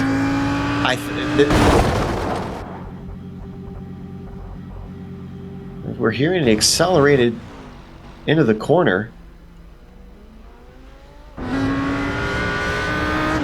And he's asking it for the number of Mike Willett here to try and send him a private message, so... Meanwhile, outside of the drama sphere here, Jimbo Pfeiffer has come in for that last pit stop. He's decided, even though he could stick out there a little bit longer, I guess he's decided to cover off with the leaders and stay on the same pit cycle for his last pit stop. Oh, it's sad to see that it's been ended that way for David Williams. We've enjoyed watching him race all season. He's always been so competitive. As Bennett finally exits out, we watch Fleischle, our leader, continue on up at the front. I'd hate to see, especially if the championship comes down to a very tight points race at the end here, Trevor. I'd hate to see David have thrown it away like that when, like I said, he could have had a decent finish. Not a great finish, but a decent finish. Oh, yeah. Despite all of the issues and all the things that had gone on, he was still tracking for solidly in the top 10. So that's definitely unfortunate to see. And we know, despite the damage and everything that happened to that car, he had pace for sure. All right, so looking at the pit strategy of our top drivers, I believe Ryan Bird has had his last one, unless my timing and scoring is lying to me again, because he's currently moved himself onto the podium.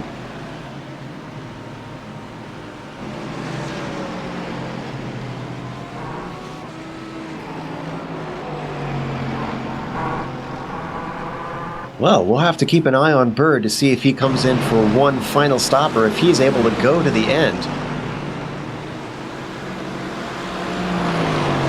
Brian Bennett has exited in 4th, so he's only lost 2 positions through the pit cycle.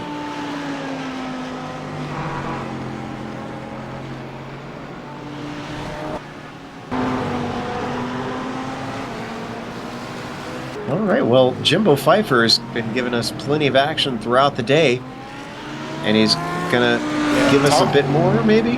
No, Thompson just let him by. Maybe not then. All right, well. Yeah, well, I don't know why Thompson would have just let him by. That was a battle for position. Pfeiffer moves up to 6th. Hey, we have one more at least to go to. Michael Smith behind Clark Archer. This is for top 10. Smitty has been having just an up and down day, and I'm sure he'd love to be able to add a top 10 here to his stats if he can just find a way past Archer. Ooh, that was an interesting entry into that corner. Yeah, kind of, I'm not sure if that was a defense or an attack or what was going on from either car. We ride on board with Smitty. This is Audi versus McLaren out there. Or no, excuse me, Audi versus Audi. And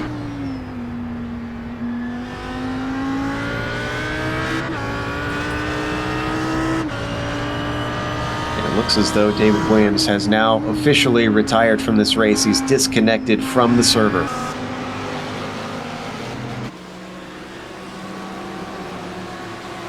Boy, what could have been for him this evening. Definitely a shame to see him step out. 32 minutes left to go as we continue to watch this battle, and if it erupts, we'll jump back in here. But I have to ask, with 3.5 hours gone, I'll go with Trevor first, then we'll come to Sean. What's the biggest surprise of the race for you? Wow. I mean, I gotta say, I mean, it's been David Williams's night. I mean, he showed he had the pace, he had the strength in that, in the nighttime section of this, and finished in second position, and set himself up in a great way. But just a plethora of errors and being caught up in other people's incidents has just ruined the race. And with so many cars running, he's going to fall way, way, way back down the order here and have a horrible points night. Probably going to be a drop week for him for sure. They get 2 drop weeks in this series, I believe, this season. Sean, what about you? Biggest surprise of the race? I think that we still have so many cars on track that are fighting for position. Honestly, I really thought the attrition rate would be a little bit higher, and truth is, we've still got a good portion, 90% of the field still out here fighting tooth and nail, with now just a little over 30 minutes to go in this 4-hour event, which has just been a blast. Now, I don't want to take away from the driver's skill. Definitely credit to them for continuing on, because they could have given up, and we've seen a few do that throughout the race. But I will note that because of the switch of the sessions, in each session having a spare car, they essentially had 3 free repairs. So that might explain the number of cars still in it just a little bit.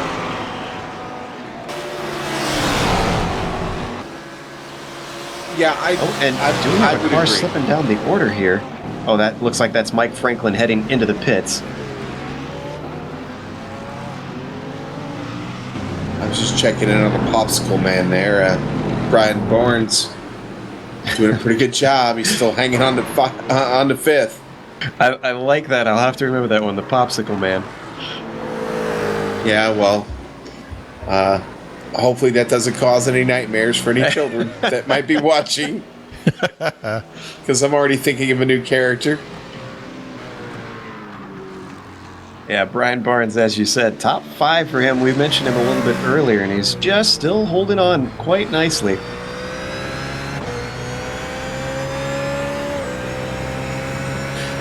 Joe, I mean, we talked about it when you were going over the California standings, but it's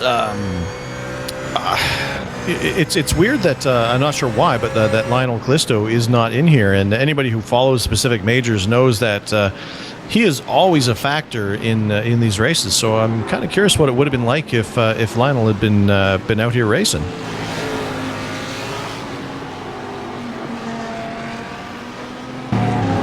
What I'm listening to. Well, I was going to say here real quick, we were talking about Barnes.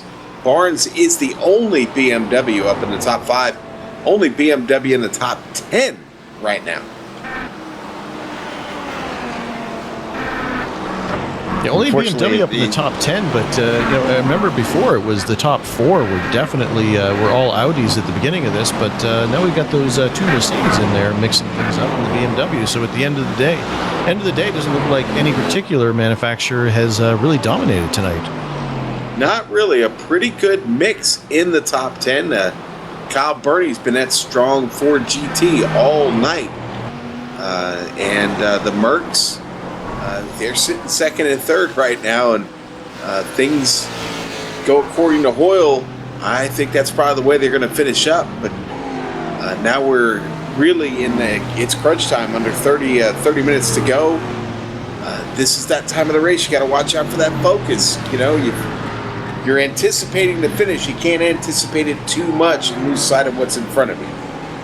Yeah, absolutely. I mean, and the fact that these guys don't have another pit stop, like everybody has completed their final pit stop, so you're not going to get that little bit of a break. I mean, it might not seem like much, but going down pit lane at that slow speed where you don't have to be, have your reflexes and your concentration, at that heightened state, it does give you that break. And because it's so long to get down pit road, I mean, it's a fair bit of a break where you can have a big old blink of the eyeballs and not hit anything. Well, guys, I got a little bit of word from the stewards as far as what's happening with David Williams. And get out your favorite gossip magazine, because I think there might be a little bit of credence to some of our theories earlier about what happened between Pence and Williams through Blanchimont and him cutting him off, because they are going to talk to both of them post-race. So apparently there might not be the greatest of feelings between those two drivers right now. Sounds like a little trip to the hauler for a discussion. Yeah, the old Oval Office at the end of the race. I've been in that office before, and it's not very big. Whoa! And who is that spinning on screen? Is that Mark Herzog? Haven't shown a whole lot of him. He was spinning and just continued to spin there by the looks of it until he was going the right way. At the same moment you were calling that, I thought you were calling the one I was watching, and that was Marcus Armstrong back in 41st. He had a really scary moment in the bus stop. He just had another bad moment in La Source, but he's still on track. And talking about concentration, I mean, Blake Reynolds, our second place driver here, he just came up through Eau Rouge there and was full two wheels on the grass there for a good section there. So lucky that he didn't lose control of the car there, but that just seemed like a little bit of a mental lapse there from racing for so long. I just said it a moment ago, keeping that focus all the way to the end, and you got to keep it for just about 25 more minutes.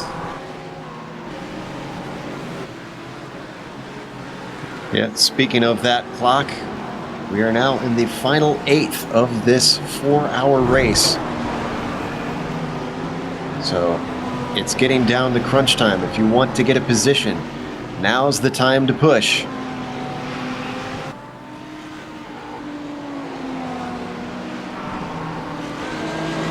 And speaking of cars going off, Mark Redeker back in 37 position. Looks like he was just off and building some sand castles off the side of the track there. No harm, no foul, though.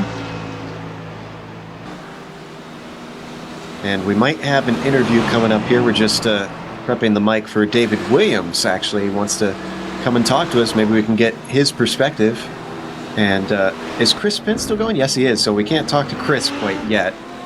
But let's just get David Williams in here. And as we pull him in, let's just remind David that we are live and we need to watch our language. And apparently he can't hear us right now. There we go. Oh, now he can hear us. All right. So, David. Hey, David. Oh, an audience can't hear him right now. So, if our director can get him unmuted.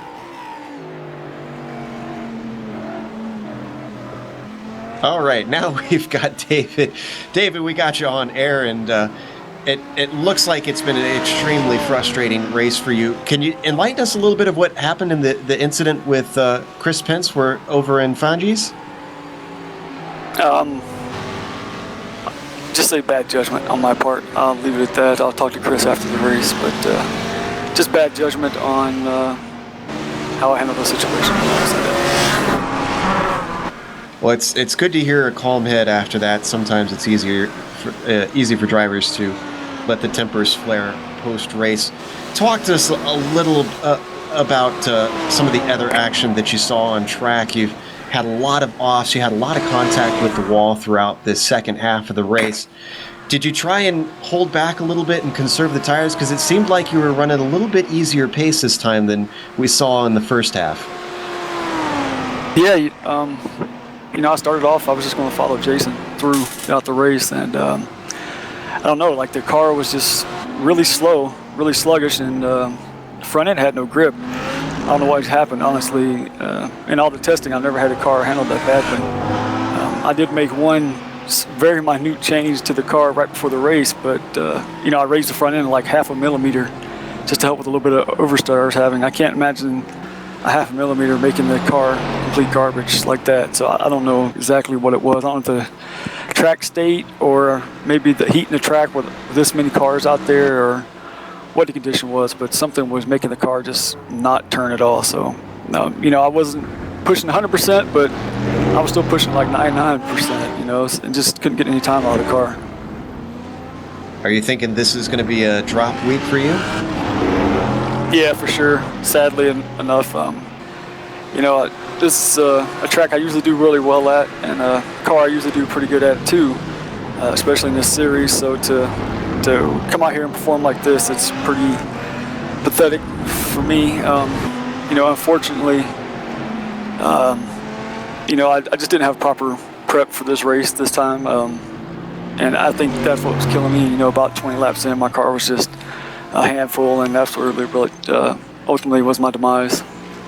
It's just a shame to see, but you've been doing much more decently in the oval round, so maybe you'll have a chance to prove yourself in those, keep those from being your drop weeks as well later in the season. Before we let you go and get back to the racing, the $1 million question, was that a rage quit in the no-name corner? Oh yeah, for sure, man. I haven't been this frustrated with myself driving a car in a very, very long time, man. Stupid mistakes after stupid mistakes on my part. It's just frustration on my part is what you saw there. I'm just like, you know what? If I'm going to bang it up and have to pit it, I'm just going to dent in both sides. All right. Well, again, commiseration. Sorry your race went as badly as it did. Hopefully we'll see you back at Bristol and fighting hard. All right, man. Thanks, Joe. Take care. As David Williams, one of our championship contenders here in the Pacific Majors, having an absolutely no good day out there on track. Meanwhile, on screen we're watching Brett Trocine and Wayne Hutchinson, and this is a battle for position. Yeah, there's actually still several of those going on out there, and Trocine working on him, trying to get a run. Up Kemmel. Here we go into Lacombe. Oh, and Trocine gonna get that advantage. Nicely done. And in a BMW, no less. Yeah, and that is a bit of a surprise. He was able to power past that Mercedes and put the move on him. Now down to 20 minutes left to go on the clock. The gap between Fleischle and Reynolds has come down. It is about 30 seconds, but that's through pit strategy. And of course, Bird still holding on to that third position. I think this may be legit. I think that he is good to go to the end here. If he's not able, it'll be Brian Bennett in fourth, who's able to inherit it from him. Oh, and Kyle Burning has another spin. He had made such a good recovery from that earlier incident and up into his 7th position, although I think he had enough of a gap that I think he'll be okay here.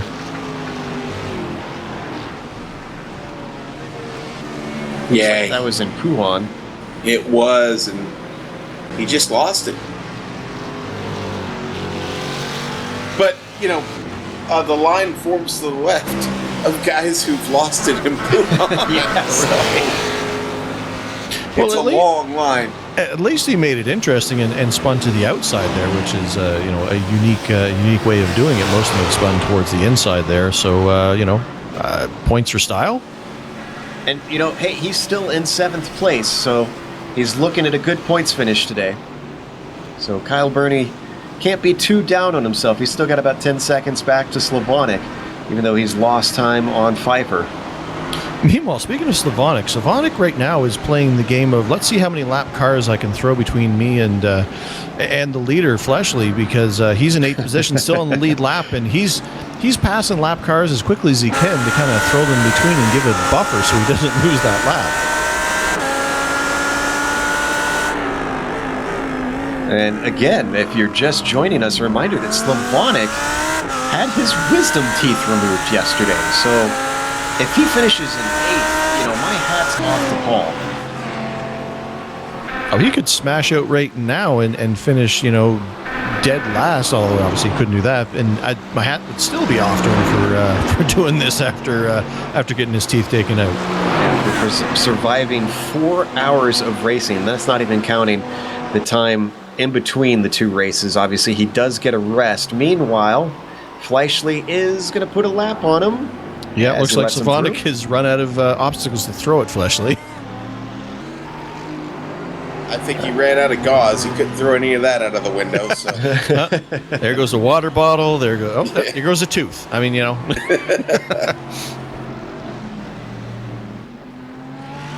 Boy, what a drive by Fleischle tonight. He's. It ain't over yet, though. Yeah, it's not over yet. Oh, it's not. It's not indeed. But up to this point, he is. He's really been the class of the field. That car has just been really, really hooked up well this evening, and. Even late into the race, almost over here, the trip through Puhan, just perfect. He's really in command. He started on pole position. He's had speed in the lead up to this race during all the practice sessions. He has really put his heart and soul into this championship. He's been leading the points for most of the way, just like he's been leading most of this race. And you know what I have to say? You mentioned about him just being really steady. I think we're seeing a budding endurance driver out of Jason Fleischle right now. We've seen him really just pace himself the entire time, which is a great sign of a driver that has to know how to do long runs and handle the pressure that he's had from David Williams earlier on. Well, if he wants to keep endurance racing, he's still got several great chances this year to get it done on iRacing, that's for sure. I tell you, the real test is going to be when we go to Bathurst in the V8 Supercar. If you can endurance race in that thing, whew. Endurance racing that thing, I can't even get a lap around that thing just once. I mean, the heck with actually doing it for hours and hours. Bathurst definitely takes its special bit of practice there to get it right. Meanwhile, as I say, Bathurst is just kind of like they designed a track and said, hey, you know what? Let's just head straight downhill and put concrete walls on either side of you. Good luck to you. Well, meanwhile, Blake Reynolds is putting a lap on Mike Franklin on screen. Easy for me to say. Of all the names for me to have trouble with. And he has been holding down second place for quite a while now. Blake, obviously, winner at the last round at the Brickyard. And, Blake Reynolds has got, he's got teammates in front of him. Ethan Moore and Nick Hunt right up there in front of Blake. I'm not sure that they can help him too much at this point. He's got no one to challenge behind him, so he doesn't really need a pick of any sort. Somebody better stop and get a screenshot for those guys when they all three of them get together here. But I mean, talking about Blake Reynolds here, I mean, as dominant as Fleischle's been, I mean, here we are almost to the 4 hour mark here, and Reynolds is only 26 and a half seconds back. I mean, that's still amazing of a drive considering how dominant that Fleischle's been. Yeah, I'd be curious to know, on average per lap, what would that be, how many tenths that would be slower than him, because it can't be much. There's 64 laps into this race.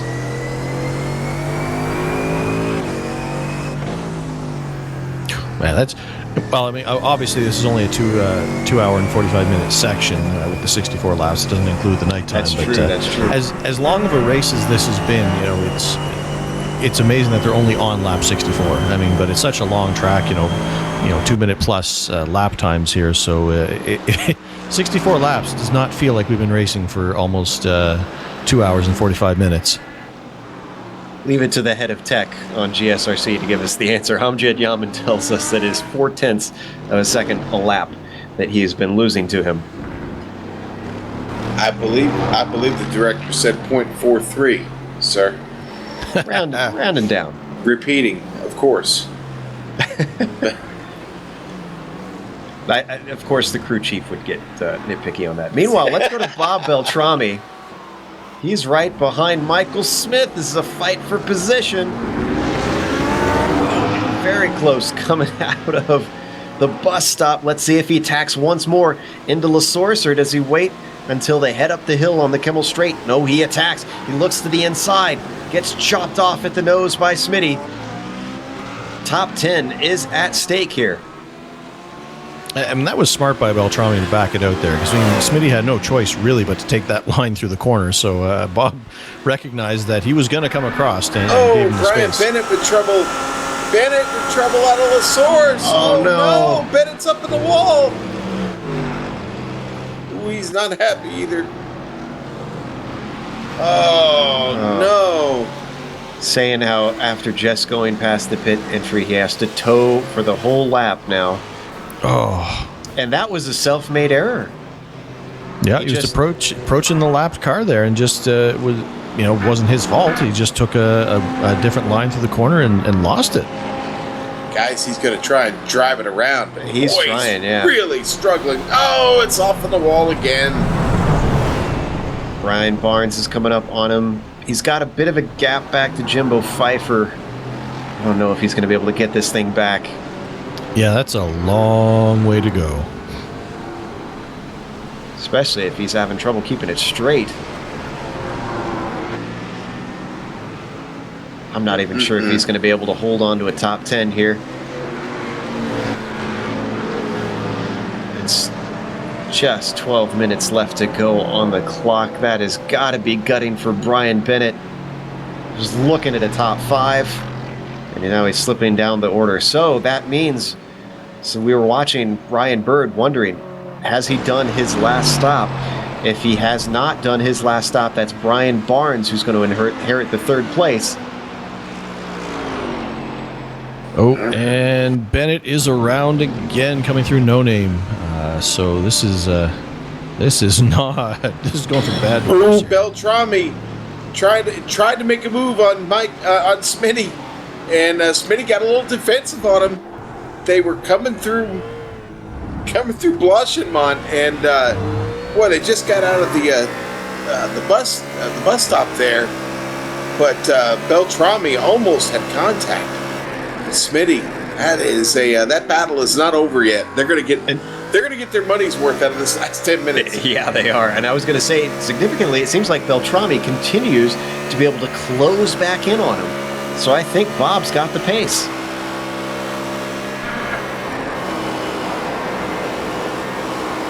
Yes, Smitty. Again, not Smitty, but Bob has done a really good job of hanging around out here in the top 10 this evening, and there's 10th place right in front of him. Let's stay on this battle, but just an update. Brian Bennett is now coming around Stabilo. He's still wobbling around trying to keep the car straight. He's slipped down to 6th now. We're right on board with Smitty looking back as the accordion effect brings in the salami through Ravage, poking and prodding, seeing if you can find a way by in these final 10 minutes.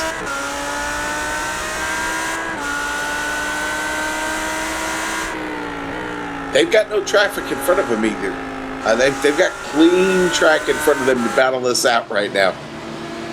Well, the good news for Brian Bennett fans is he's able to reach the pits here. Now, the question is, can he actually get it through this narrow entry and then around the hairpin? Yeah, I wonder, that had to have been quicker than taking the tow. It had to have been. I don't know. It almost seems kind of marginal at this point. That was a pretty long lap. In fact, let me see just how long it was. Oh, it's not going to show me because he went into the pits. Yeah, I was about to say, it hadn't popped up on mine yet either, so. I was going to say, it was so long that it's just showing as dots. Bob Beltrami still trying to pull this move off. Takes a look here at the bus stop. Not quite close enough this time. No. And unfortunately, he compromises his exit out of the bus stop here. to Smitty's credit, I mean, he got a really, really nice run through the bus stop there. And remember, he's in a BMW while Smitty is in an Audi. Two very different cars when it comes to handling. What? That's been one of the more impressive things about what Beltrami's been able to do. That BMW is not the Audi. The Audi should. Sorry, it's gonna get interesting because guess who came out just behind them? Brian Bennett, and we know he's got the pace. Yeah. Now, I thought that if you were going to take a new car, there was at least some sort of delay. He stopped for literally half a second and got a new car and was back out on track. It's that quick pit crew just wheeled the car out, and I guess they lifted him in the other car physically. I'm thinking there's some sort of teleporter going on. Yeah, that's probably what it was. 7 minutes left, and here we've got our closest battle up at the top of the field for 10th place. It's 9th place now, actually. Beltrami in the green and white machine. Smitty in the Red Bull machine. Smitty, one of the Alliance racers, continually putting in points for that constructor. Well, I keep thinking Bob's going to get him. I really do. He's very close. I think Bob's, I mean, we're watching Bob about to get him, but I mean, if Bennett gets into this mix and there is time for him to do it, that could make this this a whole different story as Bob goes on the outside. Oh! A mistake from Smitty opens up the door. Did he get loose through that corner? Take a little bit too much curb on the inside, maybe? Or did he let him through? No, I think he got a little bit too much curb. Let's look at it on the replay here. Yep.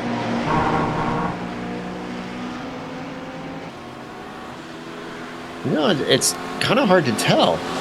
Yeah, I really didn't see him get out of sorts at all. It just looked like he... Oh, no, he did let him by. Smitty is into the pits. He has one more stop to go with 5 minutes from the end.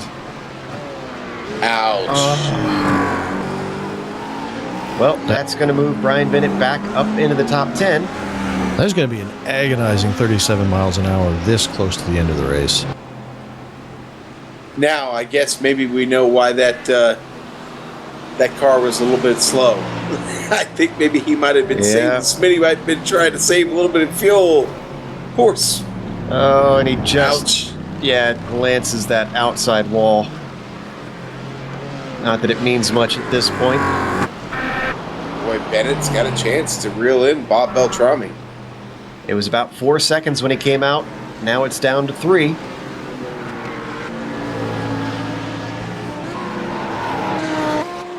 The question's going to be whether or not he can do it without overdriving the car, because you know he's a little bit upset behind the wheel at himself for making that mistake. So that makes it a lot easier to overdrive a corner when you're pushing a little bit too hard. Well, we're down under 5 minutes to go, and in case you were wondering, we do have a leader. His name is Jason Fleischle. We haven't got to see a whole lot of him here in the latter half of the race as he continues to put a lap on Chris Beck.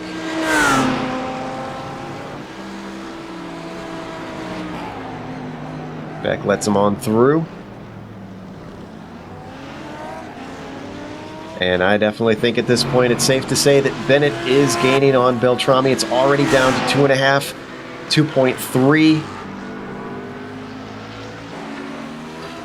I think he's going to catch him, but the question is, with only 4 minutes left, can he pass him? Because we know that Bob's probably not going to make it easy. We know Bob is really good at being defensive, so once he gets there, it'll be curious to see what happens. Well, Bob's definitely given everything he's got, getting everything out of that BMW he can. He knows, he sees him back there in the mirror. Bob having to get around some traffic here. Chris Pence right in front of him. Caught him at a bad time. Ooh, absolutely. Oh, man, look how much Bennett closed up on Bob right there. Ooh. Beltrami having to bob and weave around traffic, and unfortunately costing him time. Here comes Bennett down into La Source. It's now down to a second, looking for that 9th place, recovering what he can after looking at a potential podium earlier on. Bob didn't get a good enough exit there off of La Source. Just not good enough. Makes it through Eau Rouge. Okay. Ooh, man. Oh, but remember, he's in that BMW, and the top speed is terrible in this kart. Here comes the Audi of Bennett closing in. Is he going to get it done? Looks to the inside. And it's clean.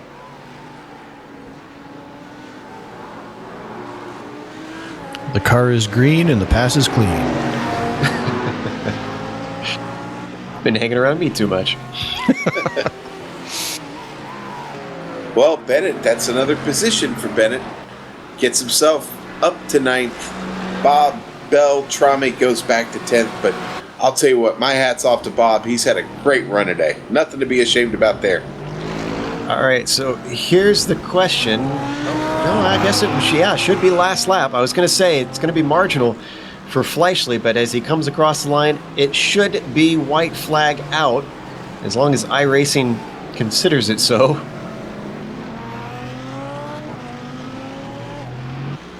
So one more to go after 4 hours of racing for Jason Fleischle. He's got a 35-second lead, doesn't have a full lap, so he still has to bring it home here.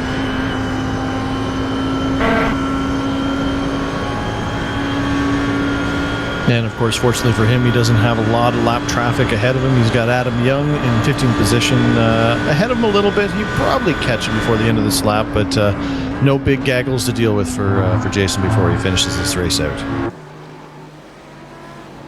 Well, Jason started the season with a win, and he only lost the championship lead briefly. It's been 8 rounds, though, since he's been up at the top of the podium. Been looking for it, been trying.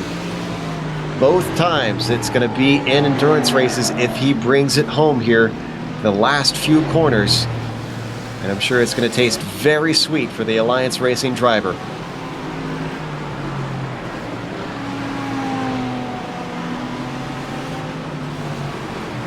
And as we watch him, Blake Reynolds currently holding down that second position, showing that he can not only race hard and race fast on ovals, but he can do it on the road courses as well. Ryan Bird rounding out that podium. He's only 10 seconds back from Reynolds, but unless there's a big mistake from Blake, I don't think that Ryan's going to be moving up a spot.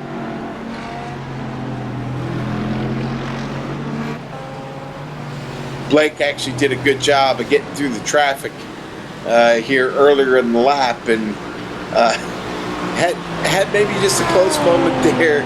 Certainly with 2 laps, or on the last lap of the race, you don't want to have something unfortunate happen. He got around gingerly. All right, from here, I think it's safe to say that Jason could coast to the finish and still take the win. He comes around the bus stop, final corner. Second win of the season for Jason Fleischle in the Volt Vapes Pacific Majors.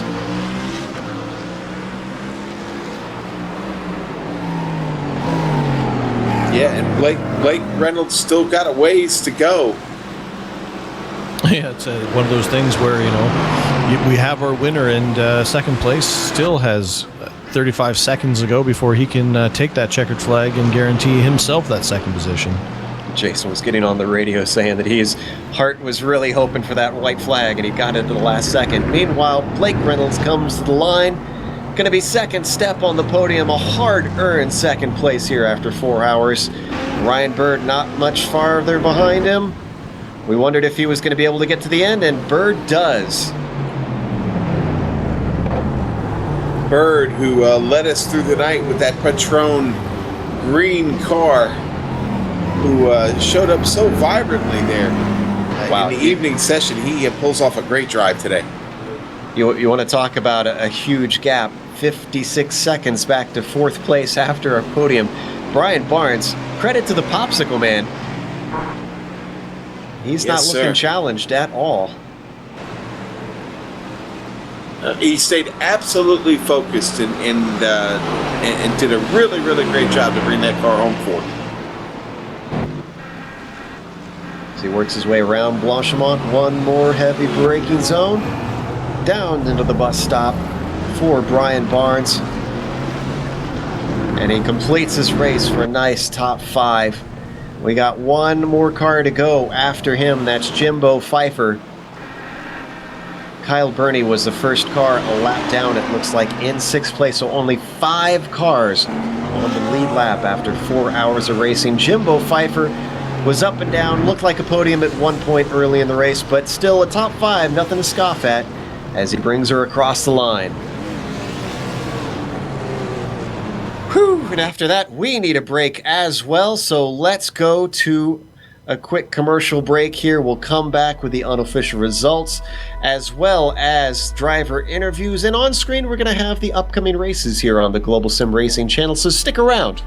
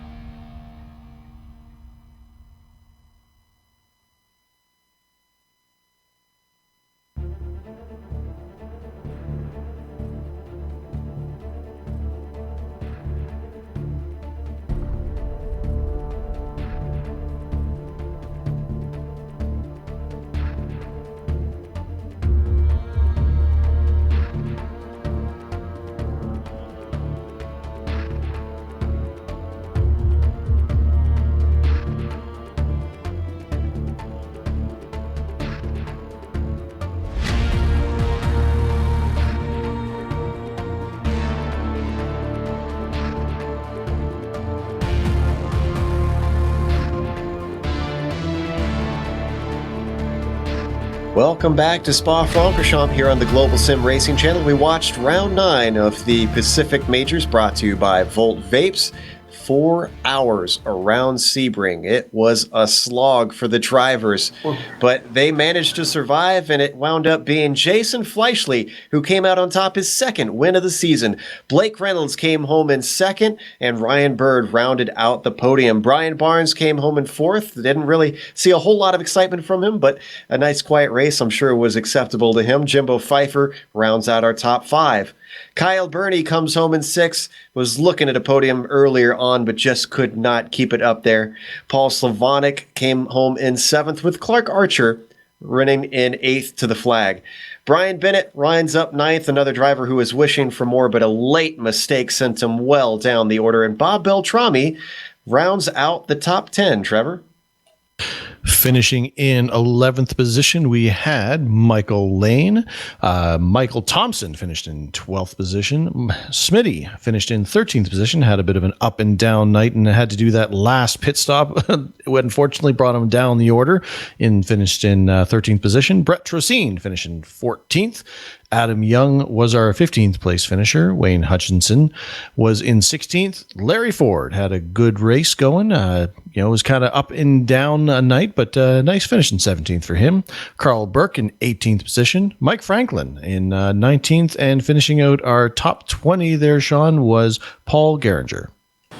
All right, and then 21st, we had Chris Pence, Stephen Paulson, 22nd, Rob Gall, 23rd, Chris Beck, 24th, Andy Kennedy, 25th, 26th, Tom Dreiling, 27th, Mark Herzog, 28th, Nick Hunt, 29th, Aaron Stowe, and 30th, Ray Partridge. 31st was Robert Pretis. Actually, nice job by Robert. Remember, we saw him getting lapped a lot, but he just kept plugging away and wounds up in the 31st position. Not too bad. Matt Gelder behind him in 32nd, then Ethan Moore in 33rd. Mark Redeker in 34th, followed by Richie Hearn. Bad day for him in the 35th position. Gary Nichols in 36th, with Seth Albert in 37th. Christopher Sherburne comes home 38th. David Williams, another driver with a disappointing finish, in 39th. Taft Baldwin in 40th. Rounding out the field, you have Marcus Armstrong in 41st. David Freeboth in 42nd. Jack Johnson in 43rd. William Fletcher 44th. Dee Palmer 45th. And Jared Morgan in dead last with 46th position. We have some interviews to do. First up, let's talk to our winner of tonight, Jason Fleischle. It's been quite a while between wins for Jason, but let's pull him into the booth and talk to him about what it was like here in the daylight today, now that we got to talk to him after the nighttime. Jason, you had some pressure early on from David, but after he spun, it seemed like it was clear sailing. Did you have much to focus on? Yeah, just, not doing the same thing myself for 4 more hours or 2 more hours, whatever it was. Well, you certainly made it look easy at the end, and it seemed like, just like the first time, you were really pacing yourself. Was that the case again for these last 2 hours and 45 minutes? It's one of the secrets to endurance racing. Just take it to about 90-95% and stay there and ride it. Well, it certainly served you well. I don't think we ever saw you put a foot wrong throughout this race. This is your second win, and once again an endurance race, so you definitely seem to be a little bit of a specialist in this series. And good news for you, all of your championship rivals nearby have had horrible finishes today. Are you looking more and more hopeful about taking the Mario Andretti Drivers' Championship when the season's over? Well, that's what it's all about, and I did notice that. So this win turns out to be just huge for the championship, just huge. And we've got 3 difficult events that we didn't run last year and aren't run very often. So the V8 Supercars coming up, super late model. I'm going to need help with that one because I've never turned a single lap in that car. Actually, either one of those. I've never turned a single lap in the V8 Supercar either. So both of those are going to be educational. I'll have my work cut out for me just to get a good showing. Yeah, certainly pushes your diversity in this series, and you're showing that you've got that diversity with lots of top fives and podium finishes in just about every discipline we've seen out there. So again, awesome job, Jason. It's a well-run race. Even though you didn't have anybody challenge you at the end, you certainly proved that you were worth it, holding off David Williams through much of early the race. Well done. Oh, yeah, thank you. And really happy to see Brian Barnes get fourth after I got into him a little bit at the Brickyard 400, and I helped him out and gave him a couple of baseline setups that he could pick from to run this race. So I'm happy to see him in the top 5. It's very gentlemanly of you to do. That was Jason Fleischle, our winner here today at the Spa 4 Hours. Next up, I believe we're going to have Trevor talk to we have our second place finisher, Blake Reynolds. Yes, we do. So Trevor has caught up with Blake. Hey, Blake, it's Trevor up here in the booth. You got a copy? Yes, sir. So a second place finish, and you know what? You had a bit of an up and down night. You started this section, or morning, I guess, and you started this section in 13th position. So while Jason kind of had a little bit of an easy go and just had to worry about concentration, you had to pass a lot of cars to get up to second position. So first off, congratulations, and how'd the race feel for you? Well, thanks. Really tired, so I'm trying my best here. Yeah, the race was really hard, because, you're just thinking about pushing the entire time, and I was so far back. In the night race, I started 32nd. It was, and then I got up to like 9th, and I bended a little bit there in Blanchimont, but, I think I recovered pretty well, got myself on the lead lap, able to start up front with the leaders there at the beginning of the morning race.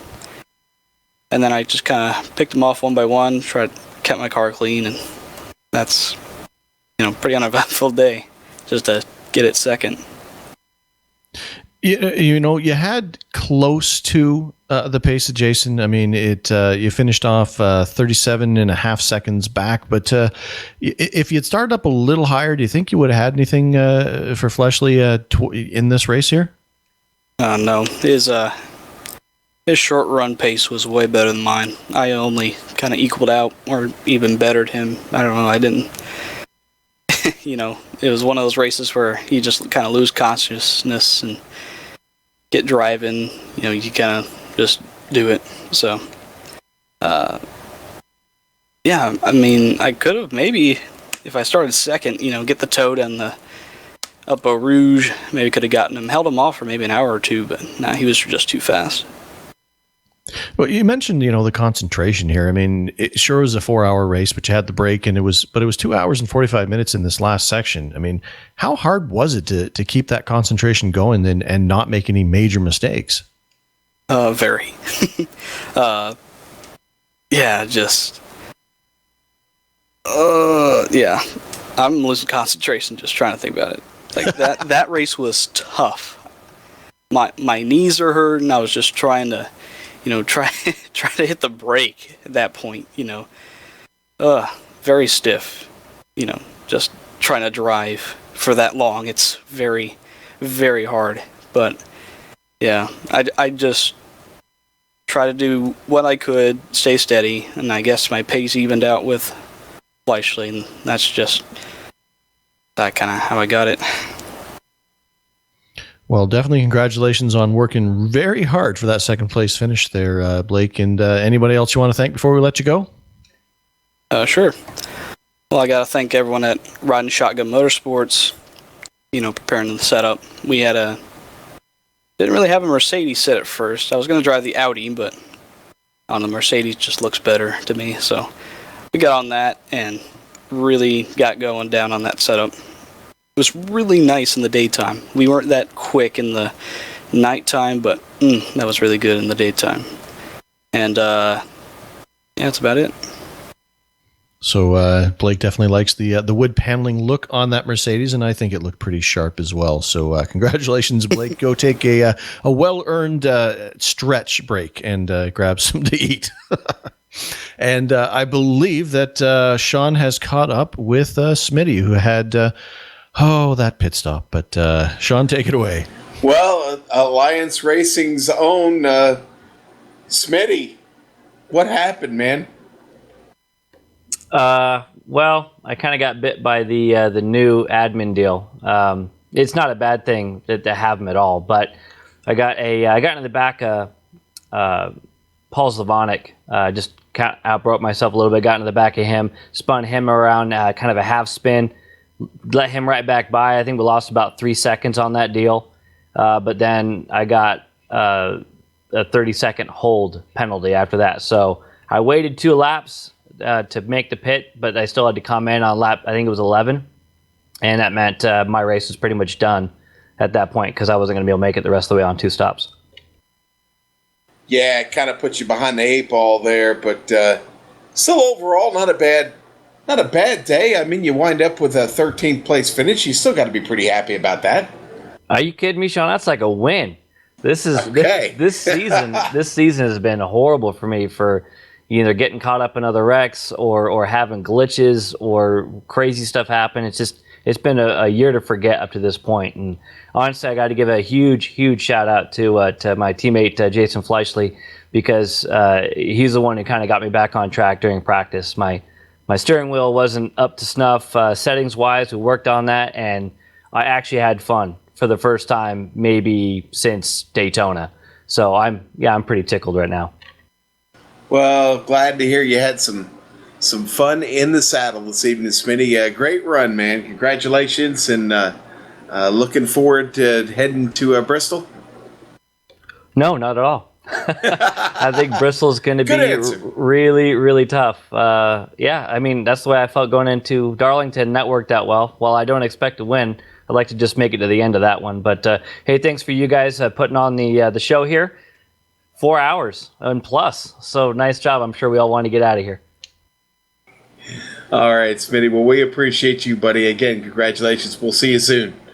That was Michael Smith, our boy Smitty. Great run by him tonight, Joe. Yeah, 13th position. Obviously, he's happy considering all the hard times that he's had this season. Just not had any luck out there, it seems like.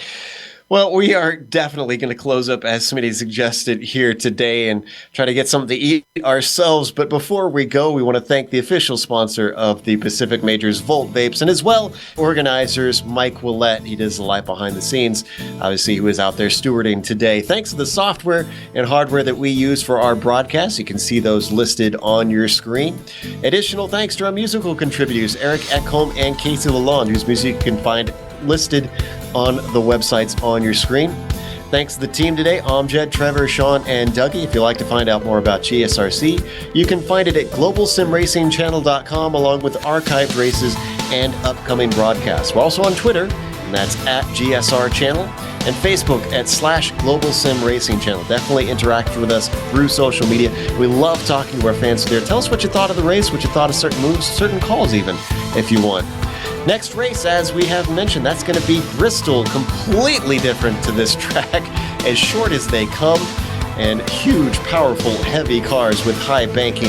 That'll be Sunday, August 21st at 8:45 p.m. Eastern. And man, 500 laps around Bristol. That is going to be an interesting one as well.